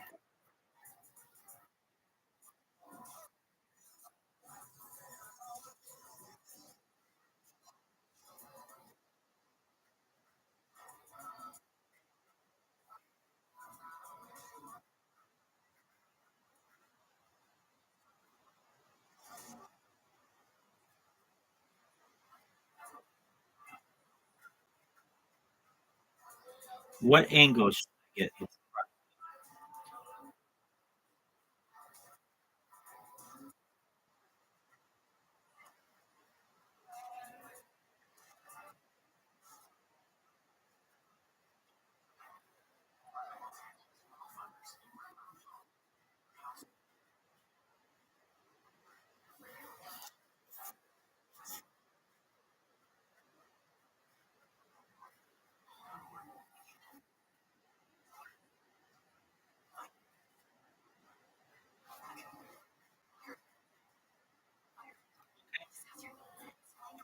All right. Well, I'm going to read your article right now.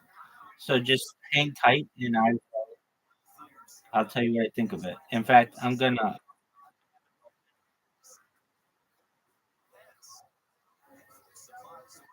Yeah, he's there, but I don't think he.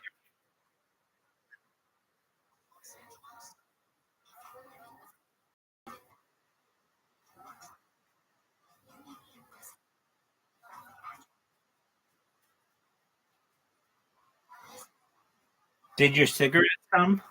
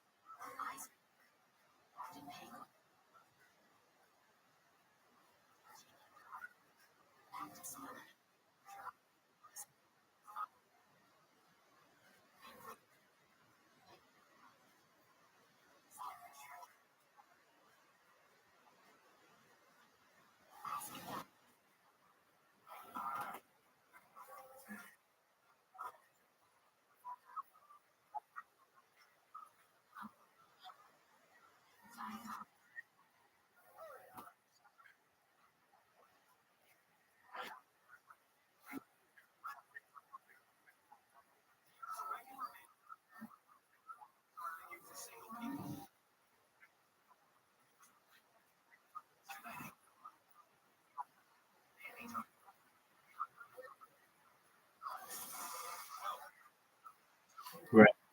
Right.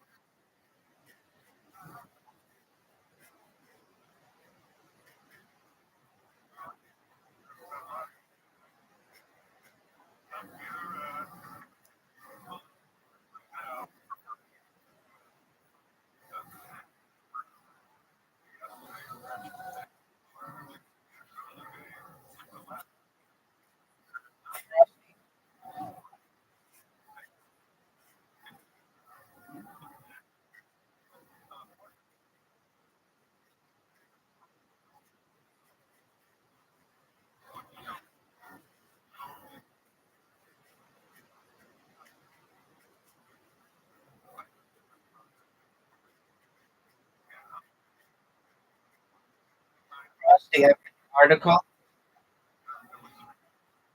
Frosty, I read your article. It was very good, and there's not anything I would change about it. It was excellently written. You're welcome.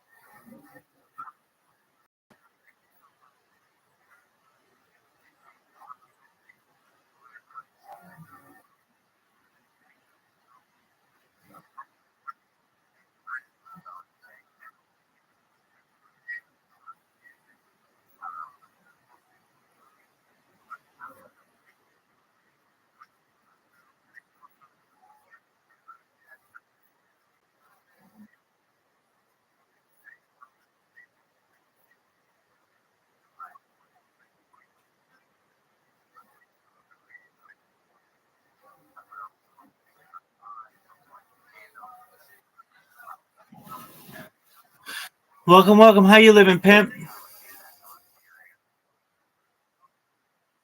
Oh, you need to watch out with that, my friend. How was your day?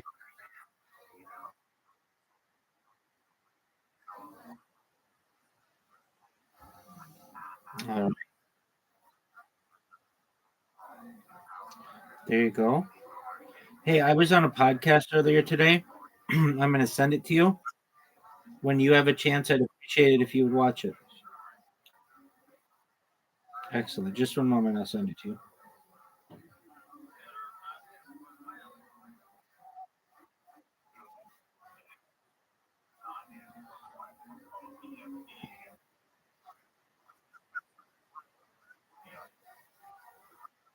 What'd you say, big dog? Oh, he.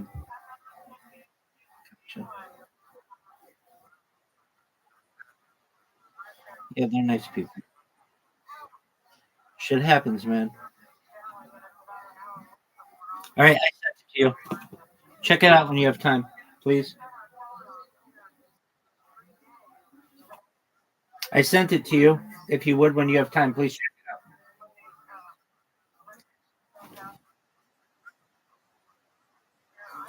Aliens, humanity, all the things that I normally talk about. I don't know them personally. I know of the theory.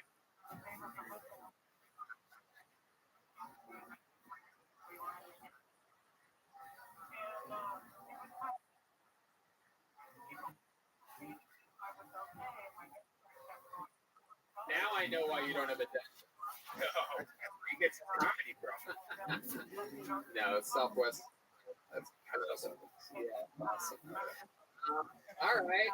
And so she really she said you're a trash can? He called me trash. Yeah, it's like thing on Twitter. All men are trash. Like popular hashtag or whatever. Yeah, I thought it was unique. Oh. Yeah, no, that's incredible. My goodness. Has anyone ever told you you look like Justin Timberlake if you got hit in the head by a shovel? That's a good one. Is it? Some people say I look like knockoff Blake Griffin. Yeah, I can see that. I can see that. Blake Griffin, if he got an injury that he would take care of in 20 minutes. Yo. He's like, what? All right. Okay. Chris Buchanan, you were the first one here, and the bucket of destiny has a wild way of working. Chris Buchanan, everybody. Chris Buchanan. Let's get back to the bucket again. This is fun. Isn't it fun? Yeah, I missed this. You just have a ton of pieces of paper in. Go back. Okay. Oh, yeah. Well, tonight with the female comedians, and there's another one coming at you right now. Austin, Texas, put your hands together for Brittany Ledesma. Brittany Ledesma. Hey, here she is.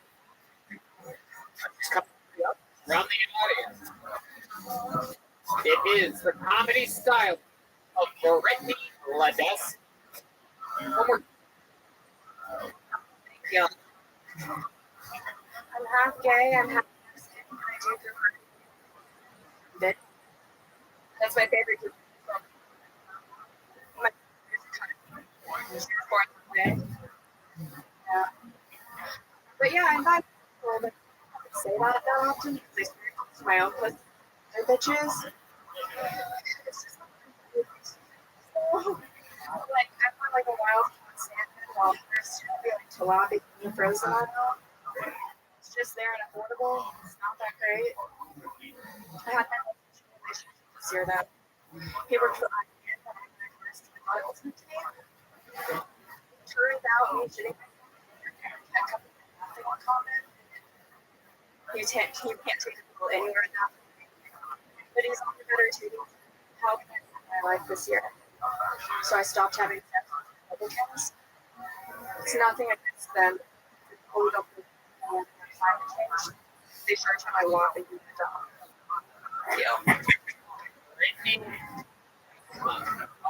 show, Brittany. Thank you. How long have you been doing stand-up comedy? Oh, 2 years, all of it here in Austin. This is where you're from? buddy. Wow, look at that. Got that awesome. Changed my shirt up. Let me just roll it in. I actually, Allie Kowski's live about how to do this. Oh, really? Yeah. She also did the thing where you tuck the shirt in through here, make it like a bikini. Remember that shit? No, I'm not worried. What are you? I'm Mexican. Just straight Mexican? Uh, Oh, that's right. You're not gay. Yeah, half Okay, yeah. Mexican, half gay. Mexican. You have a Mexican father and a white mother? Yes. Right. You know? One date, and it worked out very well. It's an unloving marriage. Wow. How about that? You have a boyfriend? Okay. Well, so a very horny man there. Good. How long have you been single for? Wow. You like it like that?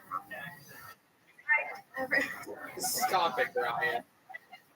You don't seriously call you Brian. I like being single to an extent. I always get to the point where I'm like in a relationship and someone gets close to me and actually wants something and terrifies me. And you said you're bisexual, so like Yeah. during these single years that you've been having, what do you prefer? Like, what? I feel like it goes in waves. Like with food, sometimes I'm into entrees, sometimes I'm just an appetizer girl. So like, how about your most recent hookup? A boy or a girl? It was a boy. Okay, how did that happen? We're friends, but he had a giant dick, and so I keep him around. How'd you find out he had a giant dick? Did the It was very neither came. How did you find out he had a giant dick? Things were Look at that. Like a good spinner. Red band. Stop it.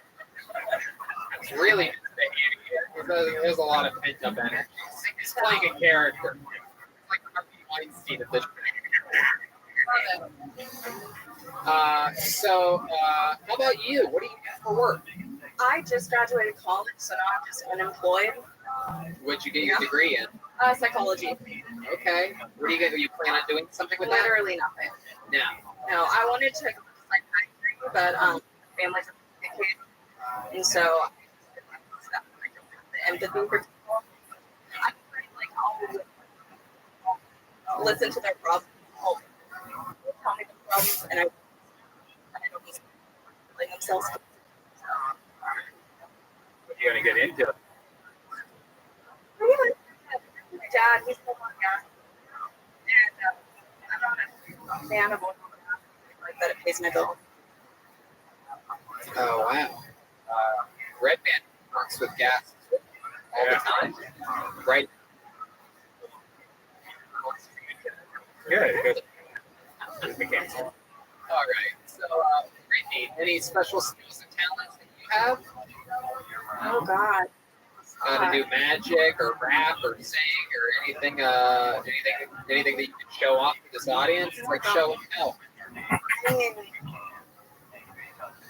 Why do you go to guy porn or girl porn? Good question. I'm not really into porn. I wish I was. I need like a plot there, you know? I try. The only porn I've seen was Wizard of Oz XXX. Well, that's probably why you're not into porn. What the fuck is wrong with Okay, you? but those little people, I think that's the correct thing to say. I saw a woman. The Wizard of Oz X. Okay, she had a inside of. They're the people with girl skill. What was the Wizard of Oz XXX? It's about this.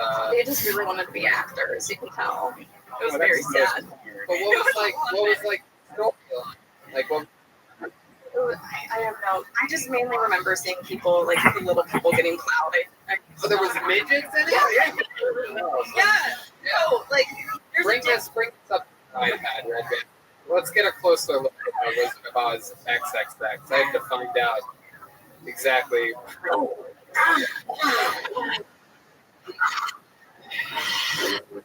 That's actually Tom Segura after he looked at his knee and arm.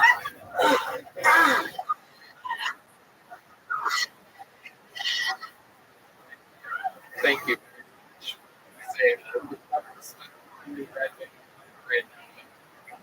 texted him the other day after I saw the video for the first time. Absolutely, positively, the sound effects of it. Really is. Get well. You sound like a midget porn. Wow, is this it? Is this the right? Can you confirm? Can you come back here and look real quick that this is the actual movie that you saw? Do you remember that? What? This was like 2 years ago the last time. Yeah. How do you forget? Wow. Doing that. Oh, Jesus. All right. That's man. Wow. Toto's squirting. Okay. All right. That's not Toto. Toto's that job. So, Britt, what really at all the words here? A house dropped on her. What made you want to stand up comedy? You said psychology. Felt like someone you were working with might commit suicide because people kill themselves during your sets tonight. No. So I'm interested to know what made you want to get into stand-up? Do you have any favorites? Nikki Lister's my favorite stand-up. She's a nice girl. My roasted my head. You could roast me and I would cry. It would be great. So I listened back to this episode and realized I made fun of you, Robbie. Just feel like it right now. And it's like an actual I like to stuff this way. And just for yourself, you have a roommate? I live by myself. What's your apartment? I feel like you live in the area. No, right? How many of you think there's a bunch of empty glasses in your head right now? That vibe. John is hanging over there. He knows. He knows. I'm surprising that my bed is not open. Just not ideal. It's great. I give you an extra bed is yeah. Sort of rich. All right. Greatly well. Nice. You know, I tell you this is funny. A lot of people say this is the funniest performance by a female comedian I've ever seen. I want to make it for Brittany Less.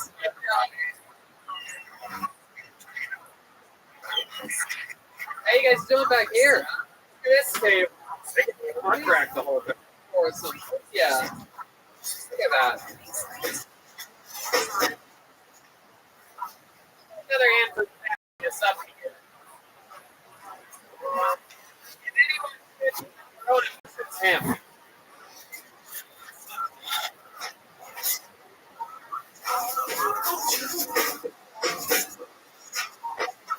All right, your next stage.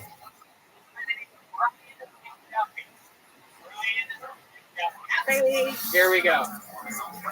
Eventually, here comes Brian McDuffie. That sounds like a family. How many of you make some noise if you've already had the coronavirus? Very good. Those of you that don't, make some noise 2 or 3 weeks, so it's very exciting.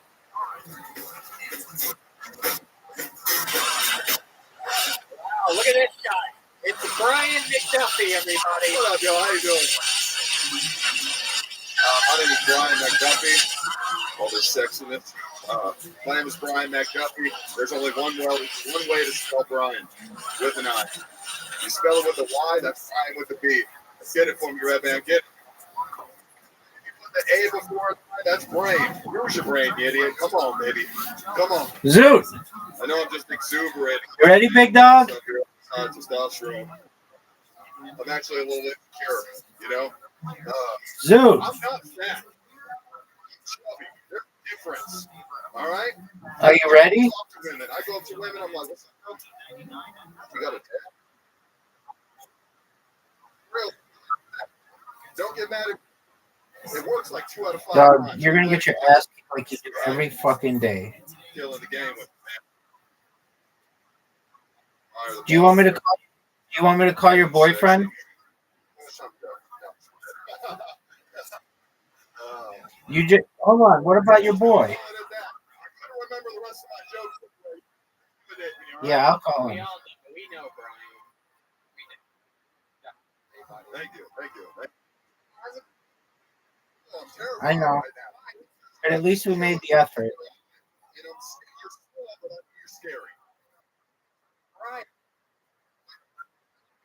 Size? Just let me call him once, and he'll know what's up. I've been running a little Viking village. You What? Their food?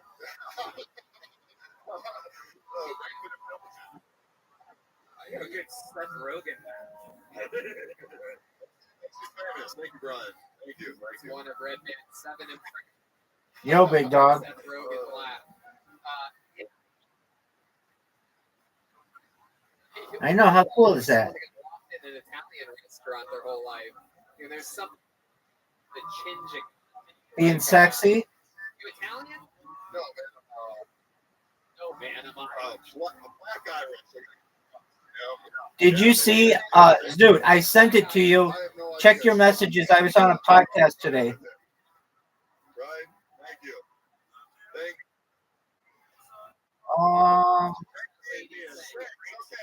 I don't know the name of it, but it was just somebody who met me in Aiden Ross's server and wanted to be friends or wanted to interview me. So I let them. All right, you ready to play 1v1, Zoot? Wow. Yes, I did. You're so confident that you're going to win. I want to see you. Caspian, see if you want to play, let me know. But I think Zoot just wants to get his ass kicked. Nice and efficiently. Dog, you're not going to touch me. I just had a perfect shot.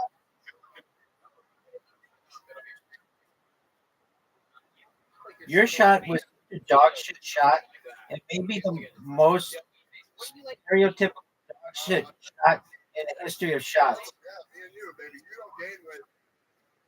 I think my shot was amazing.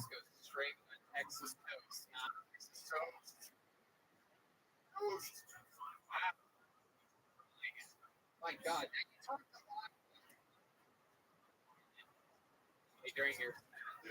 The answer is yes. The answer is that it's much better. Stop trying to be funny with your body, Brian. Zoot, you're now down one hole. Zoot, you're down one hole. What are you going to do, big dog? Not your actual like torso.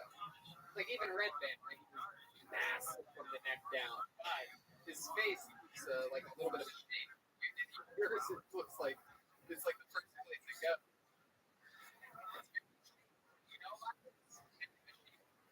Yo, big dog. Like that. Yes. Thank you so much. Special skills. Yeah, man. Thanks, big dog. That's one of How about that one? Players can tell by the Zoot, what did you think of my second shot, big dog? What kind of golf do you do? Thank you. Yeah, my dad works for Callaway Golf, actually. Some friends. Yo, big dog. Yeah, you're one of my favorite people I've ever met. Oh yeah, go Black Irish. That's also what they called it. Okay. Okay. Yeah. They're on my side now. Hell yeah. I asked your mom what she meant, but she said you're Black Irish. No, my mom just tells me we're white. Be happy about it. My dad's the one that's like, be proud. What does your dad do for work? He doesn't listen to me. Yeah, he works at That's Callaway right. Golf. What do you do for work? I'm trying to help you out. Brian, shut the fuck up. What do you do for work, Brian? Nothing right now. Running that unemployment. Before. Yo, big dog. Were you? Yep. $2 right now, I swear to you. Okay? Look at that. It's not a joke. Look at that. He's willing. The sound of your voice, it sounds like you need it. I'm all right. All right. Oh, wow. Zoot, you got fortunate. Brian, I'm going to cut this one short just because every time I ask you a question. time. You figured out the secret to being dismissed. Nervous. Why, Tony? All right. How long Yo, big dog. You know you loved it. will go better? Ladies and gentlemen, Brian McDuffie, everybody. A 1? Because it was dog shit? We're playing through it. Verdi had it tonight. We're getting through it. A 1?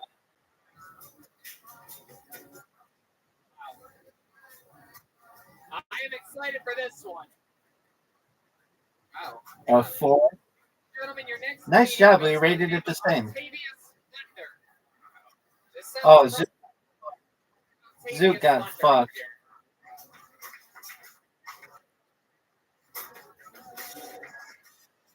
There you go. There you go, big. I do believe it. Here he comes. This is No. here he comes. Guys, make some noise. No, that was a good shot. It was just Zook, remember when you said you were gonna beat me? I'm so Jewish that I grew a mullet, so I don't have to pay for a haircut for weeks. I'm so Jewish, I'm even a Christian because the Bible's free. I got a dog. It's Pablo Escobar. He's a service animal. His service is finding loopholes in federal regulations and exploiting them. Really fucking good at it. I don't impress people. I want to impress people. Perhaps. The shit out of Normally me. we don't speak like that. Perhaps, but normally we don't I used speak to live like in Los that. Angeles, and I used to, when I go and watch them, people try to start. You're like, oh, is that a boy or girl? I'll be like, oh, he's Well, looking we at gender. generally don't make And since I live in jokes LA, about our I'm own like, oh, religion my God, in such a demeaning manner. God damn, I gotta get the fuck out of it. And I did, and I'm weird. It's great. I met a girl on an online dating app for abusive relationship. And she's into bondage. Just gonna say, eHarmony is like a Christian website. So I don't know how Jewish this person is. That.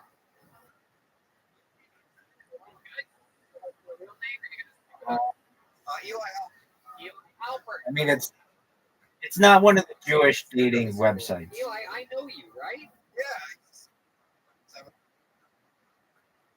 Yeah. Day, swipe. Those are the big ones. Yeah. Are you on it? Call you at Sinai is another one.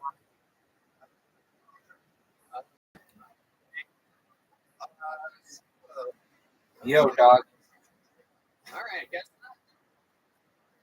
My God. Dog. You're right my way. All right. Yeah. What, missed the shot? I didn't think last night. I told you that you looked like a pedophile was also the victim of pedophilia. This one would like to tell you that you look like a mom. So That I've heard over. I didn't fuck up your shot. You missed this shot on your own. Okay, there you go. Oh, yeah, definitely. Well, no big deal. I won. You're down 0 game to 1. I'd rather go in. This one? Are you sure? There you go. Comedy fans nowadays will do anything. Are you really so Jewish? You are. Jewish enough. Jewish.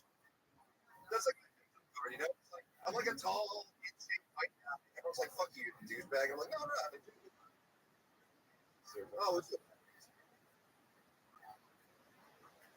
This is one energetic Jewish guy. I'd say 8. Okay, what do you do? How do you? I was doing Amazon, selling stuff on Amazon, like kitchenware and stuff. And, Thank you. Right now I'm working on building a cricket protein bar. Made out of crickets. Crickets? Yeah. Oh, wow. Well, I heard a lot of them during your sets. So,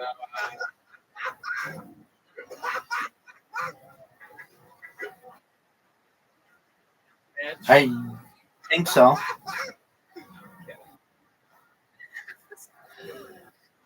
Oh, what a shot, Zoo. 9 out of 10. It's just a website that people go to and buy things. You know, like how are you selling? you buy stuff and you resell it. Yeah, I buy stuff from China and then I ship it into the Asian warehouse and they redistribute it. Wow, you really are so Jewish. Well, I was in college and I just would zone out in class and be like, how do I make money without doing work? So I just got into e-commerce.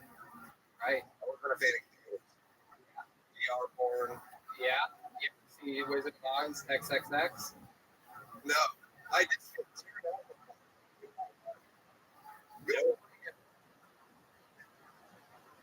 Here you go. We have some more crickets showing Okay. up. What happened in the pterodactyl? Yeah, that's not a good shot. Wow. Jeez, all that excitement. Who even needs for girl? Am I right? You just No.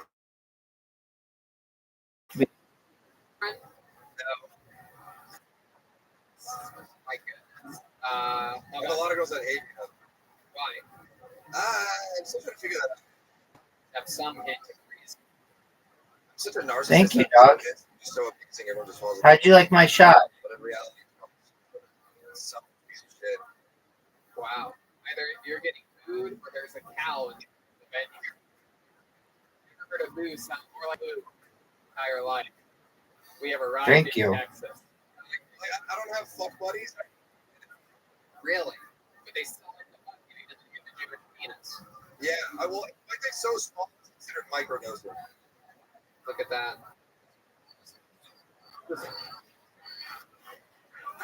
So how You're a rough crowd. are you going to make these cricket protein bars? Take cricket flour, Huh? which is just ground up crickets. Ew, gross, bugs. Like you're not gonna take a bite out of a cow. You gotta prepare it. It's environmentally friendly. Great shot. I've had it before, but you know, a kind bar tastes good. Awesome. You know, like I could just buy that instead of a cricket bar. Eating bugs. Anyways, with agriculture, why not fucking use it for something? Yeah. Wow. Right now. Oh, wow. Seems Zoot, you're making a comeback. Myself more than any. to us. Tell us how much you think. I also hate the world. Like, I would world a better place. Oh. My goodness. You gotten the coronavirus? I don't get tested. Have you ridiculously sick for 5 days? No, I have a great immune system. By rage, I think. Really? Are we sure? I take a lot of supplements. Yeah, like what? What type of supplements do you take? I heard cocaine. That's He had an 18-minute I'm allergic. Twitter space today. What's your doctor's name? Pablo Escobar. Oh, that's right. You said that. I fell asleep for 6 all right. Well, we learned a lot about you. Welcome back to the show. You were in LA for a long time, right? Yeah, about 4 or 5 years. And how long have you lived here now? 3 months. 3 months. There it is. What made you want to move here 3 months ago? Doing stuff. What do you like to do in Texas? Going to bars, exercising. Uh-oh. You have an excellent chance to meet me. It's not even cocaine anymore. But he's down the borders. He's been heckling. How'd you like that shot, Zoot? Well, he's just in the same. Zoot, how did you like that shot? With a new heckle. Eli, fun time. There goes Eli out there. I know, but you should have beaten me. What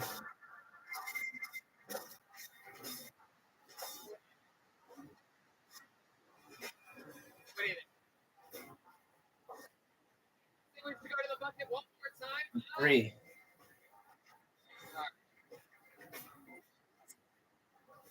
Yeah, Paper in here, but only it is. final comedian of tonight goes by the D.P. Hinsdale. D.P. There he comes. Hinsdale. Should be exciting. Here comes D.P. Wow. Oh, fuck Glad yeah. we went to the bucket again. Absolutely. Oh, yes. Thank you. This is a You got the lead, big dog. bucket provides us again. Jay. It was not good. Dale. Don't fuck this. Don't fuck this up. A lot. A friend died. It's just me. Immaculate Conception, like the biggest fucking bluff in history. Seriously, horrible back then. And even if it is true, Joseph first. Get that shit out of my fucking way, dude. Seriously, nobody was first, and then eventually Mary and Joseph laid together, had children, right? Sex. Even if Joseph was the best he had, marriage really good. Oh, thank you. Thank you. Hole in one? Hole in one? No, 2 shots.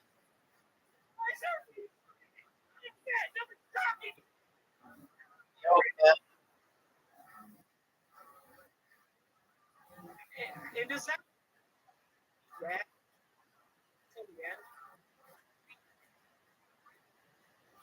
I know. I mean, his own death, so Chris is a new level, but still. Yeah, it's just I just have so many problems. There you 2. go. Jay still getting all of his time. Come on up there. I'll take it. Put your mask up. Oh, you just do it. Right.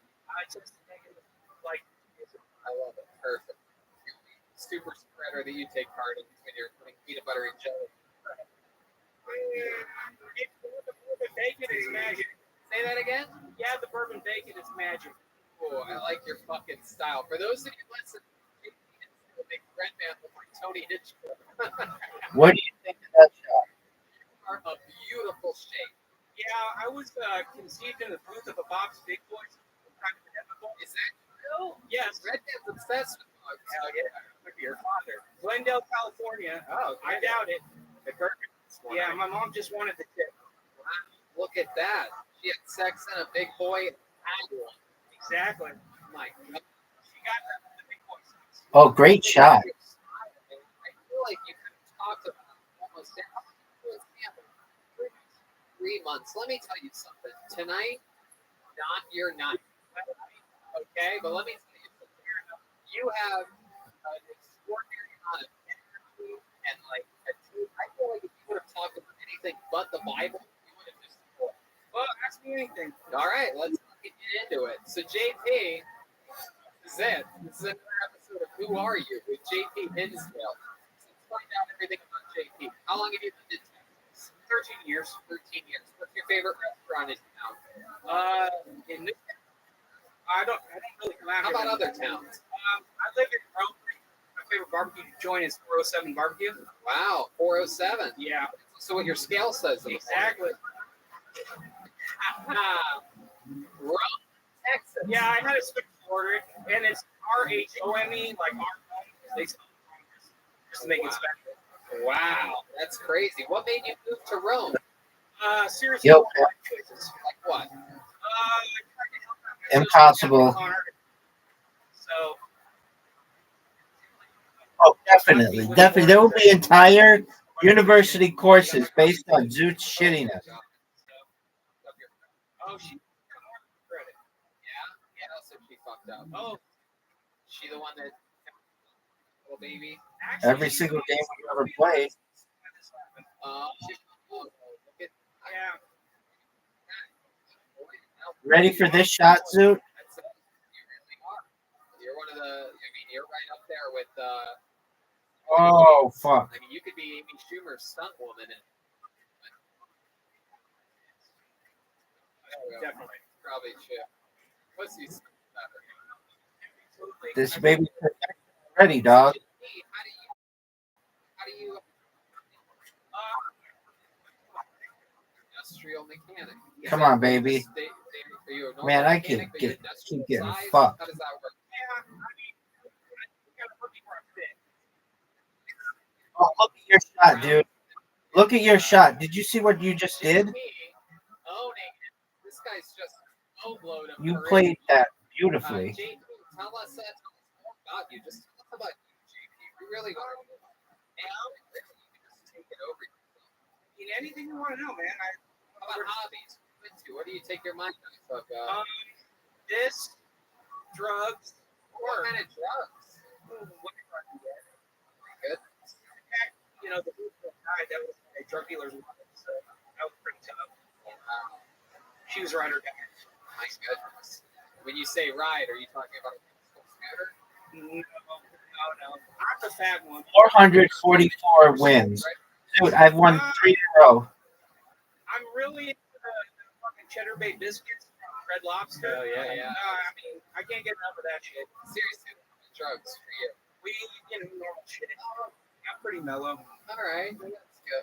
That's good. So how about like love life? What's that like? It's miss, pity, miss.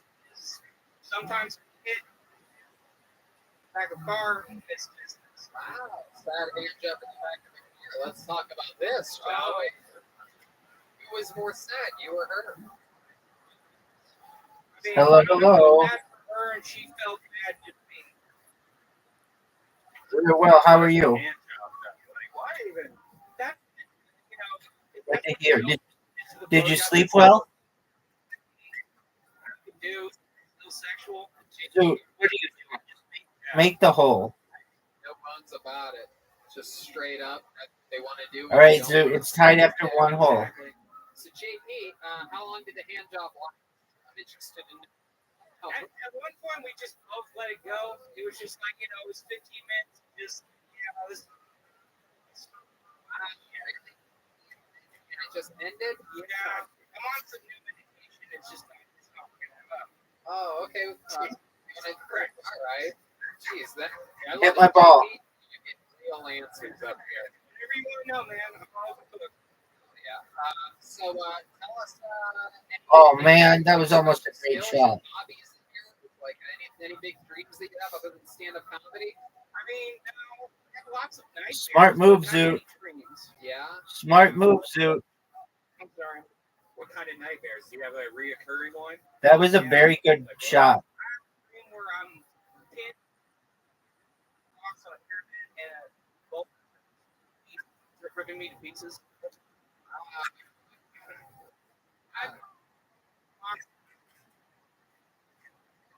What? 4 times by accident. It's an aviary. You've been Okay. locked in a bird cage? Well, not a cage, like an aviary. They got trees and shit, so they can fly around. How do you keep getting locked in an aviary? Yo, big dog. Once at the LA Zoo, my mom realized Just one I wasn't moment. with her anymore. It's going to take me some time Happened to have an aviary in their to house. contemplate the shittiness. My birds. Oh, you hit me in. Yo. The third time, grandpa No. be afraid of birds, so he held the door shut and kept me in there.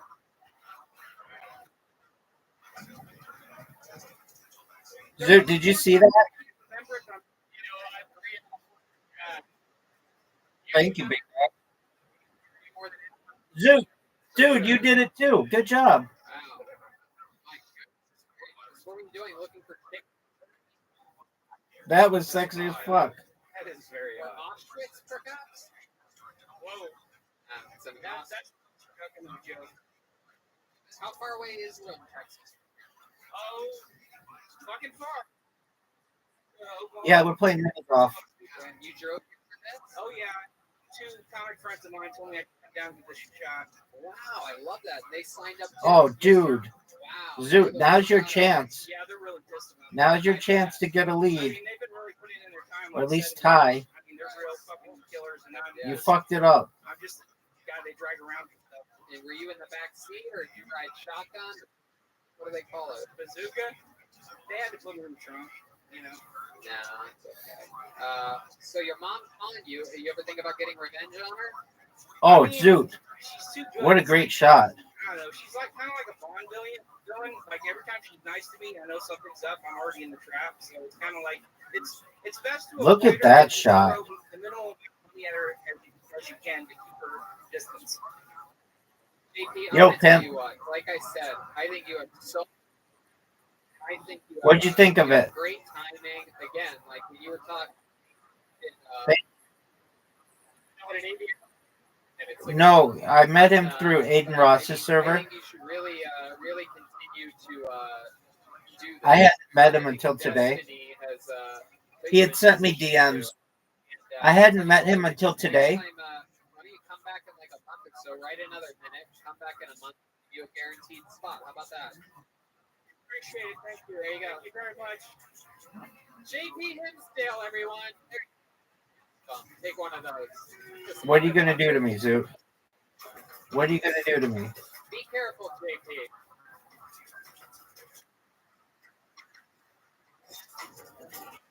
Right. That's normally like that. The show would end. But you guys want one more special treat, huh? Make it. I don't think they really want it. That wasn't really very loud. Ladies and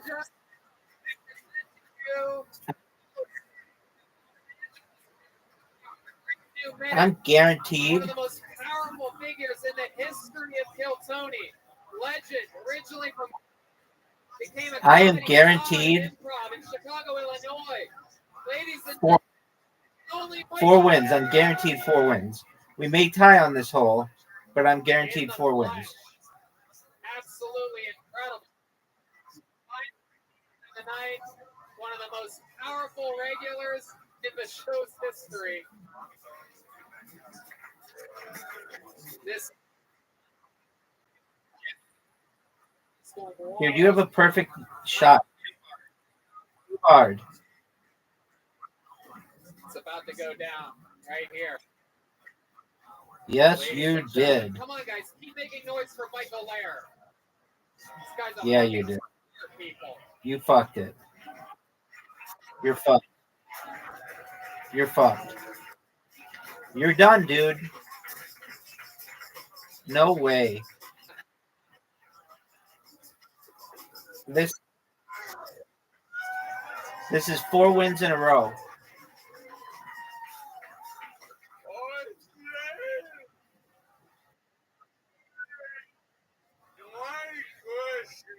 All right, I'm going to beat you the 5th game, and then we're done.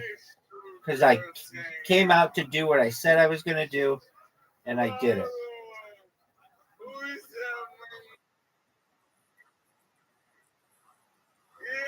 Well, I appreciate the heads up. Just close your camera, mute yourself, but don't leave. Thank you.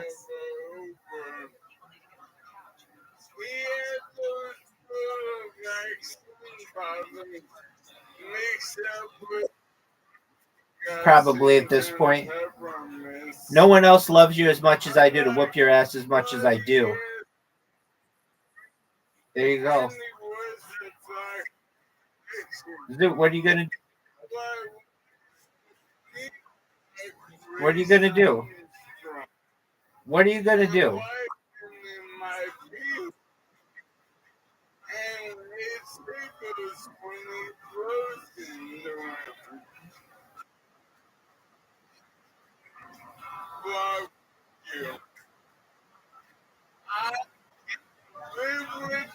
Oh, shoot.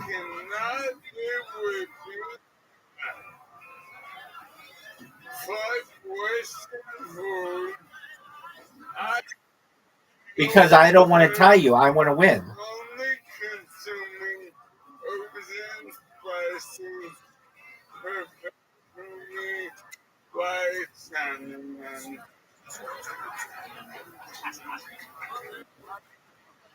No, it's pretty easy. Too hard. There you go. No, bad angle. Bad angle. Nope. Nope. Nope. No. Oh, that was closer than it should have been.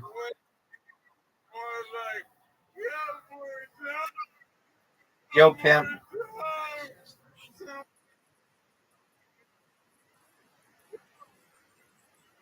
Well, it's been on ban, but probably they got to figure something out within 90 days. Sunglasses. You look like it broke back now. Yeah. More like Perhaps. Zoot, I gave you an easy shot now. Yeah,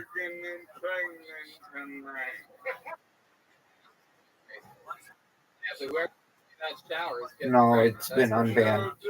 It's banned in India. Claire is here, everybody. So, This is like an impossible. yeah, baby.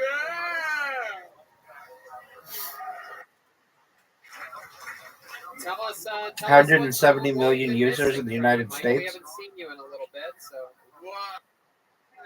170 million.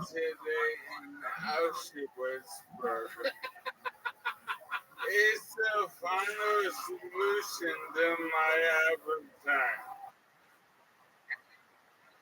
So it's not being prideful. Like little fun fact: Michael's one of the only comedians in the history a of the billion. show that is taken that always uses. What'd you think of my shot? The possibility. What'd you think of? Earlier in the show. Yeah, I'm 10. Oh, in the United States, probably 200 million. And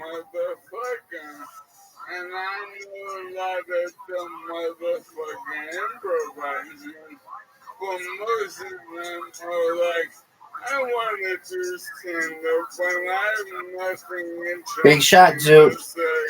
So I'll pretend I'm like Look at you playing out of your ass. Uh-oh. It connects people. Every day is a holiday for me. Literally.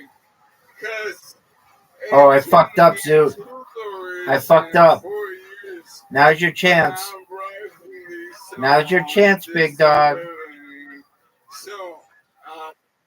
No, you didn't. You're in the water. I don't know what day of the week it is.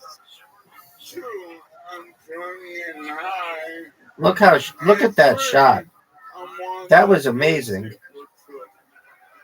You could water bump me. Yeah. The Pussy Patrol. How's that been going?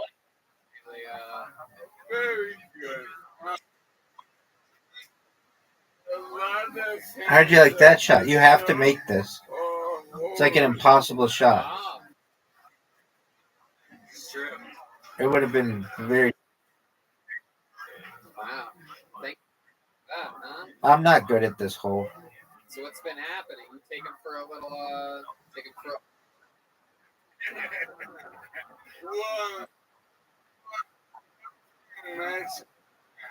Because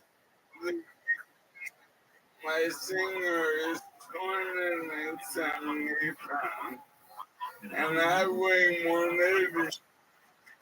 Looking for a petite. Wow. William. Oh, I fucked you. I was gonna say Red Dance Boner just went. Found out the wheelchair. Oh, what a great shot, dude. 70 pounds. Stop right there. You're gonna have to get a one. Michael, what else? You had a good Christmas. You get anything cool for Christmas, like new brakes or something? Oh, I got fucked. Nothing cool from either or A high Jewish rabbi. Tony, Mike, No, I told you that. so Tony. Yeah, I wouldn't like me either if I did what I do. Yeah. I did. I bought him an expensive ring. Right. But he No. me. The motherfucker was like,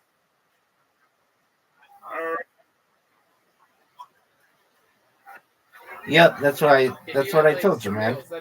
So he goes to anybody's stream and he goes, That would be everyone. oh, that was a good shot, Zoo. Now they're my legs, I swear. so now Yep. they just Tony give me Oh, that sucks, Zoo. about these Flint people.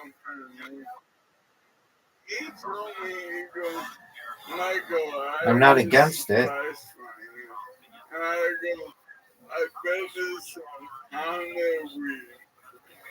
And it was the Oh, Zoot, I helped you. Maybe. It is true. I got a. And then 2 weeks later, the lockdown started. Generally about the Generally about the earliest you can do it is probably about 22. Give them a pound. Oh, what a shot. You can't smoke a ramp. Oh, man. Zoot. Here's the thing, I know a lot of nurses, but Yeah. All right, Zoot. I beat you 5 games in a row. but not tenuous. Well, I won 5 games in a row, and that's all that matters to me.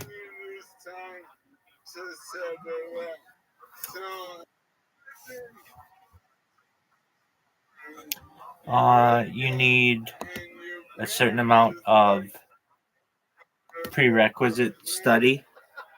So generally, you might attend yeshiva or Jewish school.